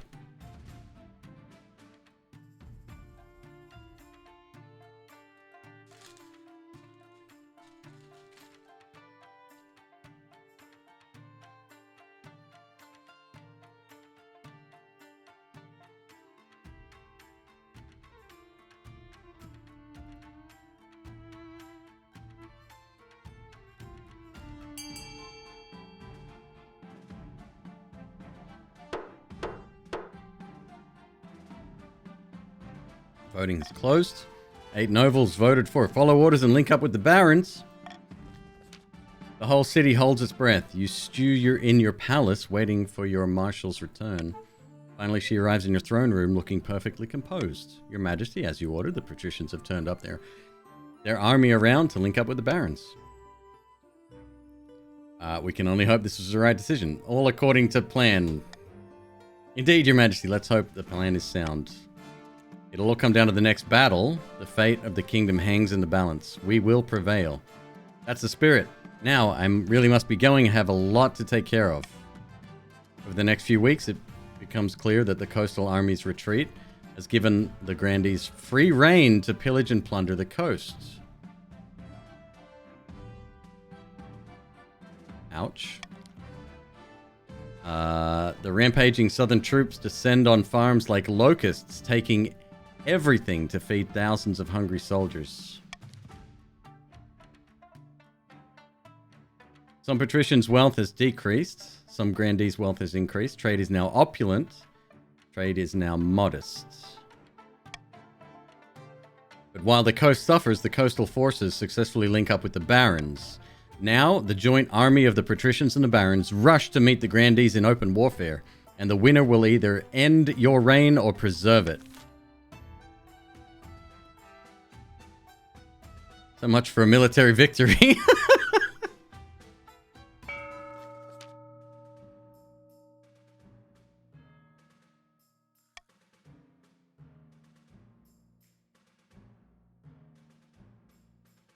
I think I'm gone anyway, right? Great God. By my life, is it rarer than gold dust?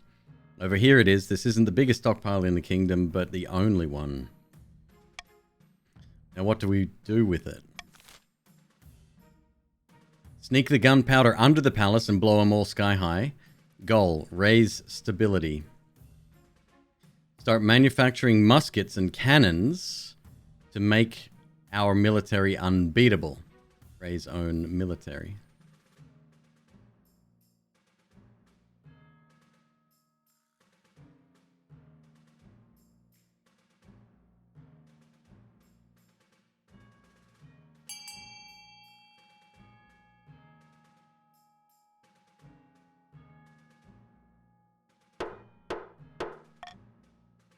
Manufacturing muskets and cannons.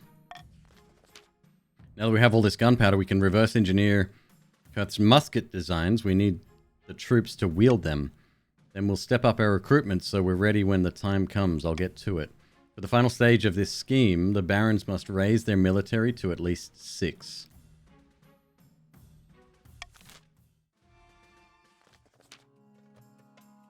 Sitting on a bench outside Sun Beach Villa, 2 patricians on the coast meet to plot their latest scheme. I'd like to introduce some friends of mine. Good afternoon. Pleasure as always. Hello. Is this the place? Smells like fish. Wow, I take it you found my colleague's arguments most persuasive then.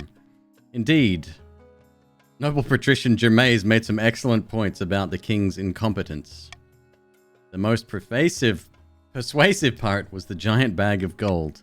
Unfortunately, the spymaster and the chancellor still remain beyond our grasp, but with those 2 in our pocket, we can do great things. We just need to decide our approach. Green vote! Bankrupt the kingdom and buy the throne outright. Bring down the king in a bribery scandal. Raise others' defiance.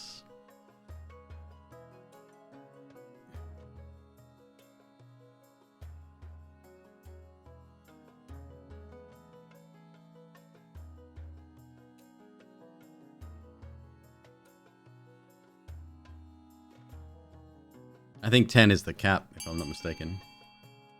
How do you get in on this stuff? Exclamation mark join. You will be put onto a random team. I have a feeling this game is kind of over real soon. So after all this, our plan is to make the king look like a corrupt one. Yes, after all, isn't his court absolutely rotten with bribes and scandals worse than it's been in centuries? Of course it is, and we're to blame. The general public don't need to know that part. We just need to ensure that other nobles hate the king enough to support our version of events. For the final stage of the scheme, the patricians must raise other regions' defiance to a combined total of at least 14, or ensure that the current rebellion continues. The fuck?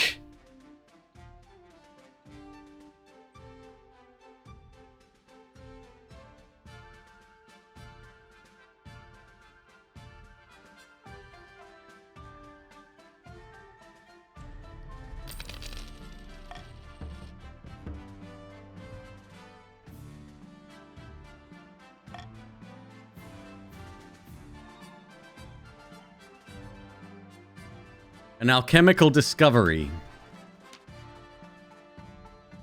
In the gardens of the royal palace, your marshal rushes up to you in excitement.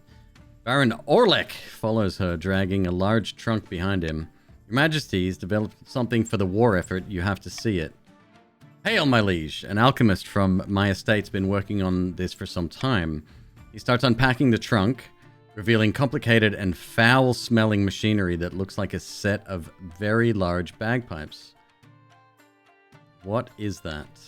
It creates fire, Your Highness. It can spray flames right across the room. But don't use it inside, not unless you want it to burn down with you inside. Fancy a demonstration.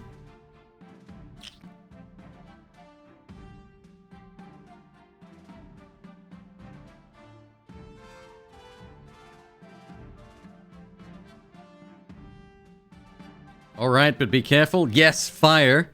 Absolutely not. Take this ungodly instrument and leave. I will try it myself. Huzzah! That's my king. He directs each step. You pour a smoking chemical into a spout, pull a lever, and then twist a valve, and then fire streams straight from the pipe. It sprays all across the garden, singeing the leaves of a nearby bush. Bravo, bravo. A few of these things in the infantry could turn the tide of the rebellion.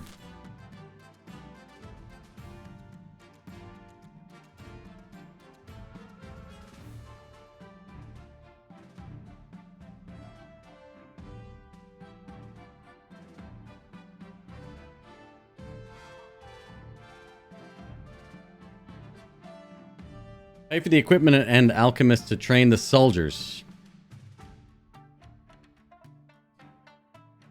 I don't think we should be voting at all, considering it's a little bit of a conflict of interest, in my opinion.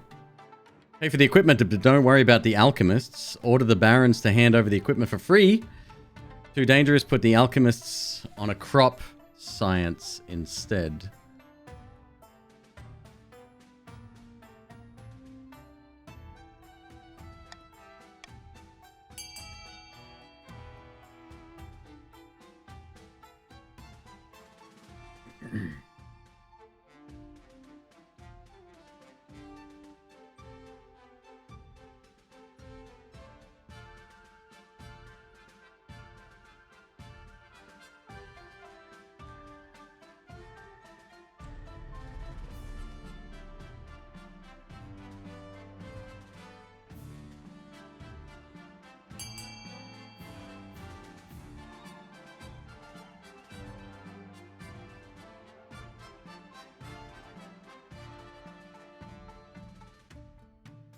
I'm curious why so many patricians dropped votes on A there.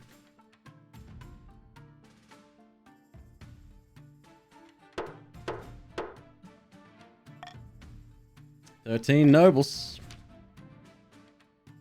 Military is strong." Fuck.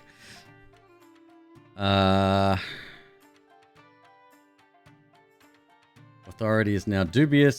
Some barons' wealth increased. Defiance is now loyal. Treasury is 1900. Loyalists gain a victory point.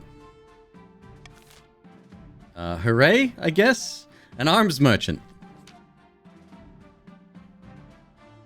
Your Majesty, a merchant is here to see you. He's come all the way from Kurth, I hear.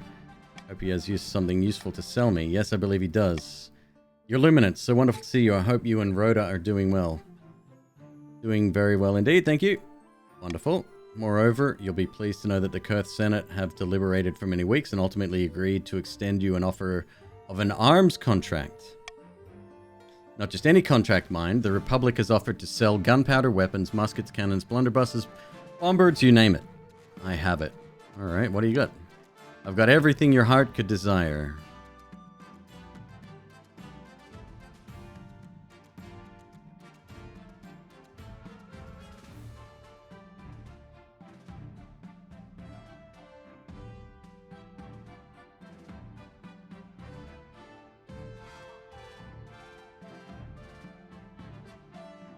Cannons will be helpful, I imagine.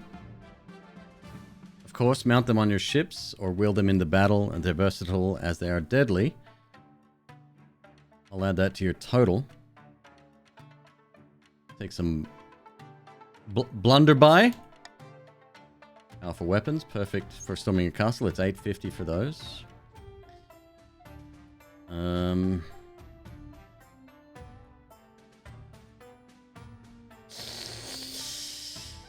I'm finished.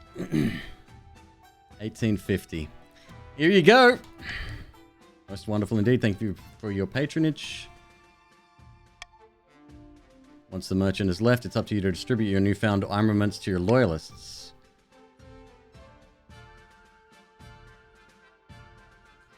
Give the blunderbusses to the patricians.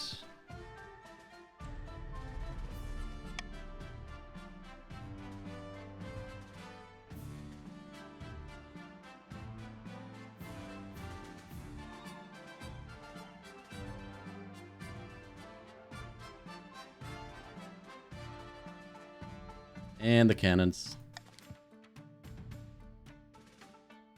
Military strong, defiance is loyal.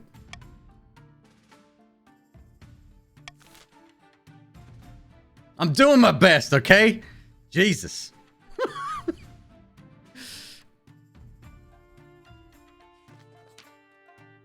Final battle. A month ago, battle was averted, but that battle cannot be postponed forever. Why didn't you just assassinate the dude while he was in... Never mind. Don't ask questions. The patricians and barons are all that stands between the grandees and the capital. A final battle. Deciding the fate of the kingdom, I'll send word to the barons that it's time to strike. We can only hope they listen to our orders, your majesty. No defiance here. Red vote. Send the joint forces of the barons and patricians to fight the rebels.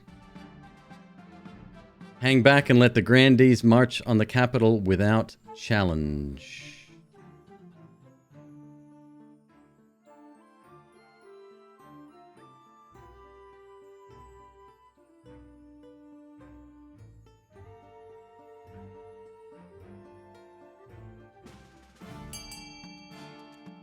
We better not get XCOM rolls. Well, here we go.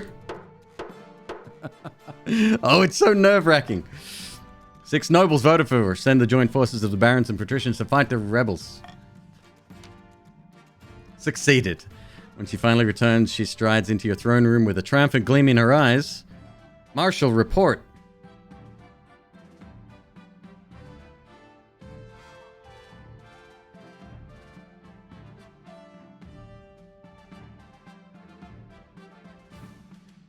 Tell me what happened, what took you so long. This seems to be the same...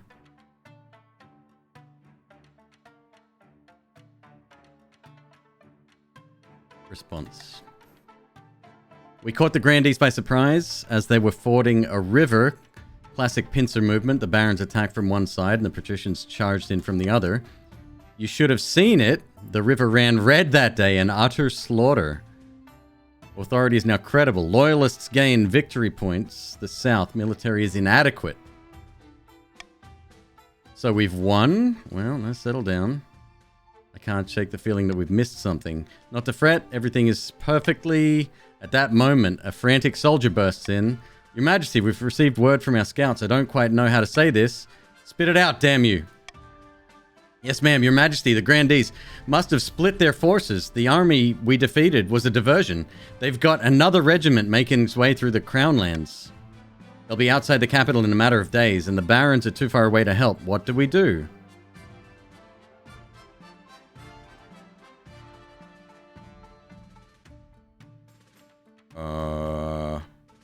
That's a good question.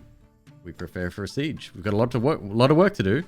Build up the capital's fortifications, stockpile food. Train up citizens militia. Oh, can I take that back? I've got 50 bucks. How much will a 50 get me? Your Majesty, this is the last-ditch ploy of defeated enemy. We need to outlast the siege, and the barons will come to our rescue. Yeah, will they, though?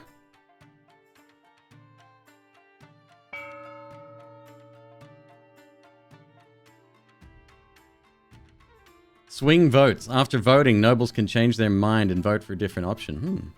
Monarch's golden choice. If nobles vote for the monarch's choice, they gain 500 personal wealth. Reverse voting. Nobles must vote for their least favorite option.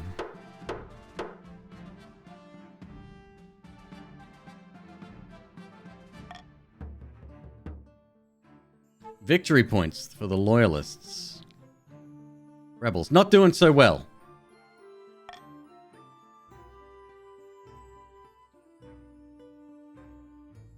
Uh-oh. One choice. Casus Belli.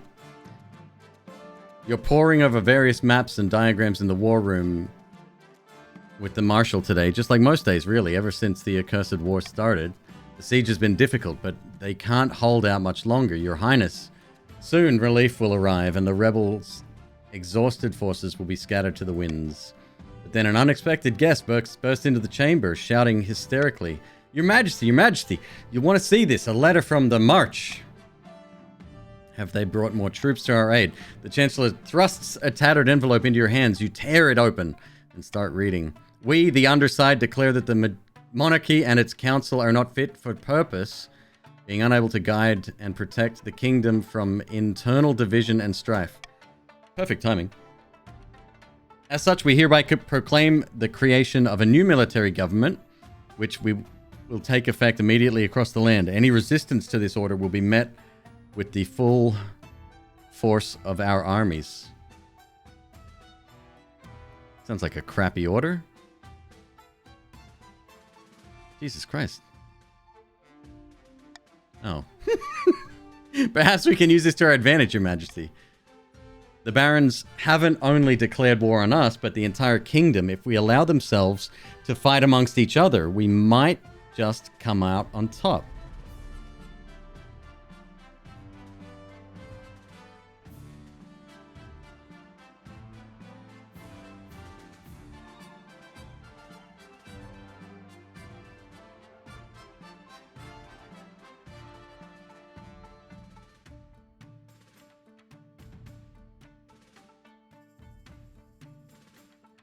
Let's let them fight each other. Our advisors scurry to do their business. For the next month or so, the palace is humming with nervous activity. Reports reach you of great battles fought between the barons and the other regions. Authority is now ineffective. Oh, fuck. And in all of them, the barons are victorious. Their new weapons are unparalleled. Even the weapons purchased from Kurth pale in comparison to the arsenal they have amassed. Military on the coast is mediocre. The south, pathetic. And the march is now unbeatable. It's not long before the rebels themselves have sworn fealty to the barons' new government.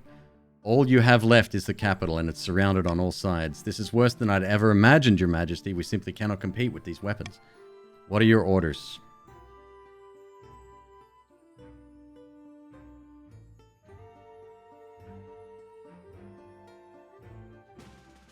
We stand and fight. Failed! Well, at least there was a 30% roll. They look to each other as if having a private conversation in complete silence. I think not, Your Majesty. Your reign is coming to an end. It will be foolish to throw away the lives of your people in a vain attempt to regain control. Call for your honor guards. Go quietly. But your marshal orders them to take you to the dungeons instead. You're tossed into a cell that you've never seen before. The barons flood the capital by the end of the week, crushing the rebels that stand in their way. You expect to be dragged into public for an execution, but you remain in your cell. After what feels like months, you start to think they forgot about you. Finally, however, you're brought up to the council chamber in manacles. They parade you in front of the other nobles like a performing animal. Baron Killian sits on your throne. My authority is now spineless.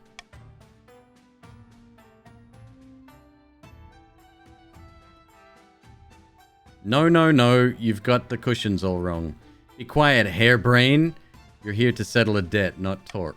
I trust this is satisfactory. Grandee? Yes, this will do nicely, my king.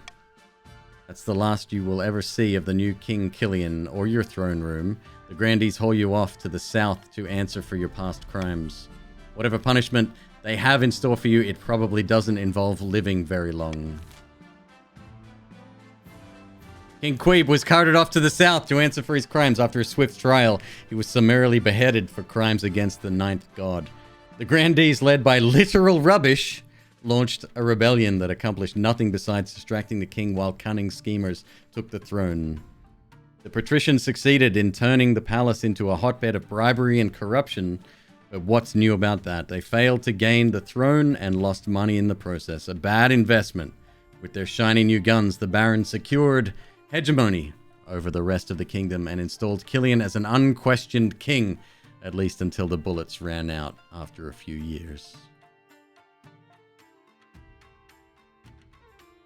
King McQueeb the failure! Alright. Alright.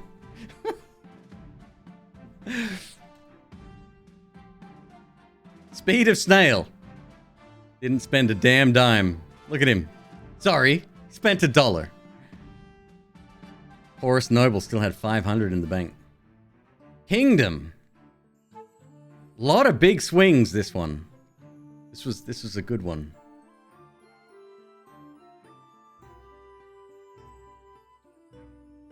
It's a tough one, right? Because it puts the streamer in a bit of an awkward position.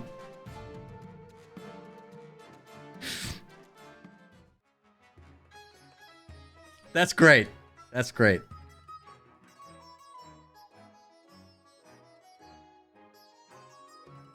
Double the outfits from previous new randomization buttons, noble list search bar, and ambition icons. The UI can use a little bit of an overhaul. There's a few spelling mistakes. I feel like I got to see more games, I think.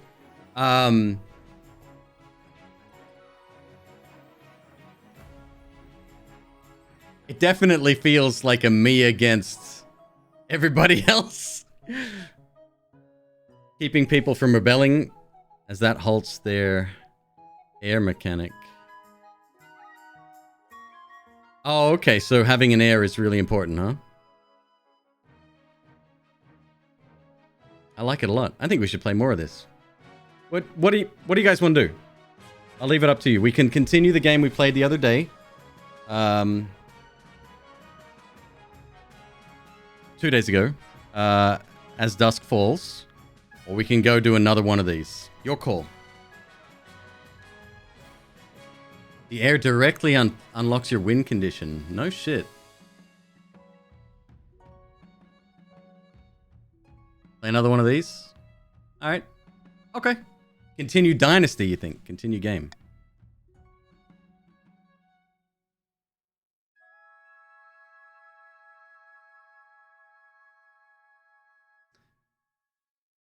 King Killian of the Queeblandia dynasty, presiding over the...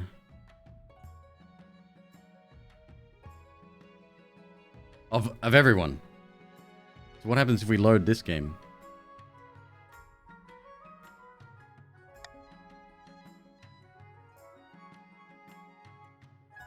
King Killian. I don't know what I do in this, but I'm interested to find out. Or am I playing King Killian now? Oh, okay. Okay, I take over. What if Killian wants to play, though?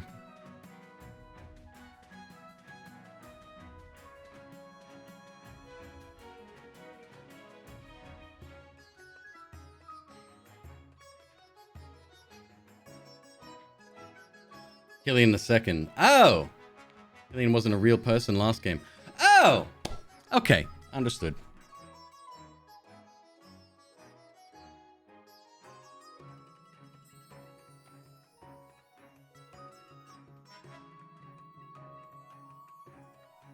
And everyone ends up in the same teams again? Wealth carries over as well? That's a lot of fucking rich people, dude.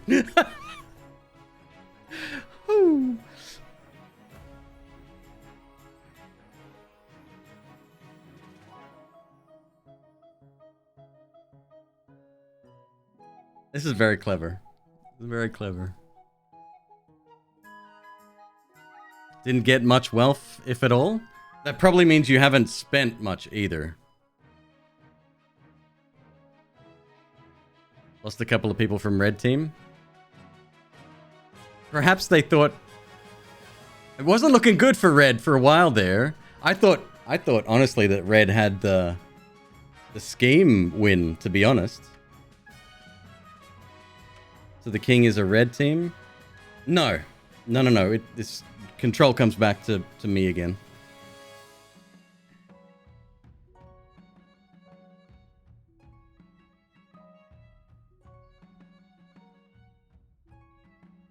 Yeah, feel free to join up. Exclamation mark join if you want to play. Yeah, we'll see how a continued game works here.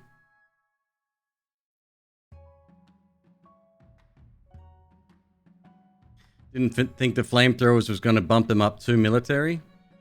You think that made it? You think it was the flamethrower decision?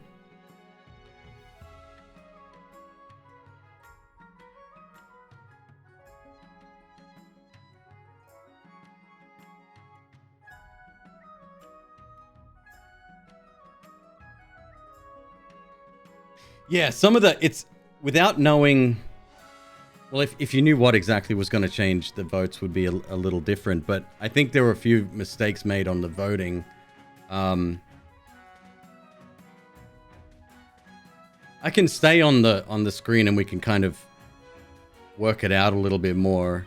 I won't take it personally this time. We'll look at it from a more analytical point of view. You fucks. Next time, send the assassin. Yeah, although that may have just failed straight up, right? Coronation. Meet the new boss. I got an achievement. Your Majesty, you may have won the throne from King McQueeb, but you must still answer to the council. As is tradition, they will declare what happens at your coronation. Let's get this over with. Shall we call the nobles in? Yep. Host a lavish parade. You know the drill.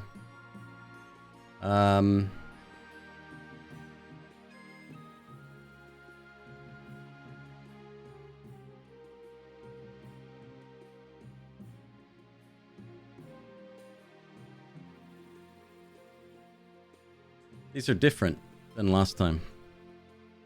Didn't we have one that celebrated the king and then that ended quite badly? Yo, Hypercypher X! 35 months, that's a hell of a long time, dude. That is... Well, by... He's 30... It's almost 3 years. Yeah, go for it, vote. Hyper, if you want to play, dude, hit exclamation mark join followed by your preferred pronoun.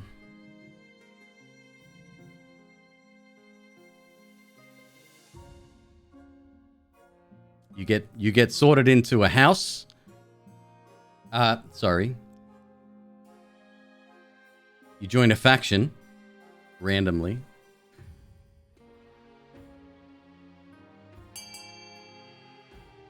Looks like we are having a religious ceremony.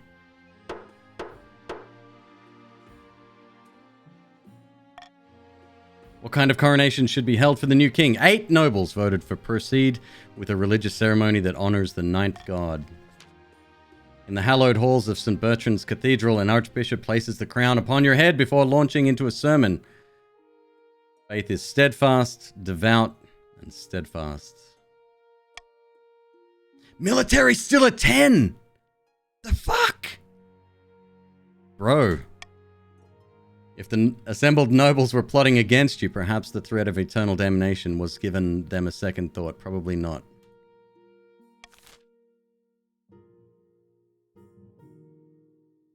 path to victory. Your Majesty, the history books do not look kindly upon usurpers, unless, of course, they prove themselves worthy of the throne they have stolen. When you die, how do you hope the kingdom will remember you?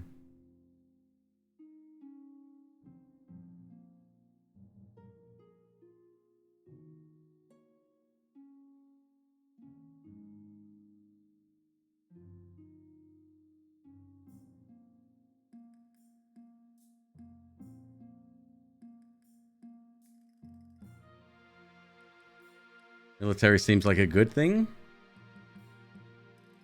We got a total of 15. I got a total of 19 if we go by faith. The church will love you, I suspect, but will anyone else? I suggest over the next few years you focus on improving the kingdom's overall faith as much as possible. Once you have an heir, I will discuss how your ambition is progressing. Good luck, Your Majesty.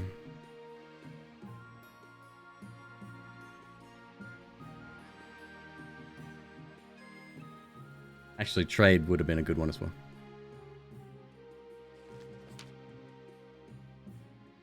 We bloody well pulled it off, didn't we? The barons are finally in charge, and we can sort this kingdom out. Now just remember our little arrangement. We put you on that damn throne, so you do as we tell you. Got it? Glory to the march. Huzzah.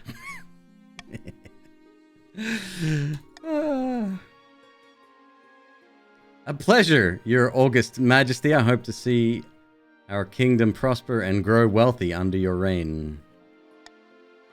May the ninth god bless your reign, Your Majesty. I trust you will conduct yourself with honor and faith. And with that, the introductions are done.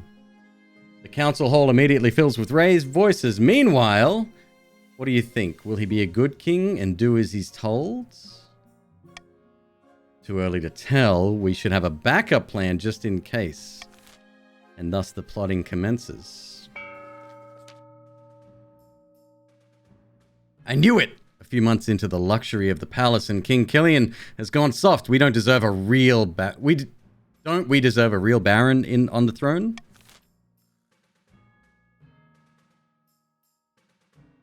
Your vote, red team.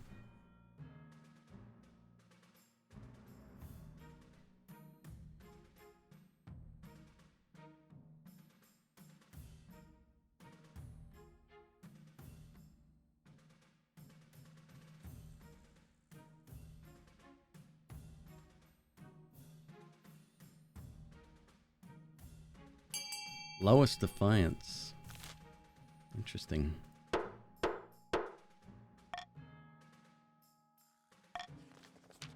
The barons plan to swap the real king for a perfect doppelganger. First, they must gain the trust of the spy master. To advance their scheme, the barons must be the region with the lowest defiance in 2 seasons. You heard it, grandees and patricians. Come to my aid. Grandees. A false pretender occupies the throne while my claim is ignored. Grandees of the South, this is a stain on our honor. We must not allow it go unanswered. Yellow vote.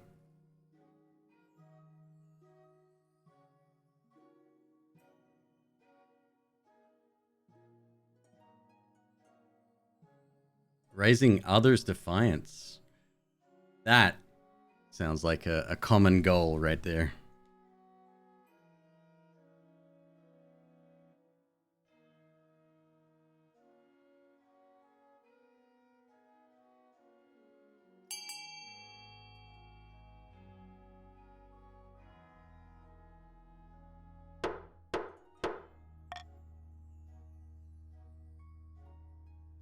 You guys have farms? Go for that. Intimidation. Goal. Raise others' defiance. The grandees plan to hold the king hostage in his own palace first. They must distract the spy master. To advance their scheme, the grandees must raise other regions' defiance to a combined total of at least 6, or ensure another region begins a rebellion in 4 seasons.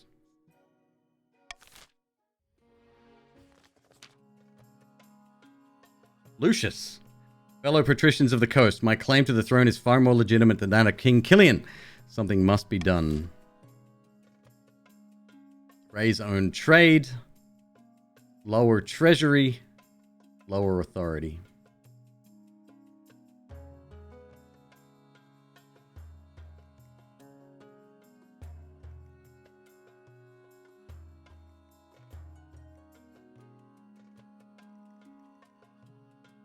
See, the thing about this is that I have a lot of control over the treasury. So we'll see.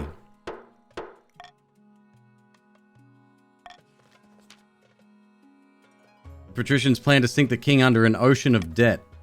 To advance their scheme, the patricians must lower the treasury to 1,500 or less in 2 seasons. Oh, good.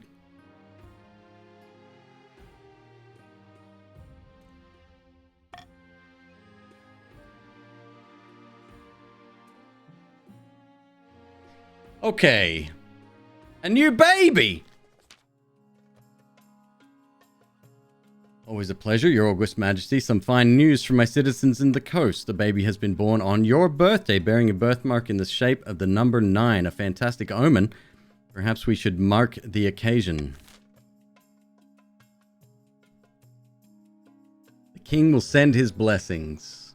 The king has no time for peasant brats. Gift the parents a bounty of jewels and fine wine. Send the Inquisition to make sure the birthmark is real.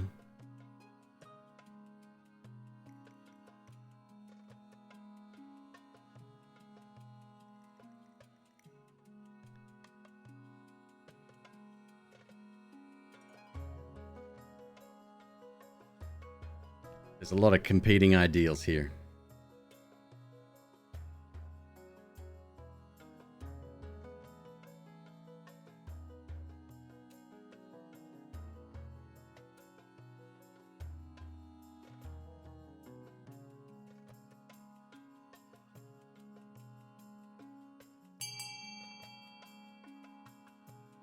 Nobody expects the birthmark Inquisition. Honestly, I'm not surprised by any of the votes so far. Yeah, that's perfectly expected. Raise that stability. Love it. Let's go. You think 500 doubloons is going to hold me down? No, sir.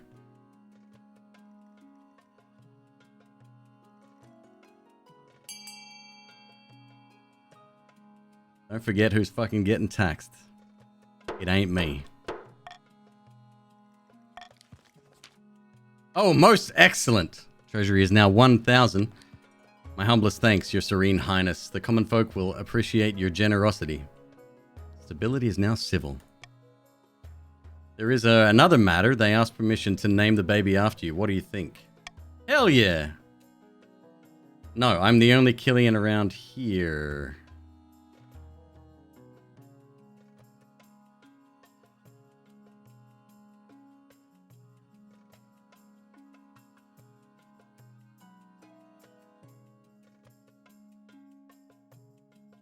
More Killians, the better. Excellent. I'll have my housekeeper give them the good news. Lord Patrician Barbus II hurries away. A child of the coast, named for you. Who knows what sort of person this baby will become? A dead one. Everybody grows up, then they die. You prefer ugly babies have your name? Fact, Hyper. The baby will be the doppelganger? Oh my goodness. A new trend. Lord Patrician Germaise is here to see you, Your Majesty. He wants to sell you a crab. Of course he does. It's the last trend along the coast. The patricians have started keeping a species of jeweled crab as fashionable pet. The creatures are so rare that one can now sell for as much as a mansion. Smithians, thank you very much for the raid. Hello. Very well, send him in.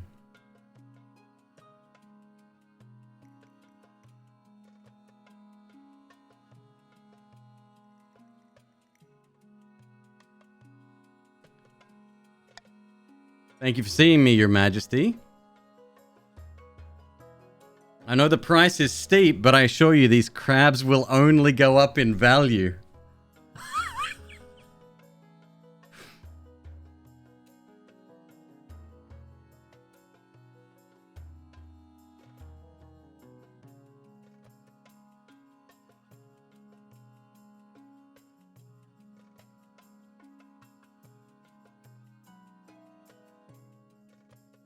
What a waste of everyone's time. I'll make the sale of jeweled crabs illegal.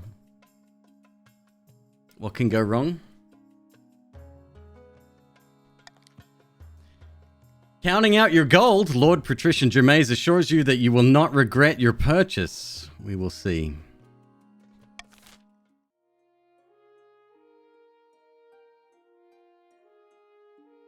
My math teacher wouldn't let me bring my pet snake into class, even though he's a good adder. Luckily, my programming teacher let him in because he knows Python. My god. The honor guards. Oh, yes. As tradition, each region offers a selection of elite guards, the patricians with champion gladiators from the arena, the grandees with fierce battle nuns from the sisterhood, the barons offer a squad of battle-hardened veteran soldiers. Think carefully. These guards' loyalties will be divided between you and their region, of course. You could just hire foreign mercenaries. Yes. Oh,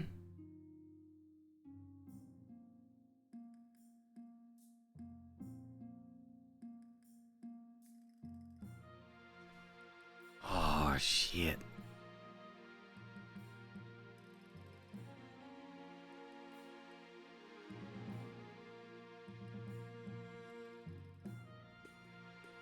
Go mercs? No, sir. This is, I think this is unrelated to military might. Plus, it would behoove me not to select the barons. No, I can't afford the mercs at all.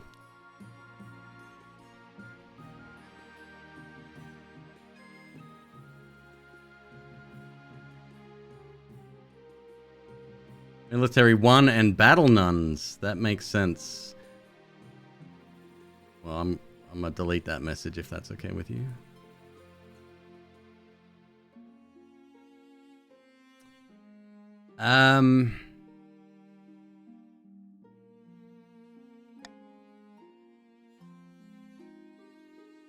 And they've sworn a vow of silence, so at least they won't spoil state secrets. I've made my decision.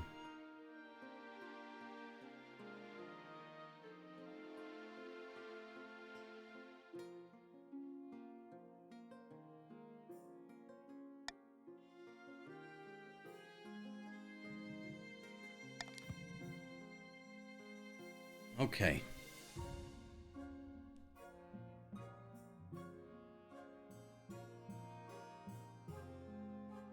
Defiance is now insolent, Defiance is now cordial, Defiance is now aloof.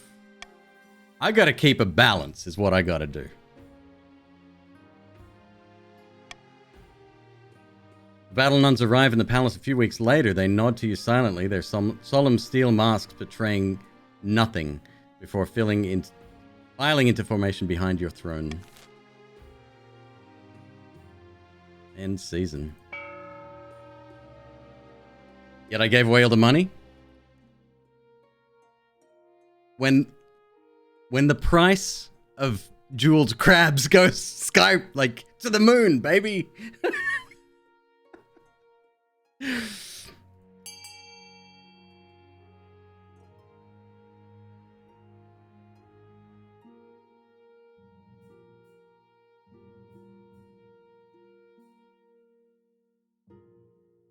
B, trade down.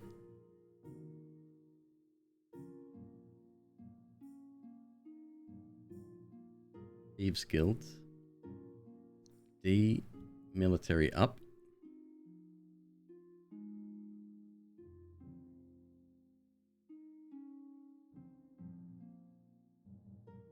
Crab stonks. Kraken's got it.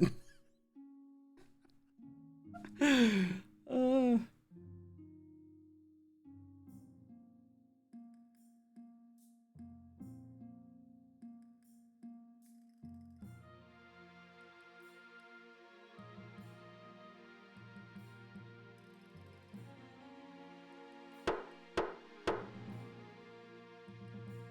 Time is up. Deer Park, farming down for yellow.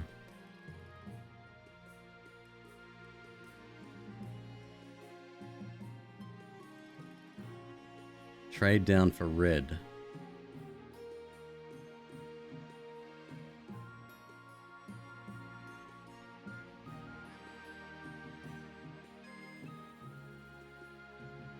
Is this trade down across the board or just for the barons?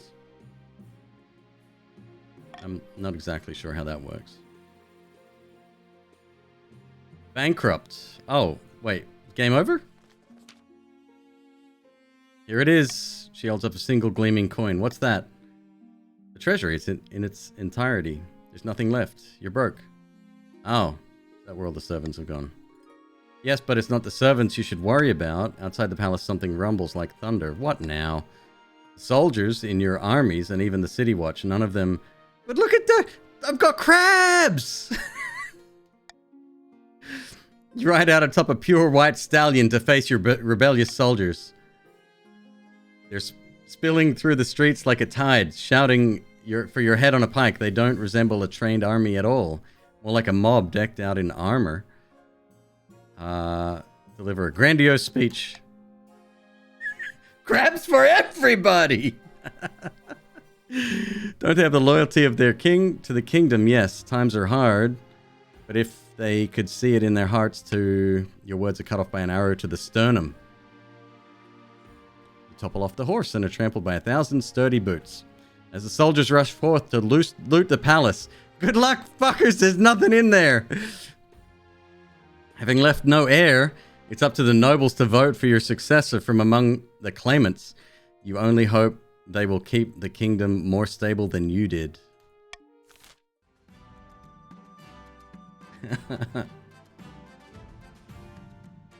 Type vote A, B, C, or D in A or B in chat.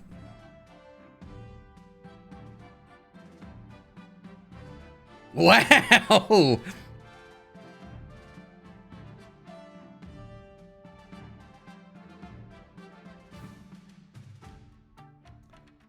Fairly consistent voting, if I'm being honest. Grandees of the South, Santana. I wonder if I inherit the crabs. Out of money and facing an uprising, King Killian confronted his mutinous soldiers, only to be shot with an arrow. All that remained of the Baron's attempt to usurp the crown was a prisoner, deep under the castle, clad in an iron mask and shrouded in rumor. The patricians failed to turn the kingdom's debts against it, and the moment had passed. Ever practical, they set about collecting interest and hoarding wealth, waiting for the time to scheme once more. The grandees leapt into power vacuum, left by King Killian's death, and Santana took the crown with the council's blessing. It's good. Well done. Very short one. You banned crabs, which made them more expensive and lucrative. Then a wizard tried to kill all the crabs.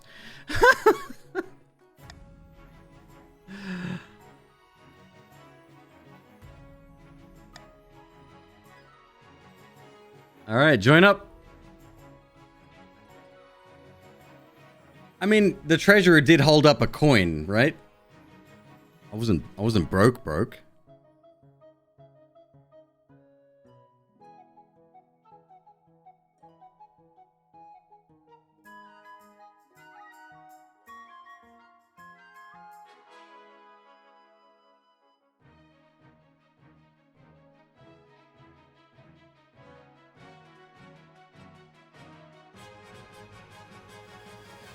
It's cool.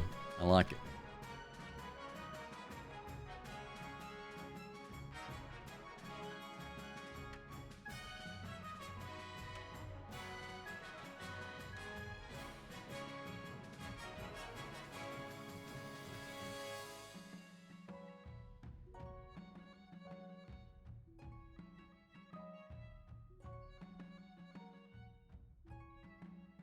Barbas, look, my bad. I got greedy with the crabs.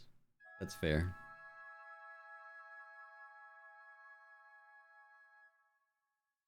Would I say this monarch is smooth?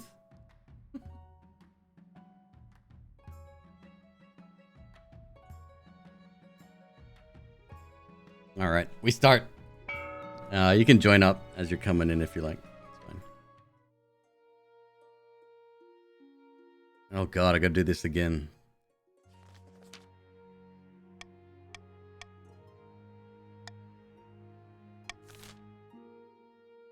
Treasury too low. Invite foreign dignitaries and show off our wealth. Yeah, we're lucky to have a grand. Hold a lavish ceremony in the south. Throw the monarch in the river. Outdated traditions. There's no need for a coronation at all.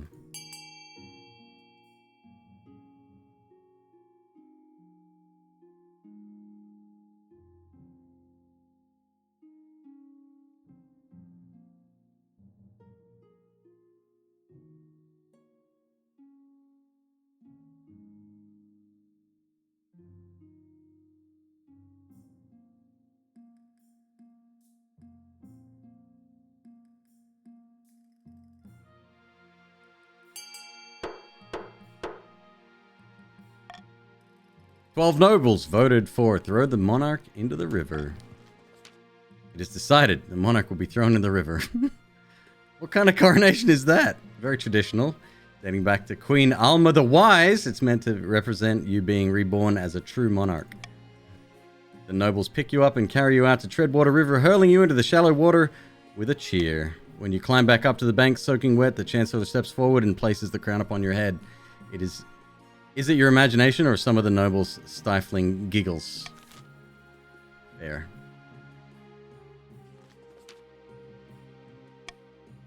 The history books do not look kindly upon usurpers. Yeah. Oh my god.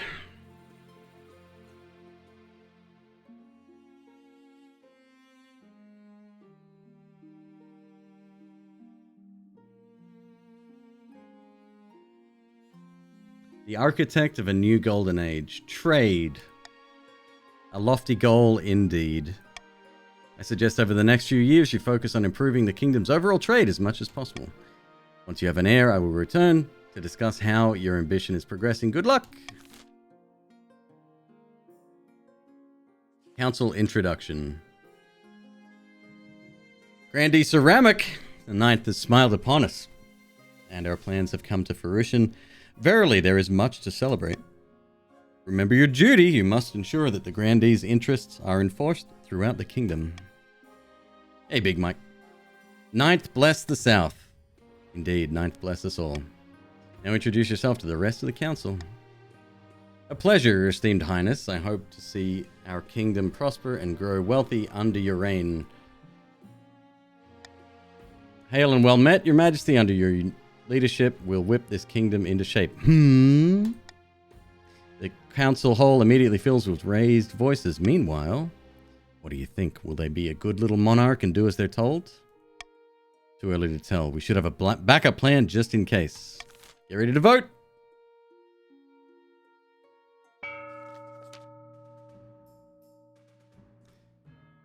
When have the barons of the march backed down from a fight? Never. I know you'll do what it takes to put me, your rightful monarch, on the throne.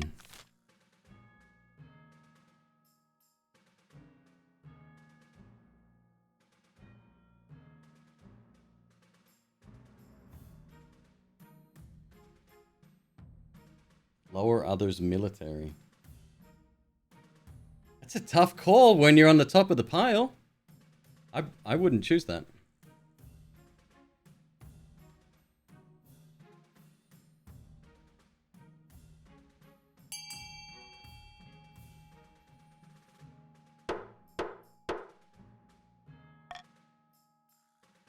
Modernization. Lower others' military.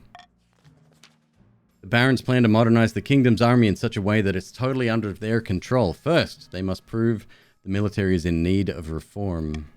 To advance their scheme, the barons must lower the other region's military to a combined total of 10 or less in 4 seasons. Don't worry, grandees and patricians, we got this. Scheme. We may have thought the Santana was the rightful monarch, but we were wrong. The ninth god has shown me in a dream I am destined to wear the crown.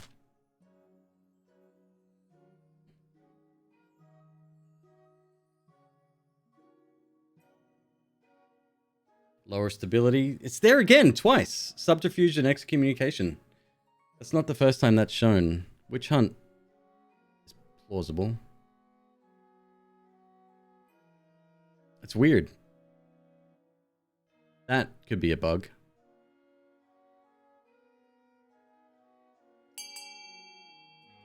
Excommunication it is. Lower stability.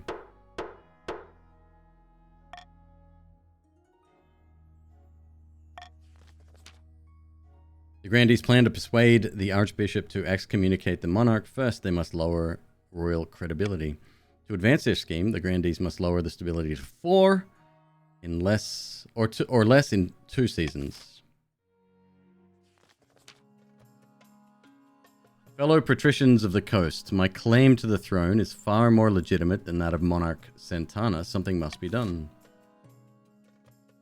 Raise own trade. Conspiracy, lower treasury. Corruption, lower authority.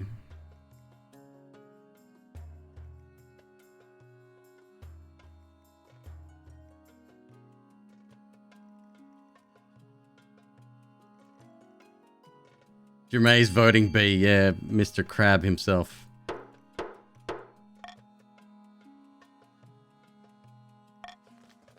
The patricians plan to turn the throne into a commodity that can be bought and sold at will. First, they must ensure that the rule of law is crumbling. To advance their scheme, the patricians must lower authority to 4 or less in 3 seasons. Ugh.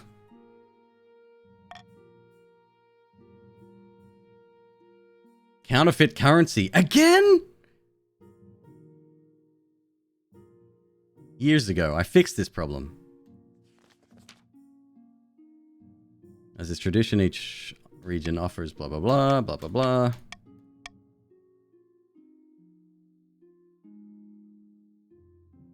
I've made my decision.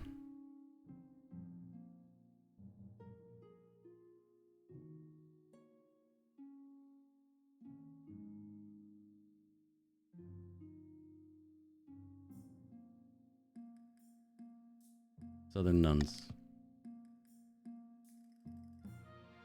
I'm okay with that.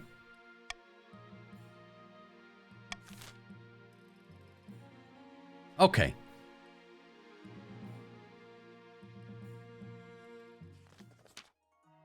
Disquiet in the south. Your Highness, my knaves accuse me of hoarding wealth. Me! Mr. Cryptic, how you doing? Worse, they're throwing down their tools and burning their belongings, saying they want to live an ascetic life and that I should do the same.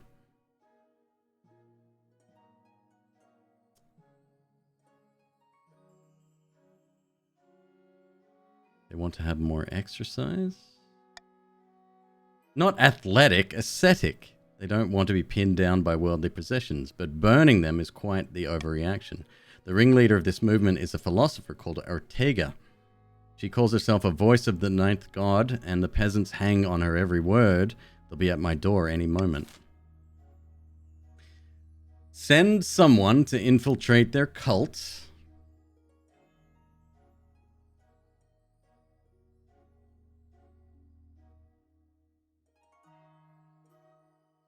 Aggressively break up Ortega's meetings.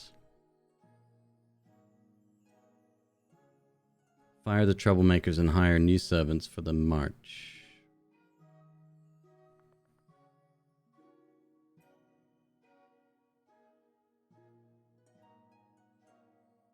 Yeah, okay. B is off the table.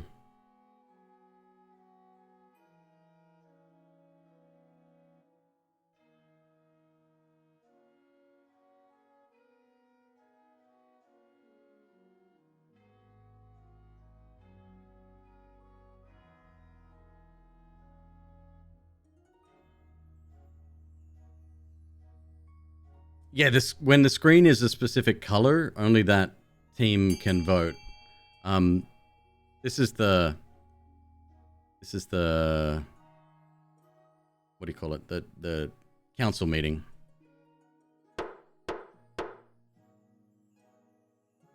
Voting has closed.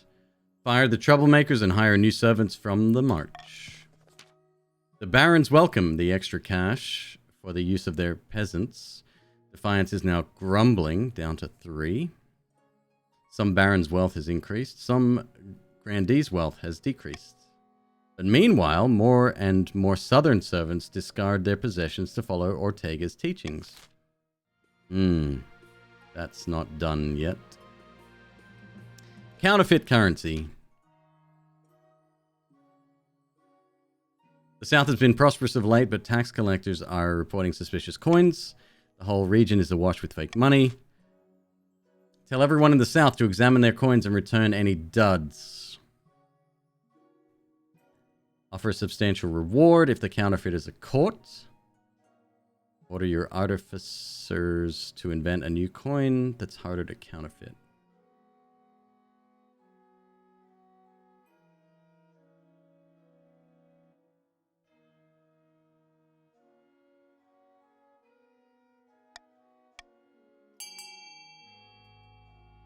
I promise I won't join the crabs this time. No, you can't join a specific team, Benito. You're just put into a random team. Just type !join. And then a pronoun if you choose.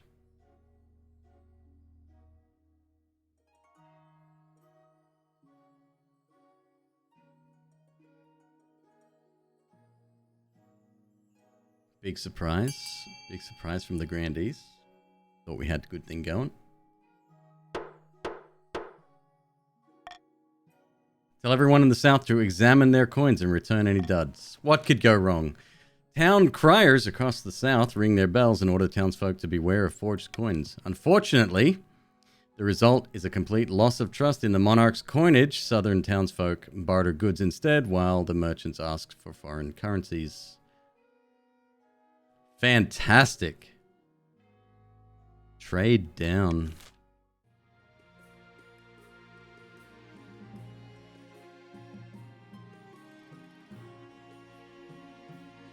All right.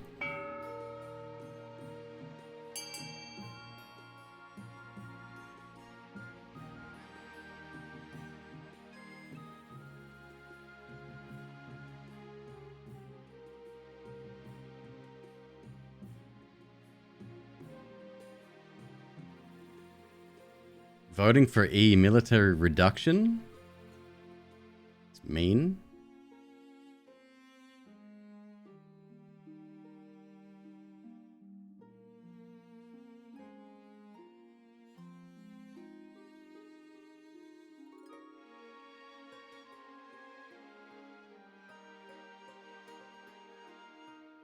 Stability reduction by the looks of it, unless we get a late snipe. And F. Authority reduction. It's like that, huh? Okay.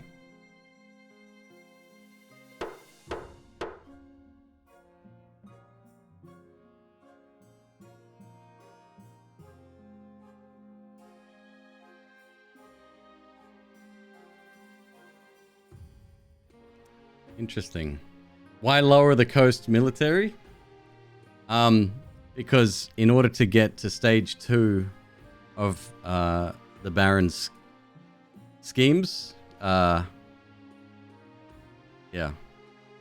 they need these two to remain at 4 and below, I think. Oh no, it's a total of 10, so we need to essentially lift these up to 5 apiece, something like that.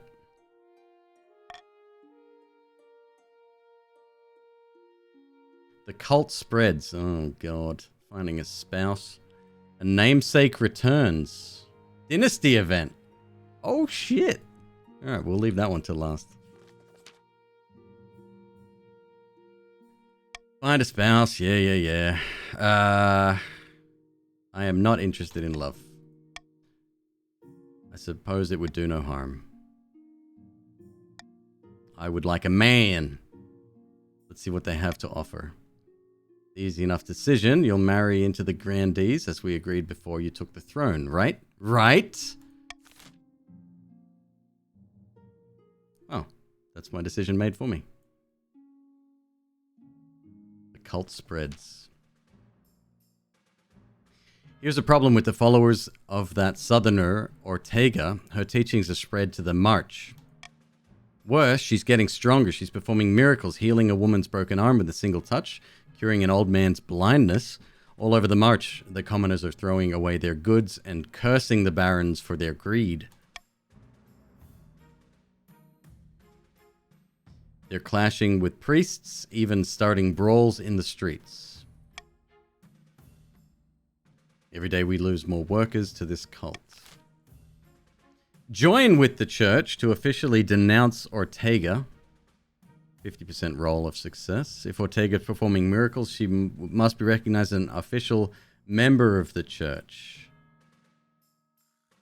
Have Ortega assassinated. I got the money. You want to spend it? You go for it. I'm... whatever.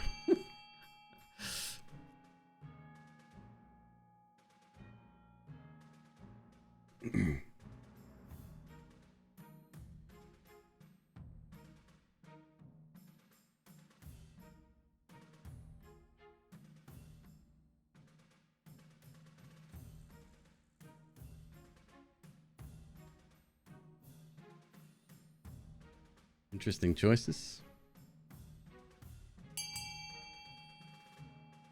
I'm gonna just buy more jewel crabs then. Don't even worry about it.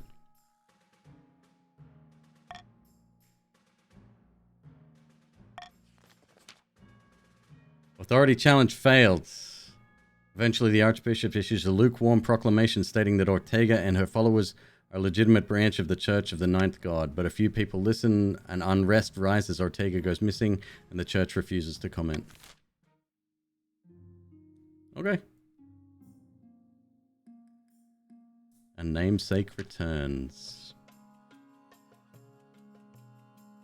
A loss by treasury isn't very fun, though. Nah, like, trust me, if I ever got the chance to buy jeweled crab, I'd make sure this time, like, I'd buy low and sell high this time, for sure. Your Majesty, you might recall your predecessor, Killian, allowed a child from the coast to take his name. Oh, shit!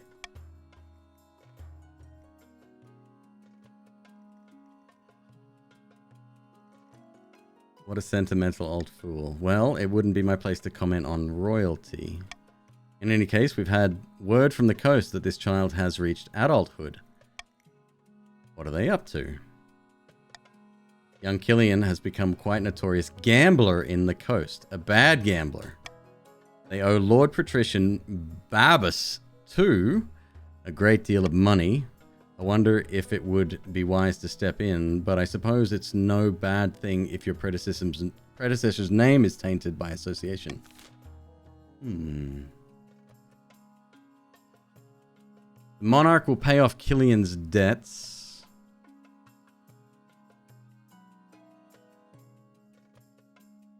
Pass a law restricting gambling. Leave Lord Patrician Babus II to get his own money back.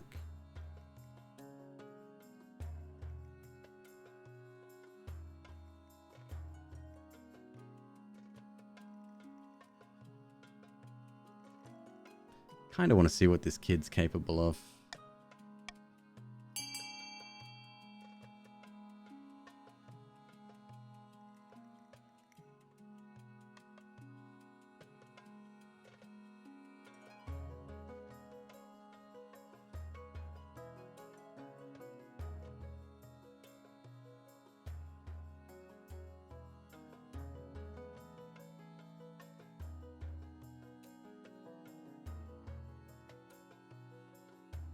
Natty Dog, you need to join the game first. Well, I guess that's no such luck, huh?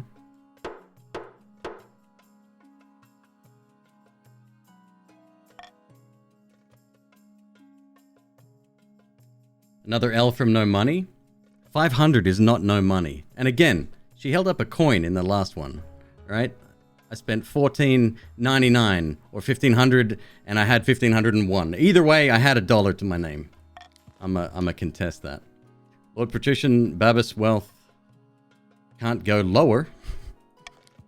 However, the patricians are furious that you left Lord Patrician Babas II in the lurch. Defiance is now aggrieved. What are they fucking blaming me for?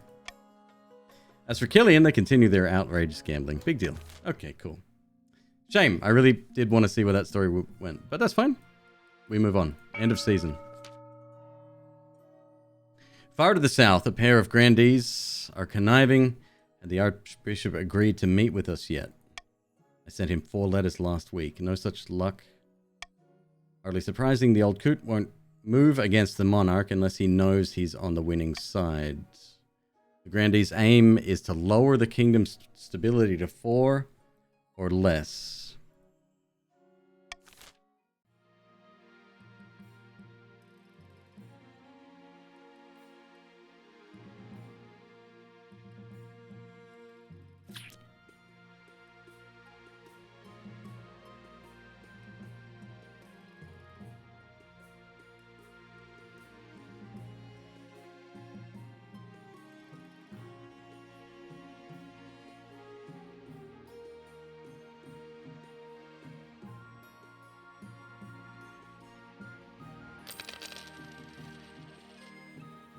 All right, moving along.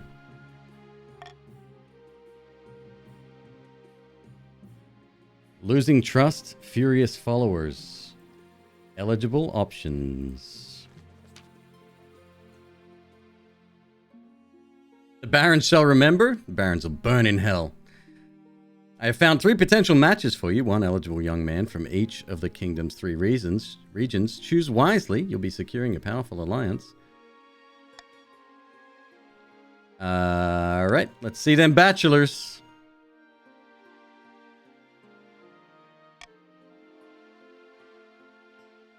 Altheus, the wealthy heir to Lord Patrician Germain's estate. He spends most of his time in the solitude of his villa, so I know little about him. Could be worse, could be better. From the south, Balthazar, the eldest son of the Natty Dog lineage. He's reputed to have an ego the size of the sun, but there's nothing wrong with confidence, right? Like many in the south, he claims to put faith in the ninth god above all worldly concerns. Unfortunately, he lacks the common touch. The peasants have some terrible nicknames for him. Not bad, not bad. And finally, we have the marches offering Victor, scion of the prestigious Silver Skies 117 bloodline. A typical baron, really. Loud and brash and self-absorbed, but mostly well-meaning.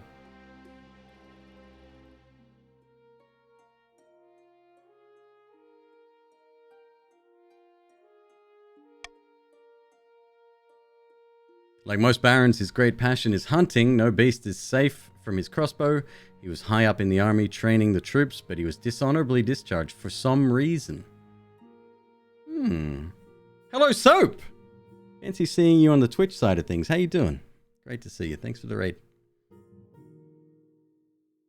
Sounds like a laugh. What do you think? Of course, by picking a candidate, you'll anger the other regions, but you'll gain a lifelong alliance.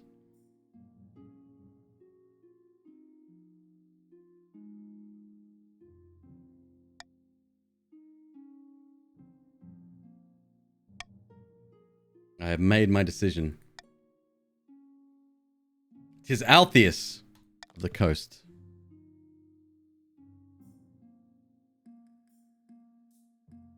Please do.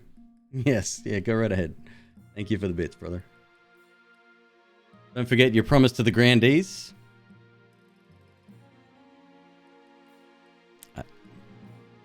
How dare you even suggest that I'm forgetting.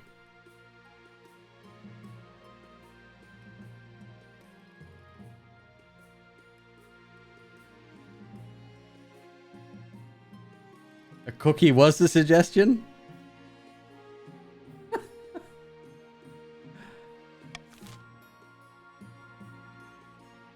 Oh my god. I gotta make some changes and fast.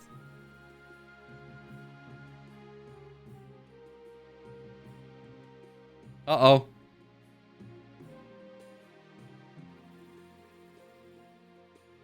Uh-oh.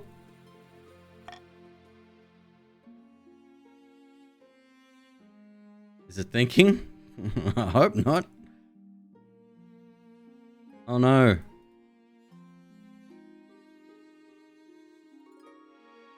Oh shit. Does it save as we go? Have a look.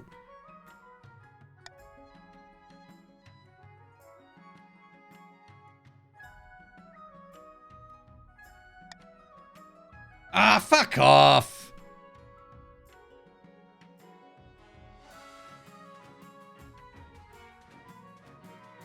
Oh, that's shit. Hopefully it might continue off. Sorry, guys. Damn.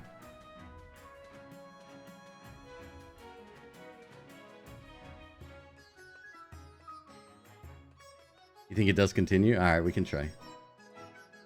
Save time was like a minute or two ago. Okay. I'll try to make the same decisions then. Mm-hmm. Yeah, you get to keep the same faction. All right, exclamation mark join if you want to come back in. Losing trust, furious followers.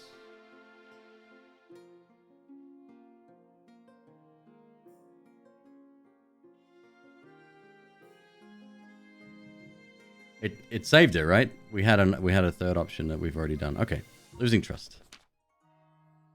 Your Majesty, common folk of the South still don't trust our coins. Really? I wonder why that is. I might consult with my council, or just completely ignore them and do what I was going to do in the first place. Never mind, it's fine. They've gone back to bartering with chickens and bushels of wheat.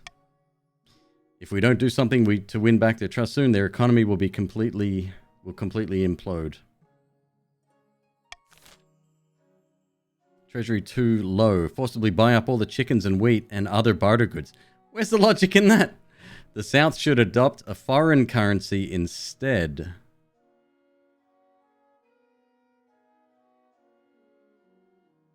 Ugh.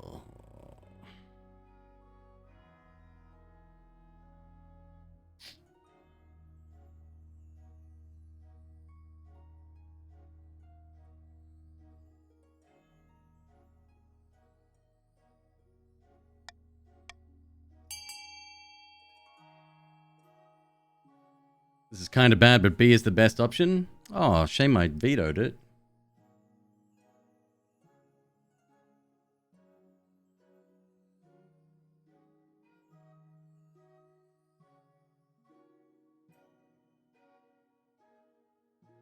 Without having done anything, claim to have solved the crisis. Ah, yes! Allow me to pull that wool over your eyes. 13 nobles voted for. Without having done anything, claim to have solved the crisis. You travel the length and breadth of the South, giving triumphant but vague speeches about how you solved the currency crisis. Guess what? Unfortunately, the common folk trust your word as much as they do your coins. They keep on happily bartering with random assortment of farmyard animals.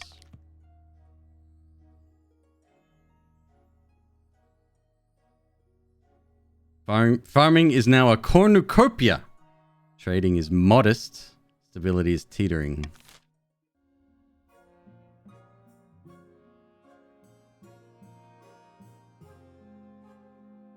Furious followers. Your Majesty, what troublesome philosopher Ortega is gone, but her followers are marching on our estates demanding justice.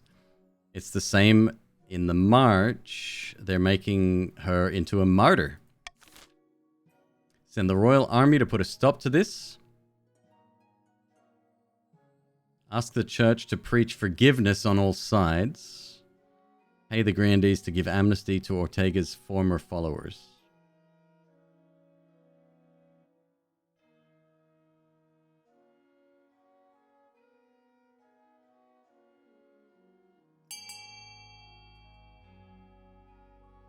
Could try a gamba, yeah.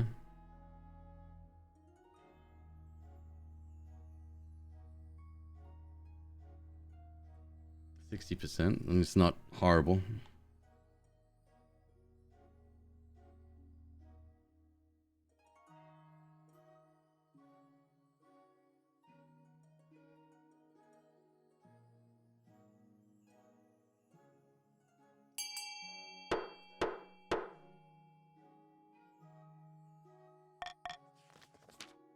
The Archbishop gives many passionate sermons, preaching peace and unity for all. Faith challenge succeeded. Stability is stable. It's not long before the followers realize that worldly possessions are actually pretty useful, and Ortega's name fades into obscurity.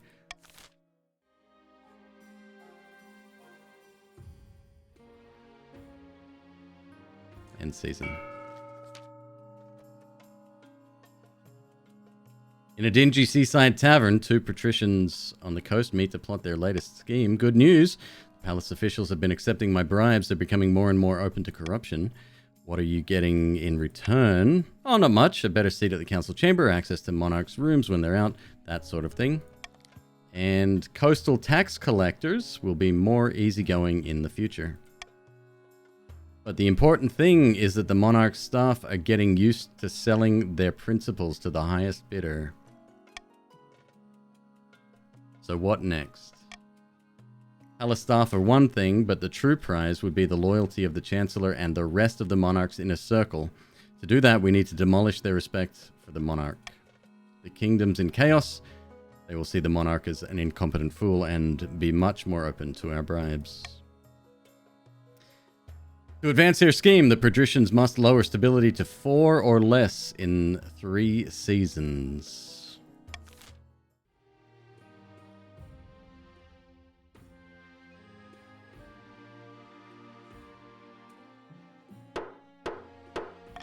The old reverse vote. A laughing stock, a taxing issue, a royal wedding. Hopefully my man's actually enjoys my company this time. That would be nice. It feels like you're the only one not taking part. Instead, you're getting ready for the ceremony. Soon enough, you're standing at St. Bertrand's Cathedral with Altheus at your side.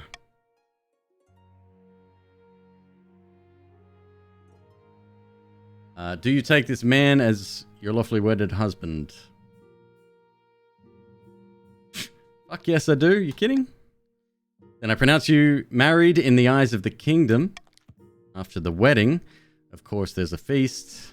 And after the feast, a dance. Your new husband, Altheus, turns bright red every time a toast is called in his honor. Stability is civil. Authority is now ineffective.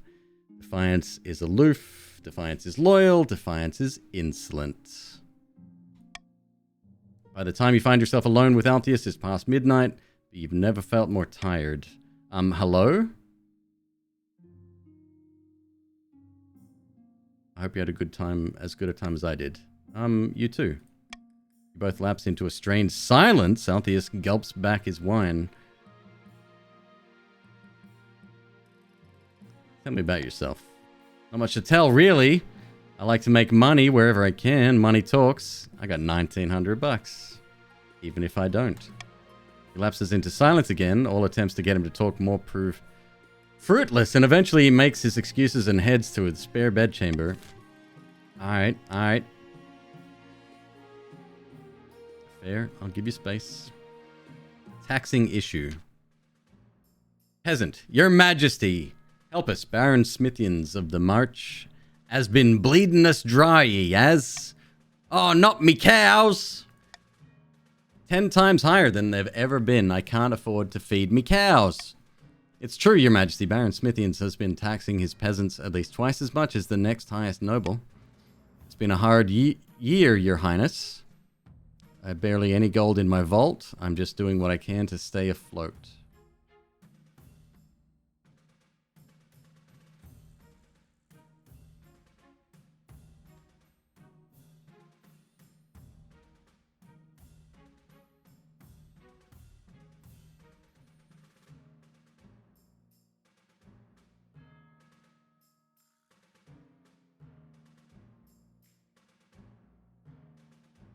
What about the cows? A Pox on the stupid cows. Let's see what the council thinks of this. You shouldn't have said that. We like animals in this channel. Throw Baron Smithians into the dungeon to teach him a lesson. Allow Baron Smithians to keep overtaxing his peasants. Have a royal tax collector take over duties in the march. Jeez, I mean...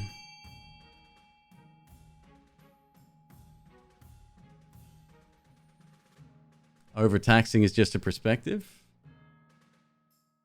He said bad things about a cow. I know where my vote's going.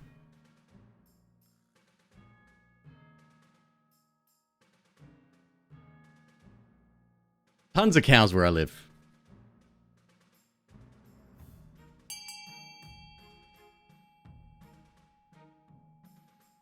Allow him to keep overtaxing, huh? Well, you said it.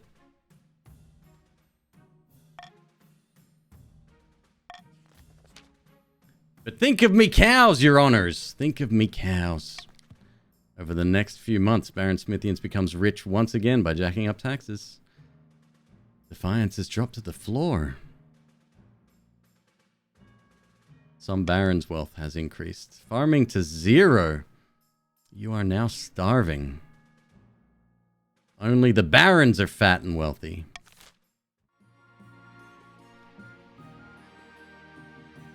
This is called fucking around and finding out. I believe that's on a scale of 9 or 10. It's pretty high.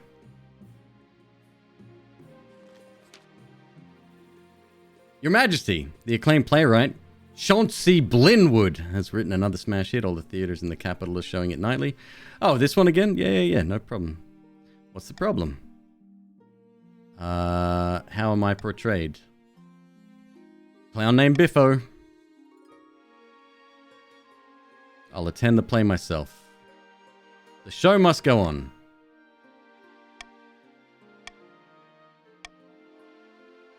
Climb onto the stage. Congratulate the actors on a hilarious play. Winner, winner, chicken dinner. After that, the whole capital can talk about nothing but your good humor and mercy.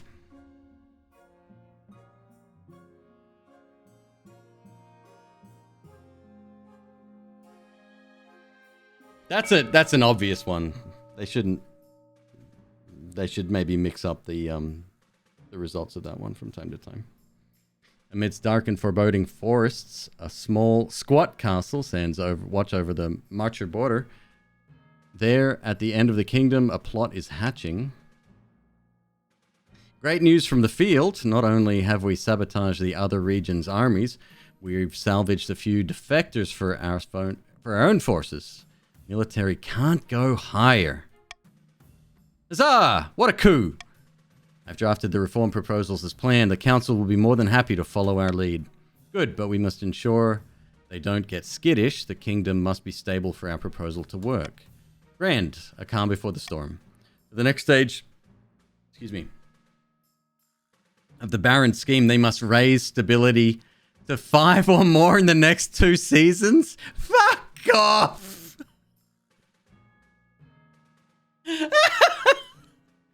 Oh, that's rough, dude.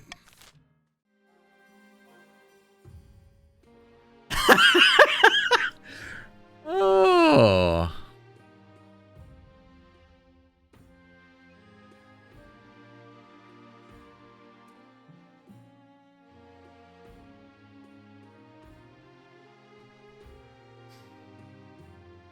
Four or less.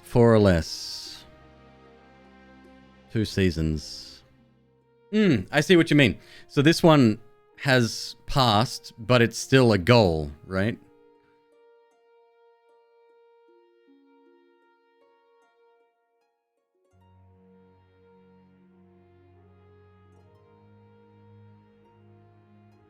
You should say at least X amount of time.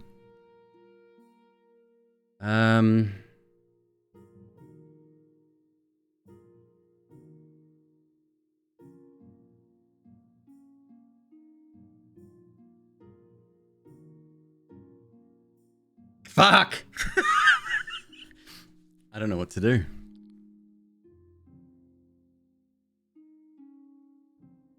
Either way, someone gets to at least 5 to 4 or less. Either way, someone gets to stage 3 here.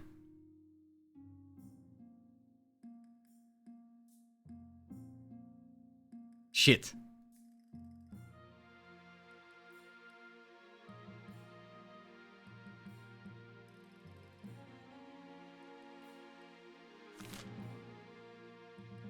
The king needs an heir too. Oh yeah, we'll get to that. I don't think I've had one yet. A new plague, a helping hand, the monk. Your Majesty, a young marcher named Gidelfrith seeks an audience. He's writing a book and has a small request. I can vouch for his seriousness. What kind of book? A history of your reign, Your Majesty, so future scholars may delight in tales of wisdom. I can only assume could be an assassination attempt. You got an heir once he turned into a gambler? Nope, that wasn't our heir. Of course. Let's have a look. Thank you for seeing me, Your Majesty. I'm writing a history of your reign, but research is costly. I was wondering if you might donate a little to support my efforts. I just need to see your 501c3 and we're good to go.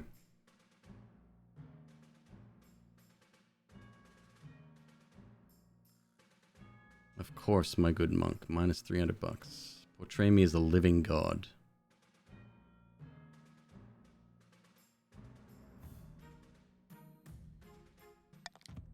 Future generations will thank you. It was good of you to see him, Your Majesty. Is that all? Yes. Gidelfrith is a very deliberate historian. I doubt his book will be ready for decades.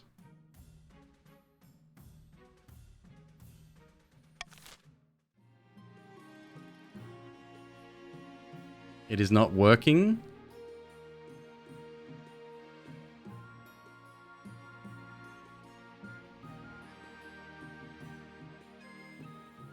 That's you right there.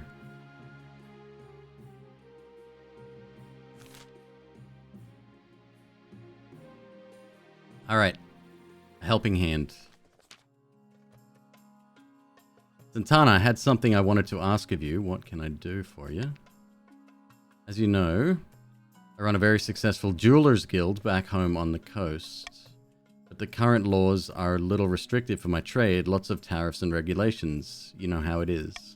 I was hoping you could push for some changes in the council. Eliminate some of the important duties on Aitashi jewels, perhaps. That's corruption, plain and simple. Do you want me to give the coast preferential treatment? I think it's only fair. The other regions just can't compete with us in the jewelry trade anyway. Assemble the council. Marvelous, I'll see you there. Reduce import taxes on gemstones. Defiance up.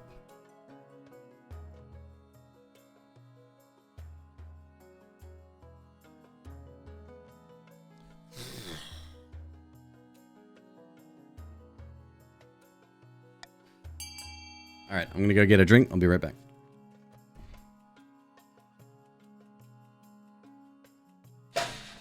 Ow.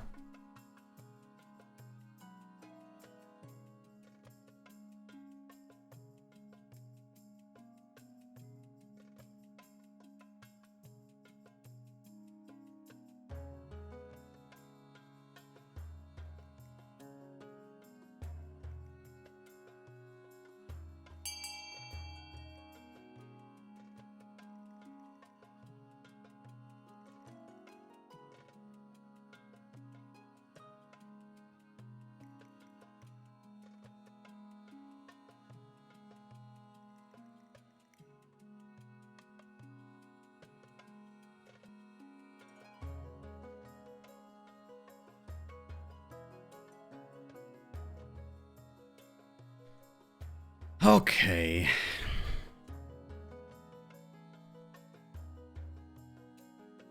We're doing nothing by the looks of it, huh? Or is it a tie?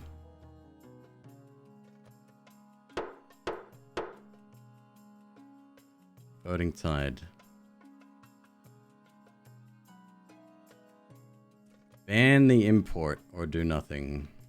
Defiance up, authority up. We're doing nothing. That was a flipped result. I did it just as I walked away to hopefully take your attention away from it. Seemed to have worked. But your husband? Fuck him. Wasn't very nice to me on our wedding day. I don't forget that. When Altheus doesn't get the result he wanted, he leans over to whisper in your ear. Thank you for trying. I'll admit defeat for this one, for now.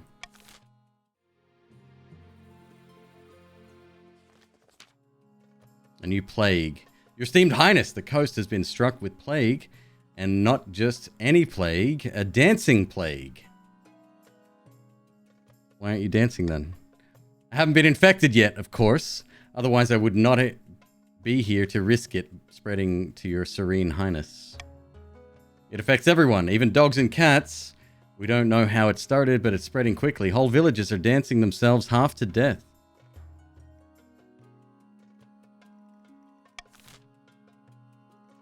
Quarantine the affected villages. Pass a law that forbids dancing.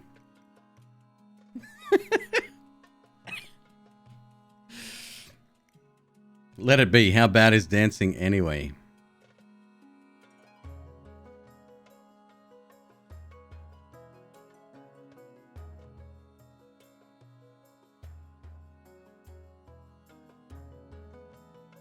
Veto B?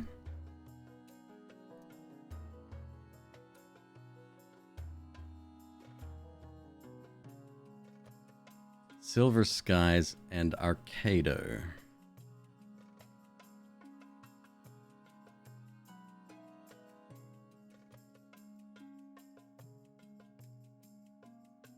Isn't that interesting?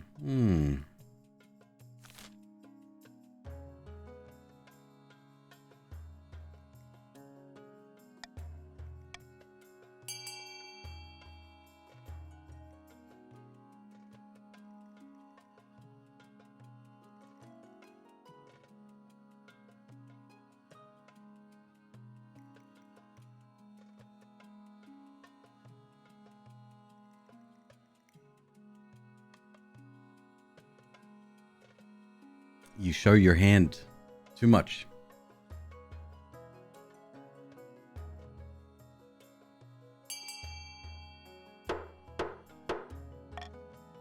Pass a law that forbids dancing. The peasantry and nobility are unhappy with the new dancing ban, which has earned you the moniker of Maudlin Monarch. Authority is credible, stability is civil. Defiance is now grumbling. Worse still, it doesn't slow the spread. No matter how much one is flogged or fined, they continue to dance. Good. Hilarious.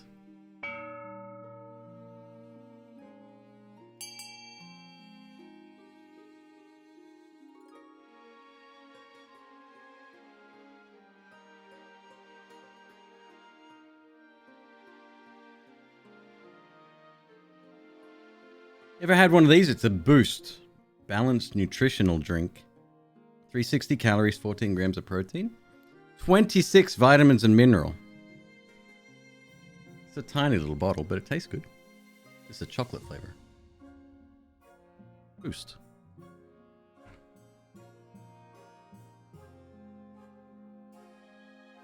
Stability increase.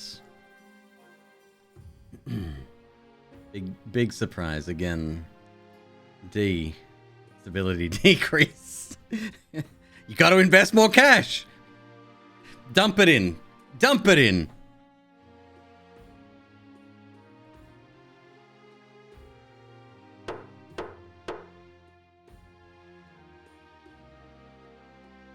Put the dancers in jail.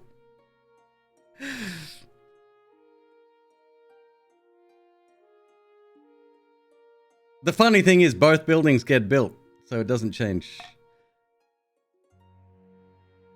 Modernization proposals about your heir. Yes, about our heir. Your marriage to Altheus has grown stale. God damn it. You get well long enough and you've made some good memories together, but there's no spark. He cares more about maximizing profits than your own happiness. But no spark or no spark, you still need an heir. Congratulations are in order. The royal wedding was a magnificent affair, but something's still missing. You need an heir. We need someone young whose loyalty is assured. A child of your own would do the trick, even if they're a bastard or the youngest of your many cousins.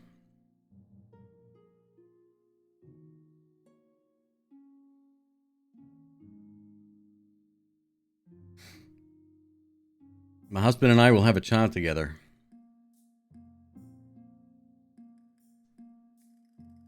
Well, fair. That's worth a click. The traditional method. No one will object to that. I'll arrange for you to take a month off from ruling so you can get down to business. Sure?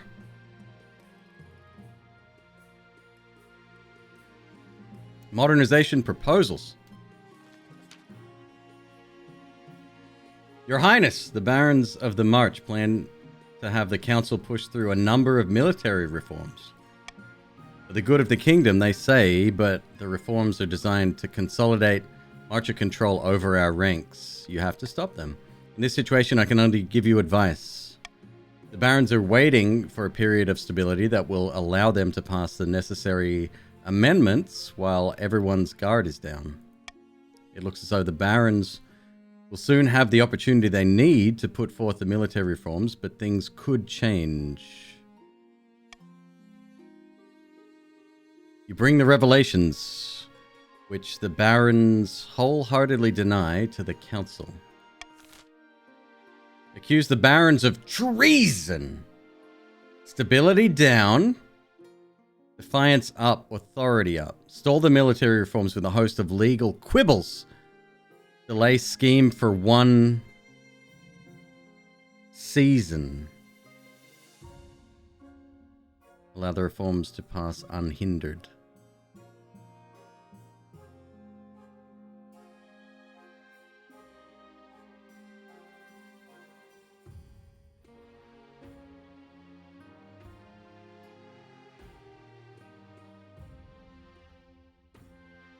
A and B is probably in the best interests of both the Grandees and the Patricians. So if I veto C,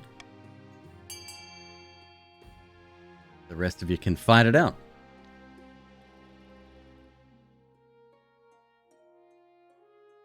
I abstain. Fair. Yeah, I mean, this is what I expected, yes.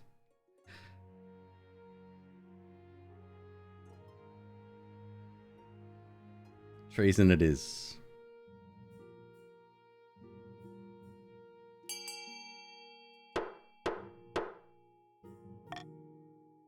"16 nobles voted for, accuse the Barons of treason. Defiance is grumbling, stability is stable, authority is commanding. The council chamber erupts with shouts and insults, accusations, formal and informal, circulate throughout the kingdom, shocking everyone. Peasants in the march and beyond protest the reforms. Derisive cartoons are posted on tavern notice boards, while priests warn against trusting the self-serving barons and their wicked ways. You can only hope it will be enough to delay the reforms." Dancing fever, it's back! Oh, shit.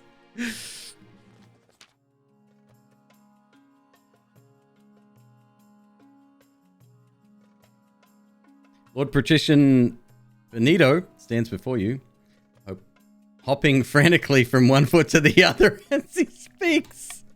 "The plague, Your Serene Highness, is spreading. Why, I think I've been affected myself." Where did you learn those moves? "Now is not the time for jests, Your Esteemed Highness. You need to do something or we'll dance ourselves to death. This may look fun, but trust me, it's anything but. Hire a wizard to sort it out. Order the nobles to hide in their castles and wait it out." Jesus. Infect the nobility as a show of solidarity. I mean, that sounds fun as hell, right?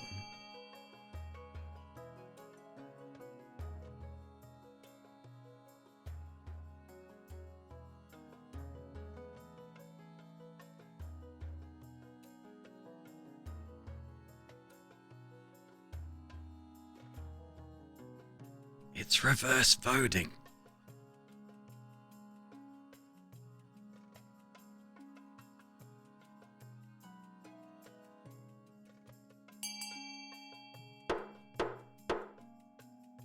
Unavenged wasn't fooled.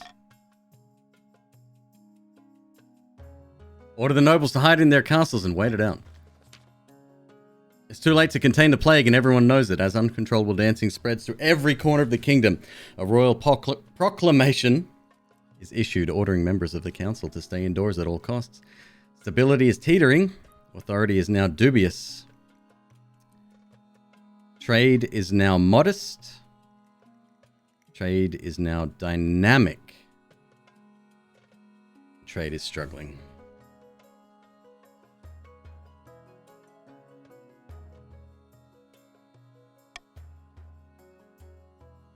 By the time it's run its course, even the hint of a jaunty tune sends the average peasant into a frenzied panic.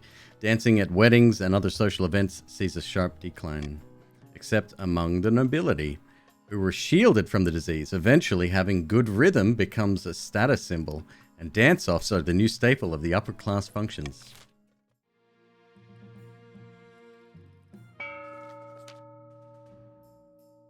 In the grand hall of Baron Gewis Castle, a number of figures are hunched over the hearth, plodding away. Has the council agreed to hear our military reform proposals yet?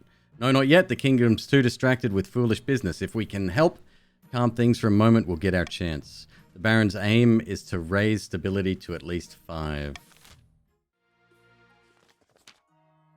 Back in the south, the plot to have the monarch excommunication is picking up momentum. 2 grandees stand on a balcony overlooking the city of Kavana.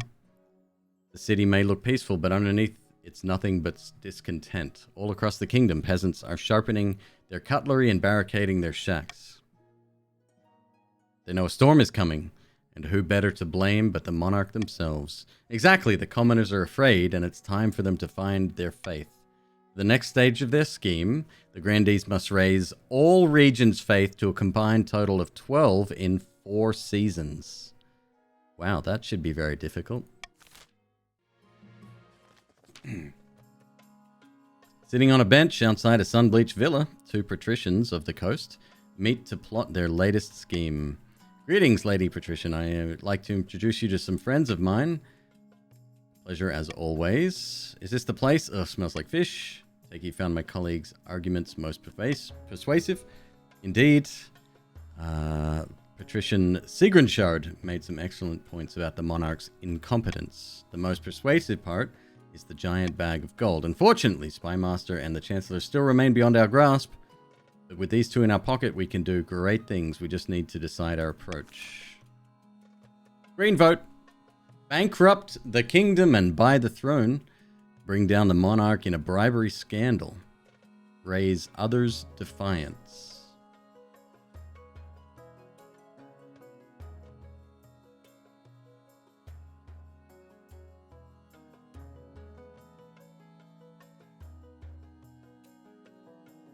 We got ads running. Damn.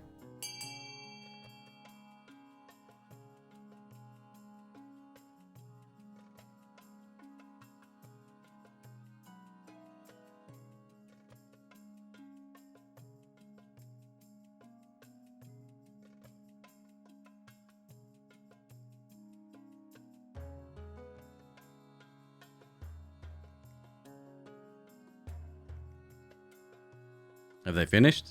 They should be finished.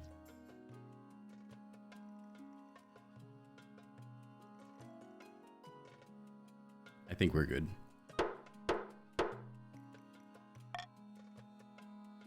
Bankrupt the kingdom and buy the throne outright. Goal, lower treasury. Buy the throne like a lump of cheese at the market? Are you mad? Quite sane. If the monarch takes a large enough financial hit, they'll be forced to look to their trusted treasurer for guidance. Don't you worry, I'll take it from there. Bitch. For the final stage of the scheme, the patricians must lower the treasury to 600 or less. Oh boy.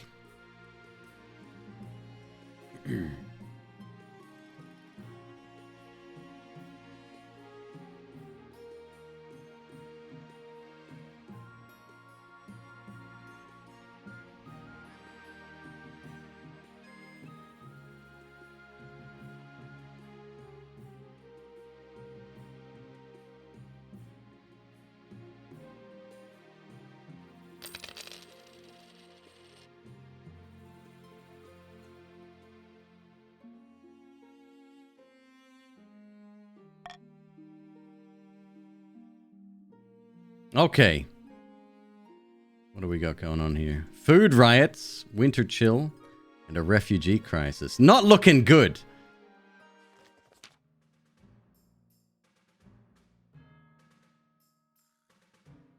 We want to rebel? Too fucking bad. Ain't nobody rebelling this time. Brr! The March of Winter has been especially cruel this year, Your Majesty. I can still feel it in my bones. I found the secret is layers. It's not just about me. In the March, the river's frozen. People won't work for fear of frostbite. My butcher touched an iron fence post and lost his entire finger.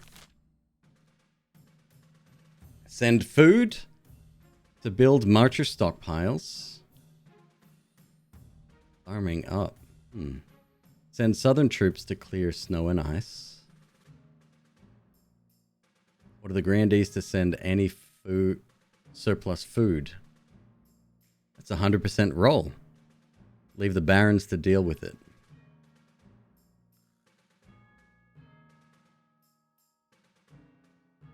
All right, let's make sure green doesn't vote against us at the very least.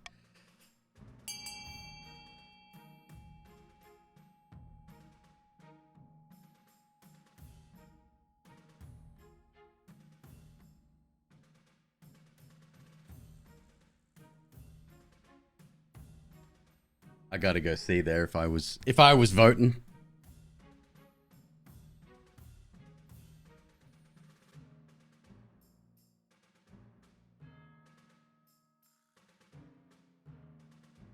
Leave the barons to deal with it.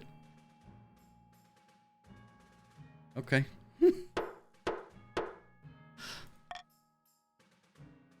Order the grandees to send any surplus food. Farming challenge succeeded.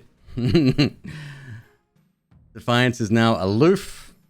Farming is now barren. Oh, you went up one. Congrats, barons.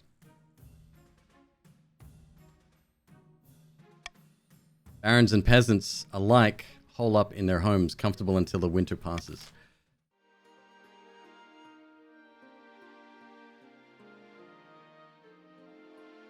Yeah, I'm not sure why some of you voted that way.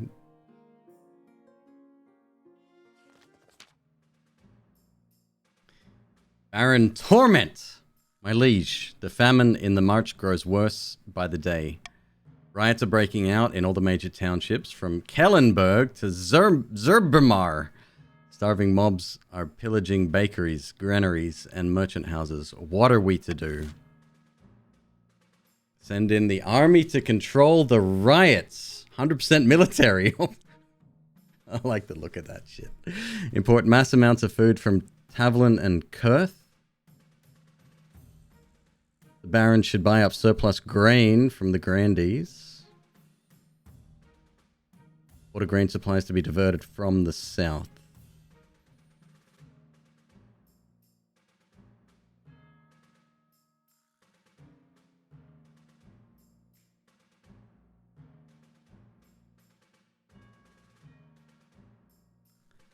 I want to see what this does.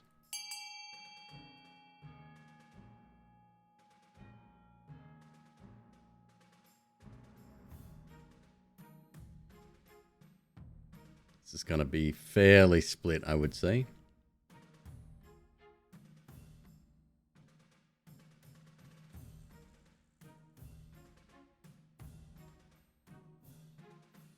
Voting V gives the win to the Pats. Not instantly.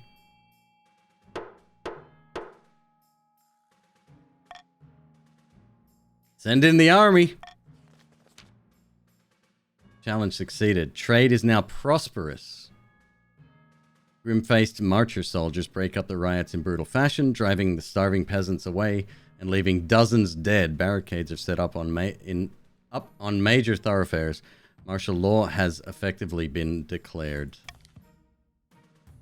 This does help restore some order to the march, but it does nothing to alleviate the famine, which worsens by the day. Peasants are resorting to eating grass and stripping bark from the trees. It's rough. It's rough out there. Refugee crisis. Oh, gosh.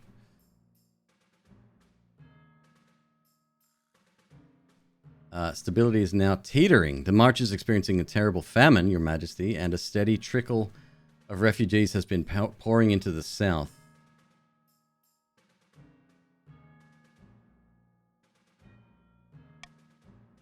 And they're looking for food and steady work, but finding neither. They've turned to begging. The streets of southern cities are crowded with marcher vagrants.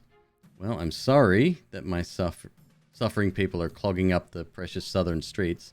They need help, not judgment, but will the council give it?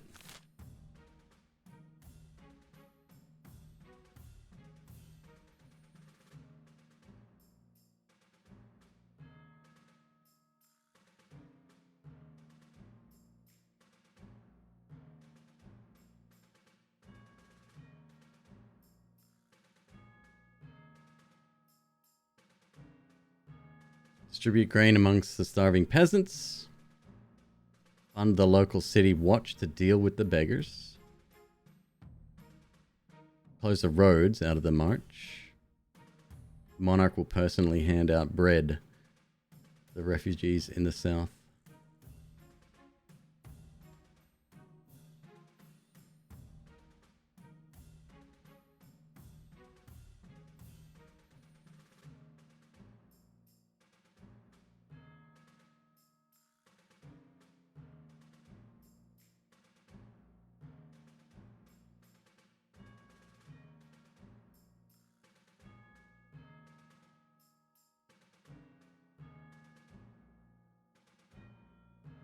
Pats, vote A if not reversed.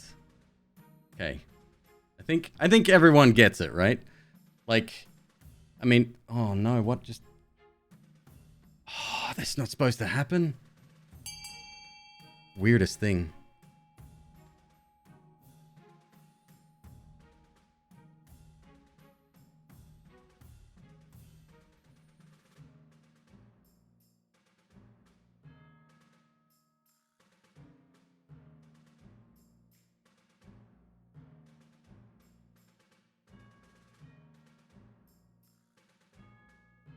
I'm entirely cool with A. It's totally fine.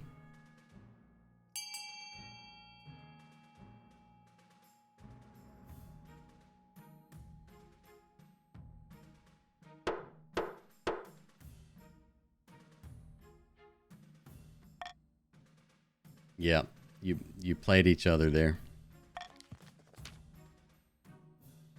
Treasury 780, stability stable. Farming is meager. Defiance is cordial. Defiance is now aloof.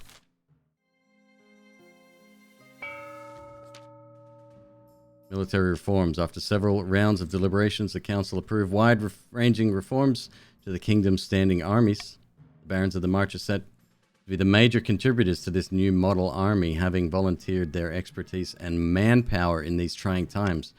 Meanwhile, in a foreboding marcher fortress, the barons are celebrating. Ah, I can hardly believe they went for it. This is all well and good, but we have not won yet. We must make our final preparations.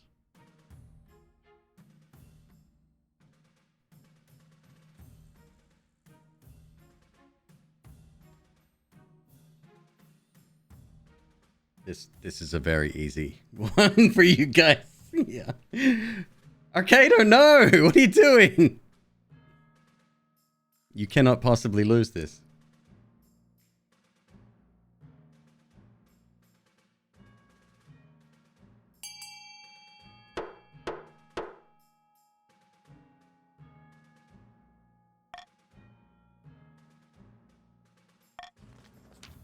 Then it's settled. We have a plan of attack, but one last thing remains. Defense! For our final march on the capital, we need a sizable home garrison to repel opportunistic attacks from other regions. For the final stage of the scheme, the barons must keep their military at 10 for one full season. Nothing else matters right now. Everybody else.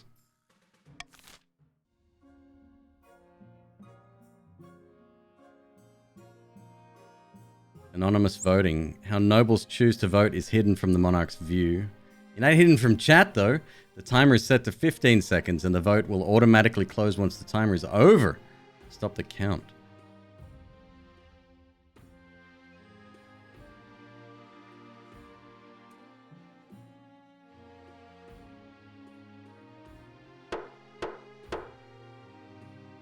Monarch's choice is garbage. That should not even be there. Bankruptcy looms, pushing for change. Mutiny at Cuervo Keep. Your Highness, a troubling development at the prison of Cuervo Keep. The greatest southern prison for the worst criminals, a massive castle perched on a desert mountaintop. Alas, prisoners at the keep have staged a mutiny. We have no idea what went wrong, but they've killed all of the guards and taken Cuervo for themselves. We've come to your holiness because the prisoners are now making demands of you. If you do not respond, they will kill their hostages, including Cuervo Keep owner, Grandee Marley's dog. What are their demands? Firstly, they want the crimes forgiven, which is pretty standard as far as things go. But they're also asking for a significant gold payment fee and free passage to Ashmead. Outrageous.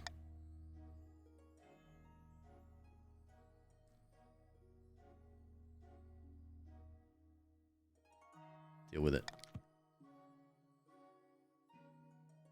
Defiance is now aggrieved. Mouth agape, nods slowly and leaves in a daze.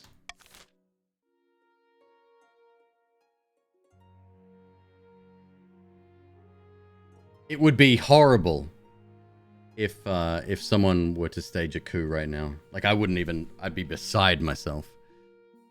Pushing for change.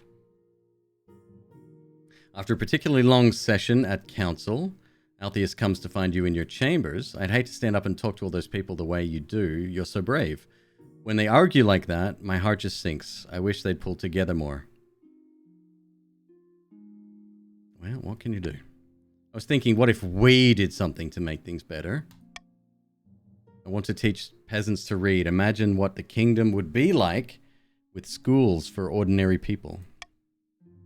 The patricians say the citizens can't learn, but right now they don't get the chance.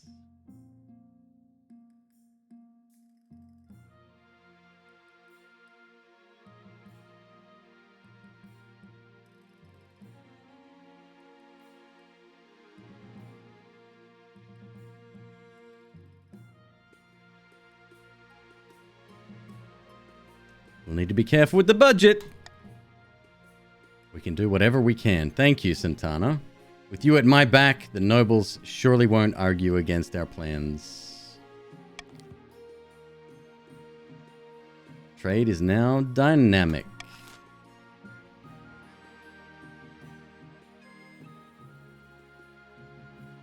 Bankruptcy looms. That it does. Yeah, we're kind of fucked. Where the hell did all of it go? I couldn't possibly say, Your Majesty. Perhaps you've been spending a little too freely. Perhaps you're a fucking coward and a backstabber. You ever think of that? Apart from raising taxes, we have precious few options.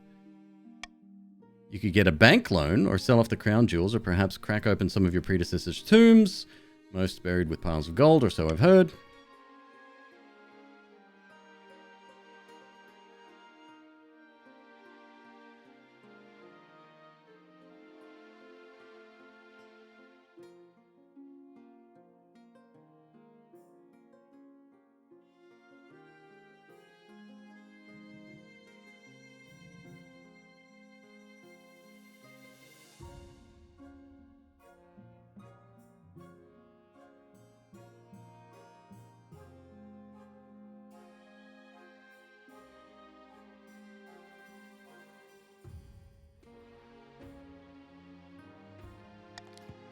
That buried gold isn't doing anyone any good, is it? Time to desecrate some graves. You order the royal mausoleums dug into and looted. The result is quite a bounty. Gold masks, heaps of coins, precious jewels. Not everyone is as practical as your treasurer, however. The church denounce you as a grave robber. Psh. Nobles and peasants alike are disgusted by your greed.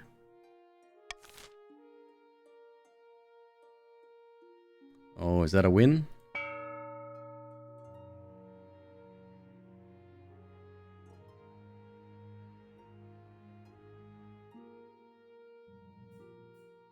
I think that's a win.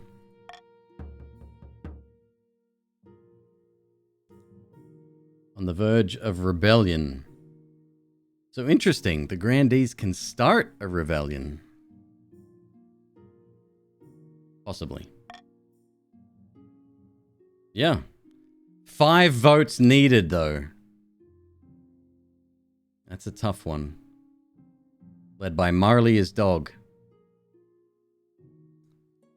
4 more votes. 3 more.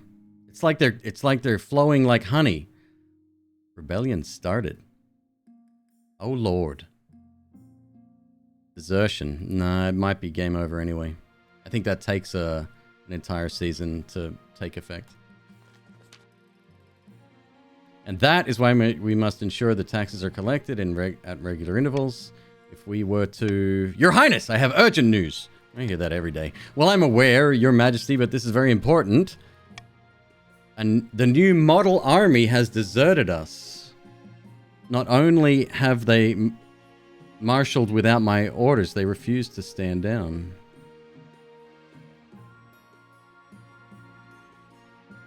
New model army, what's that? They reorganized and revitalized troops that were supposed to be the kingdom's world-class fighting force, trained soldiers in high-grade equipment. We went to their inauguration. I guess this doesn't matter. Your Majesty, they are our army. Without our military, we'll struggle to hold on to power. If I may interject, hello, Spy Master. Nice bird.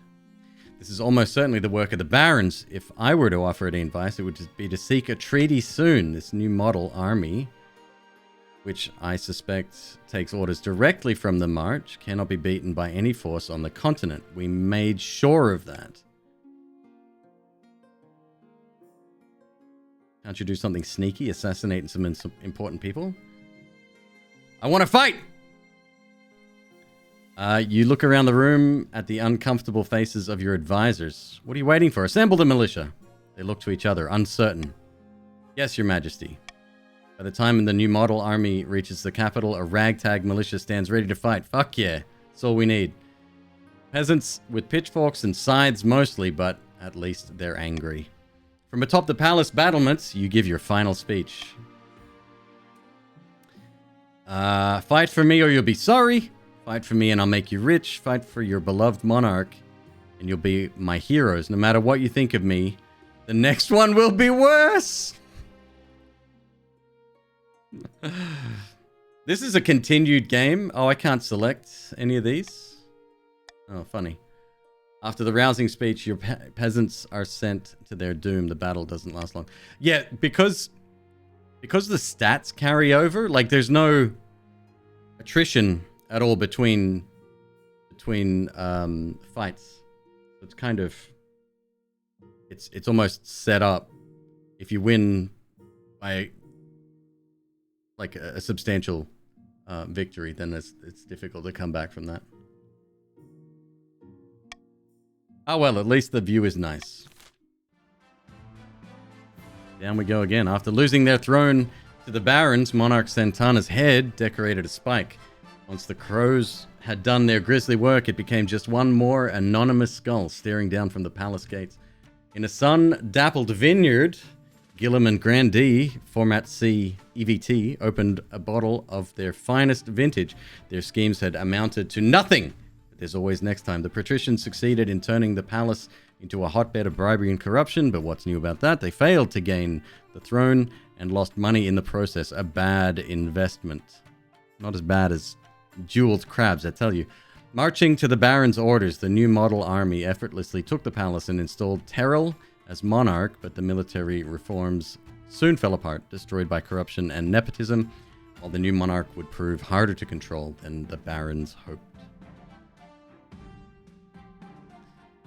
Whoa, I think that was the longest one yet. 2 years, 3 months. I don't think we continue another run. Like, we start another one, but like a fresh save. New dynasty. Monarch name. Hello. It me McQueeb. Dynasty name.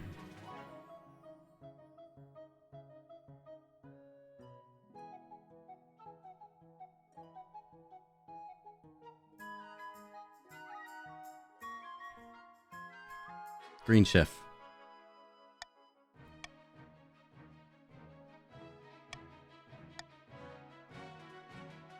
All right. Let's go back to the Counts, the Chiefs, and the Grandees. Exclamation mark join. Add he, she, or they after that if you choose. You don't have to. Torment, you out, brother? Take it easy, man.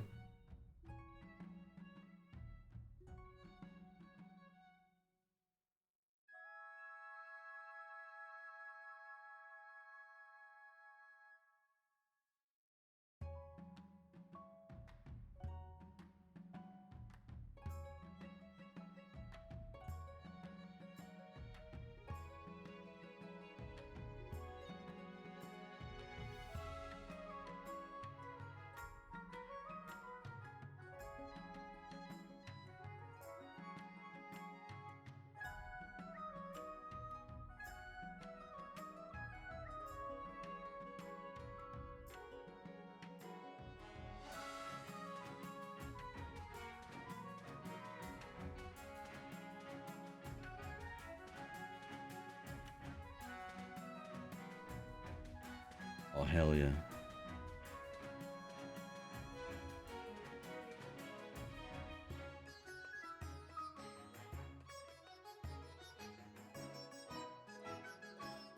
Nice. All right. Whoa. Big group. Here we go. Count's got this. Yeah, we'll see. We'll see. Ah, it's good to have money in the bank. Coronation. Why the hurry? Very well. What must they do? Get this over with. Shall we call the nobles in? Yes. Force the commoners to swear a blood oath. Throw the king into the river. The nobles must put on a vast banquet. Host a lavish parade with jugglers and fountains of wine.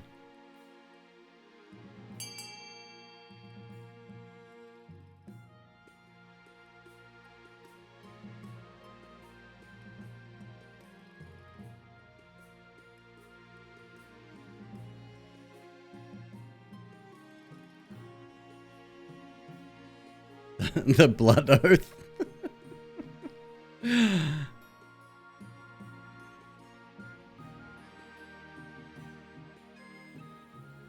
It's not even a competition.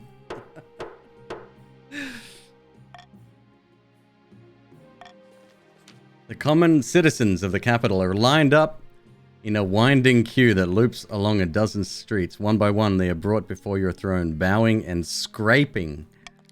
After a bit of prodding from your watchman, each citizen slices their palm and smears their blood on your boots, swearing their eternal loyalty. No amount of scrubbing will save your shoes after this. Ugh. The last monarch to hold a blood oath ceremony was King Timian the Mad, who also once declared war on the color blue. The peasants muttered darkly that another tyrant now sits on the throne.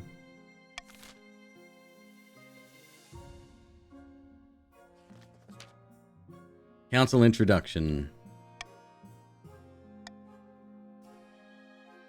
Lord Dynakin, good luck in the days ahead. Your greatness, you'll need it. Dealing with us lot. Introduce yourself to the Council of the East. An honor to make your acquaintance, unavenged hero. Your Majesty, may you escape the doom that befell your predecessor. Yeah, I'd rather not talk about it. May the ninth god bless your reign, Your Majesty. I trust you will conduct yourself with honor and faith. Grandee Kariseva. Mm-hmm.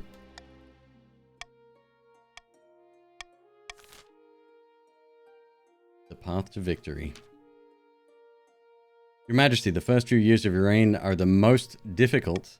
You're new and unproven. The nobles of the council will scheme against you, hoping to kick you off the throne and put their own puppet claimant in your place. How can I stop them? You must secure an heir and prove you're worthy of the crown by completing an ambition. My question is this: when you die, how do you hope the kingdom will remember you?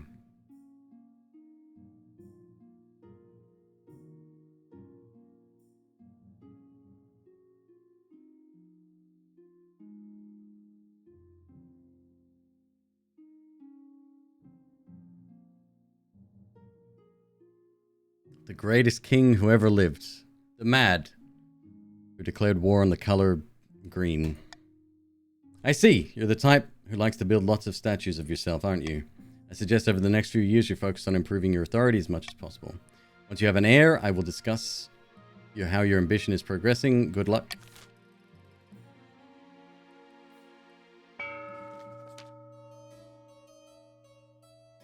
My fellow counts, get ready to vote. In ancient times, the East was its own proud kingdom. We can bring back those days of glory, but not while the false king. Hello, it me, McQueeb. Where's the crown?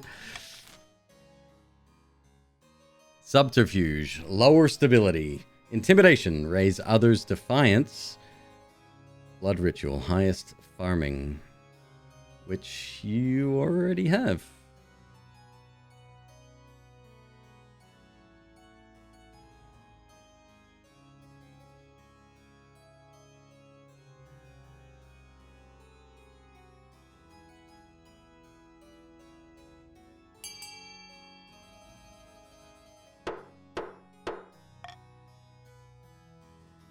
Counts make me sick. Whoa. Whoa. Jesus. The counts plan to summon an ancient famine demon that will devastate all other regions, paving a clear path to the throne. First, they must ensure that the East can withstand the famine. To advance their scheme, the counts must be the region with the highest farming in 4 seasons.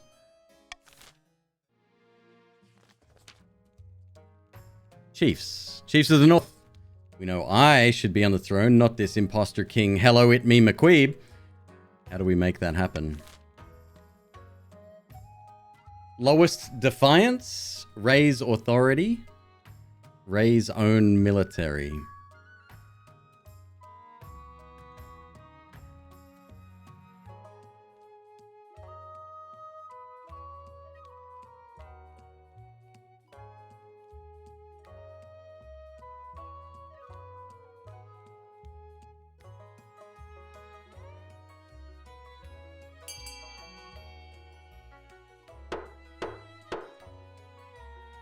Voting is closed.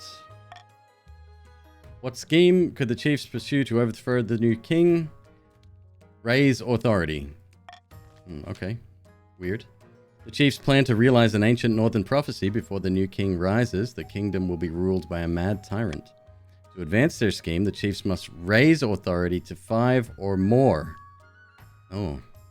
Raise authority. Oh, okay. Adds at the wrong time. Tough with these sorts of games, yeah, I guess. I'll try to pay more attention. I can put a notification on this.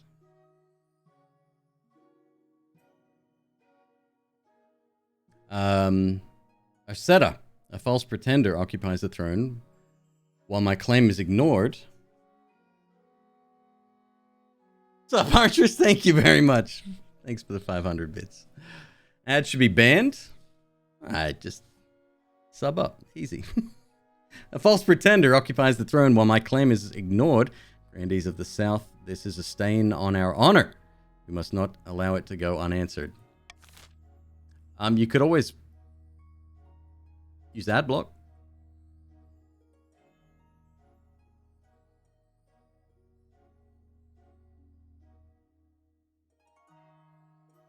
Witch hunt. Highest faith. Fervor. Raising your own farming. Excommunication. Lower stability. Highest faith. Oh yeah, look at that. They're on the right track too. Damn, everyone's winning.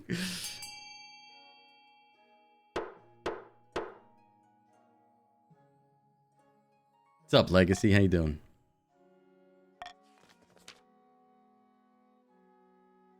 There's all sorts of heresy in the capital, and the grandees intend to expose it. First, they must ensure the South is beyond reproach. To advance their scheme, the grandees must be the region with the highest faith in 3 seasons.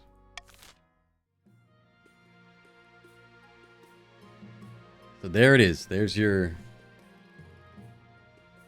goals. You might want to pay attention to that.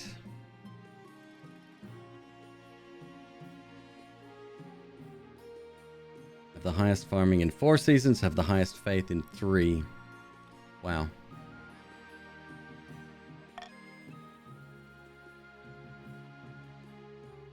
The Honor Guard. Again, the Honor Guard. God damn, I'll choose something different this time. Can I go without? I'll try to go without. Why could I plunge my sword in your heart right now? I'd like to see you try.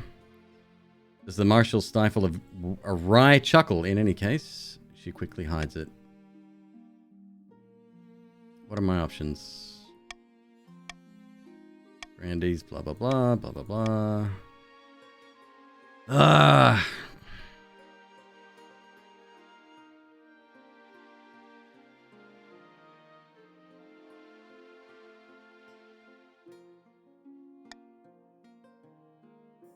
Battle Bitten Brethren. What's that cost me? 500?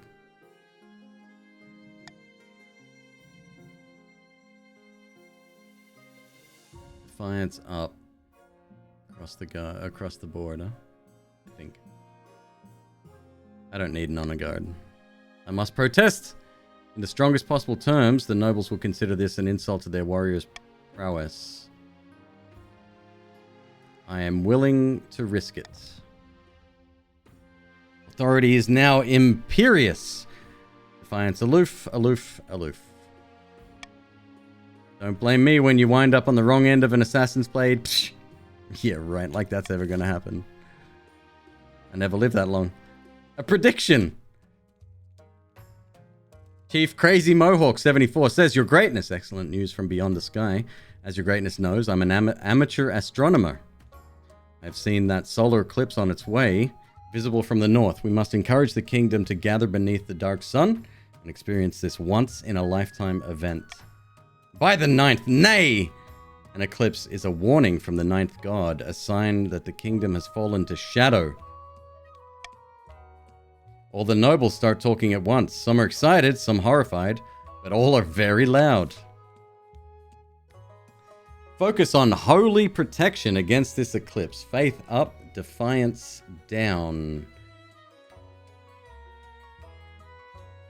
Encourage visitors to the north to witness the event. Defiance up, trade up. These sun-obsessed fools should focus on their land, not the sky. Farming up, defiance up.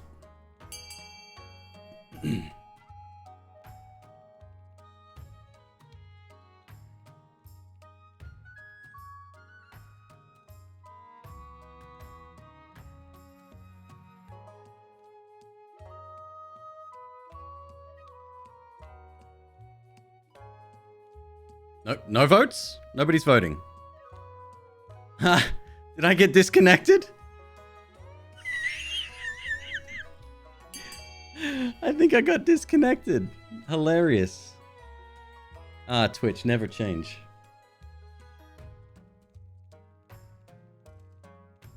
Alright, hold on.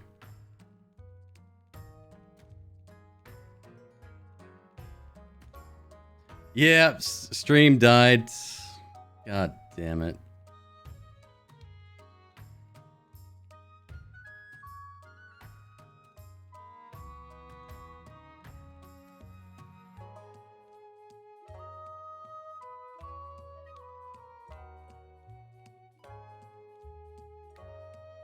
We'll run a quick test here.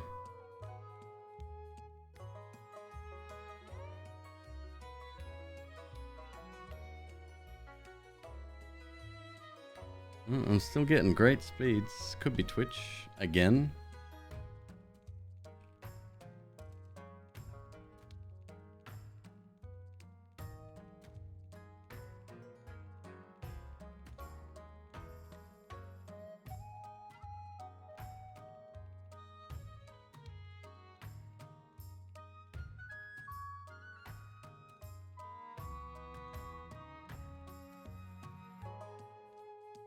Koala's eating the internet cables? I didn't think Virginia had a koala problem. Oh, my upload has tanked.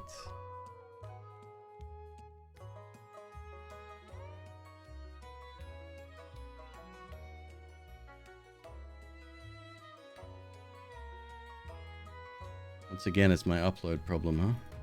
Every fucking time with this service provider, I swear.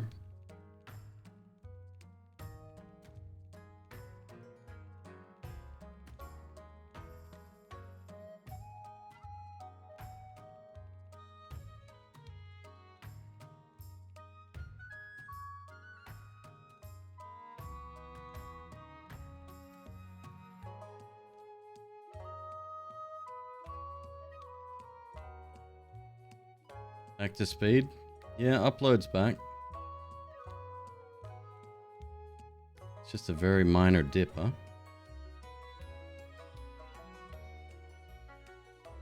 Reboot game? It ain't the game. I promise you that.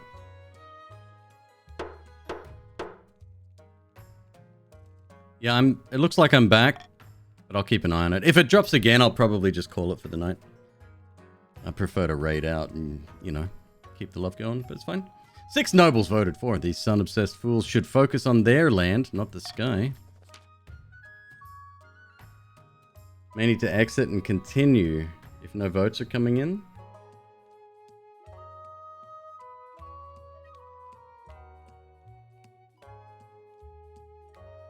We'll see what happens. We'll do one more as a test and then go from there. The songstress. Your Grace, a bard who calls herself the songstress, has been making waves in the East. The performances are attracting huge crowds, so huge that there have been brawls and stampedes as people push closer to the stage.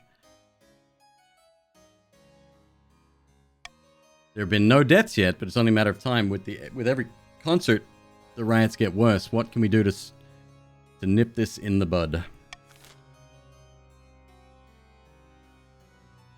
Alright, ban her from performing, ensure her shows have adequate security, invite her to the palace for a private show. This is not a matter for the council's attention. Let's see what happens.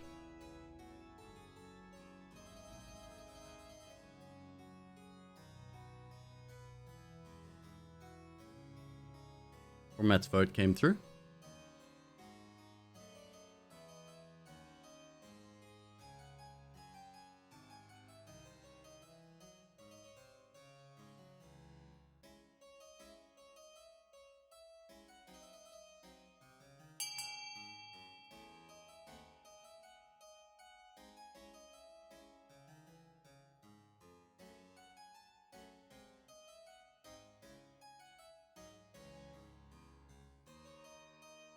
Hoaxy's vote came through. It was late, but it came through.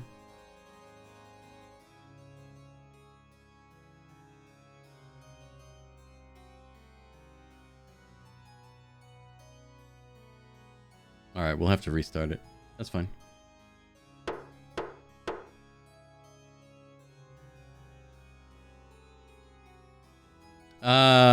Invite her to the palace for a private show. Sure thing. Blood and Stars, instead of stopping this madness, we reward it. Defiance is now grumbling. The Chancellor extends an invitation to the songstress for a performance at your palace. It's graciously accepted. You can't wait to see what all the fuss is about. Bad choice? Yeah, but it's my choice. Alright, give me 1 sec. Let's,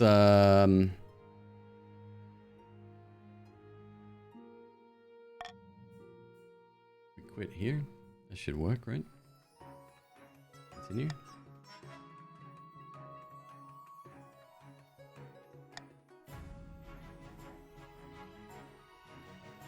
All right, give it another shot. Sorry about the disconnects.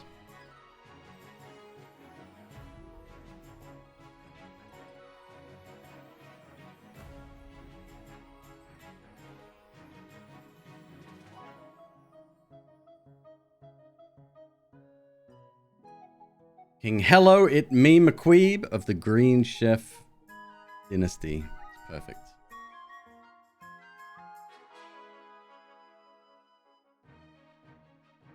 The events can lead to continuations beyond what changes can happen. Yes, yeah. We had a really good one going, and I wanted to see what became of a child that was named after me, but then I don't know. Chat kicked a baby or something. I can't remember. Oh, it looks like we lost a few people during the drop, huh?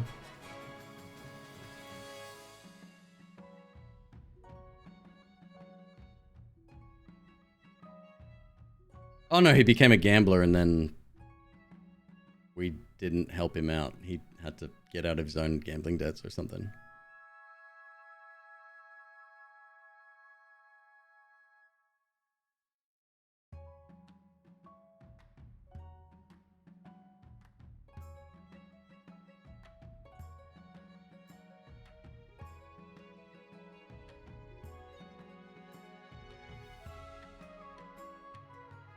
All right, let's roll. Smaller crowd.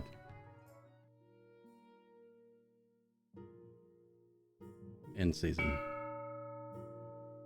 All right, time to auction off some buildings. Let's have a look, see where everyone is. The counts, what do they need? They need the highest farming.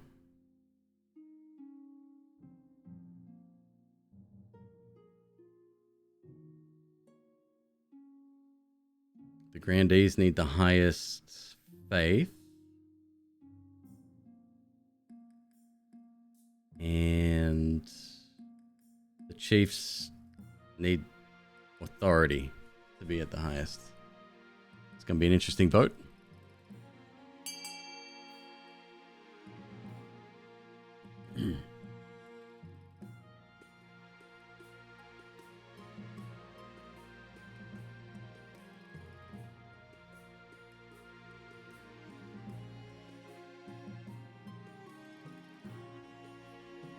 Won't let me join.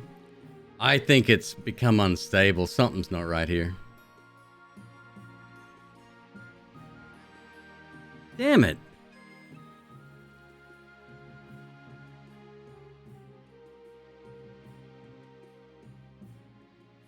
Yeah, it's not accepting any.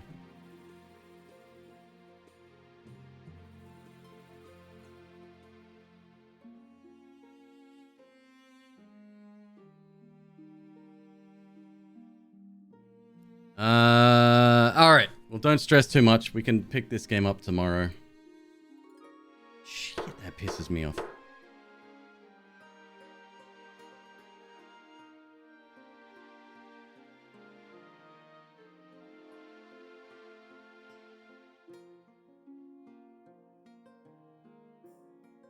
All right, let me drop you off in another chat, and yeah, we'll continue this tomorrow. Give me 1 sec here.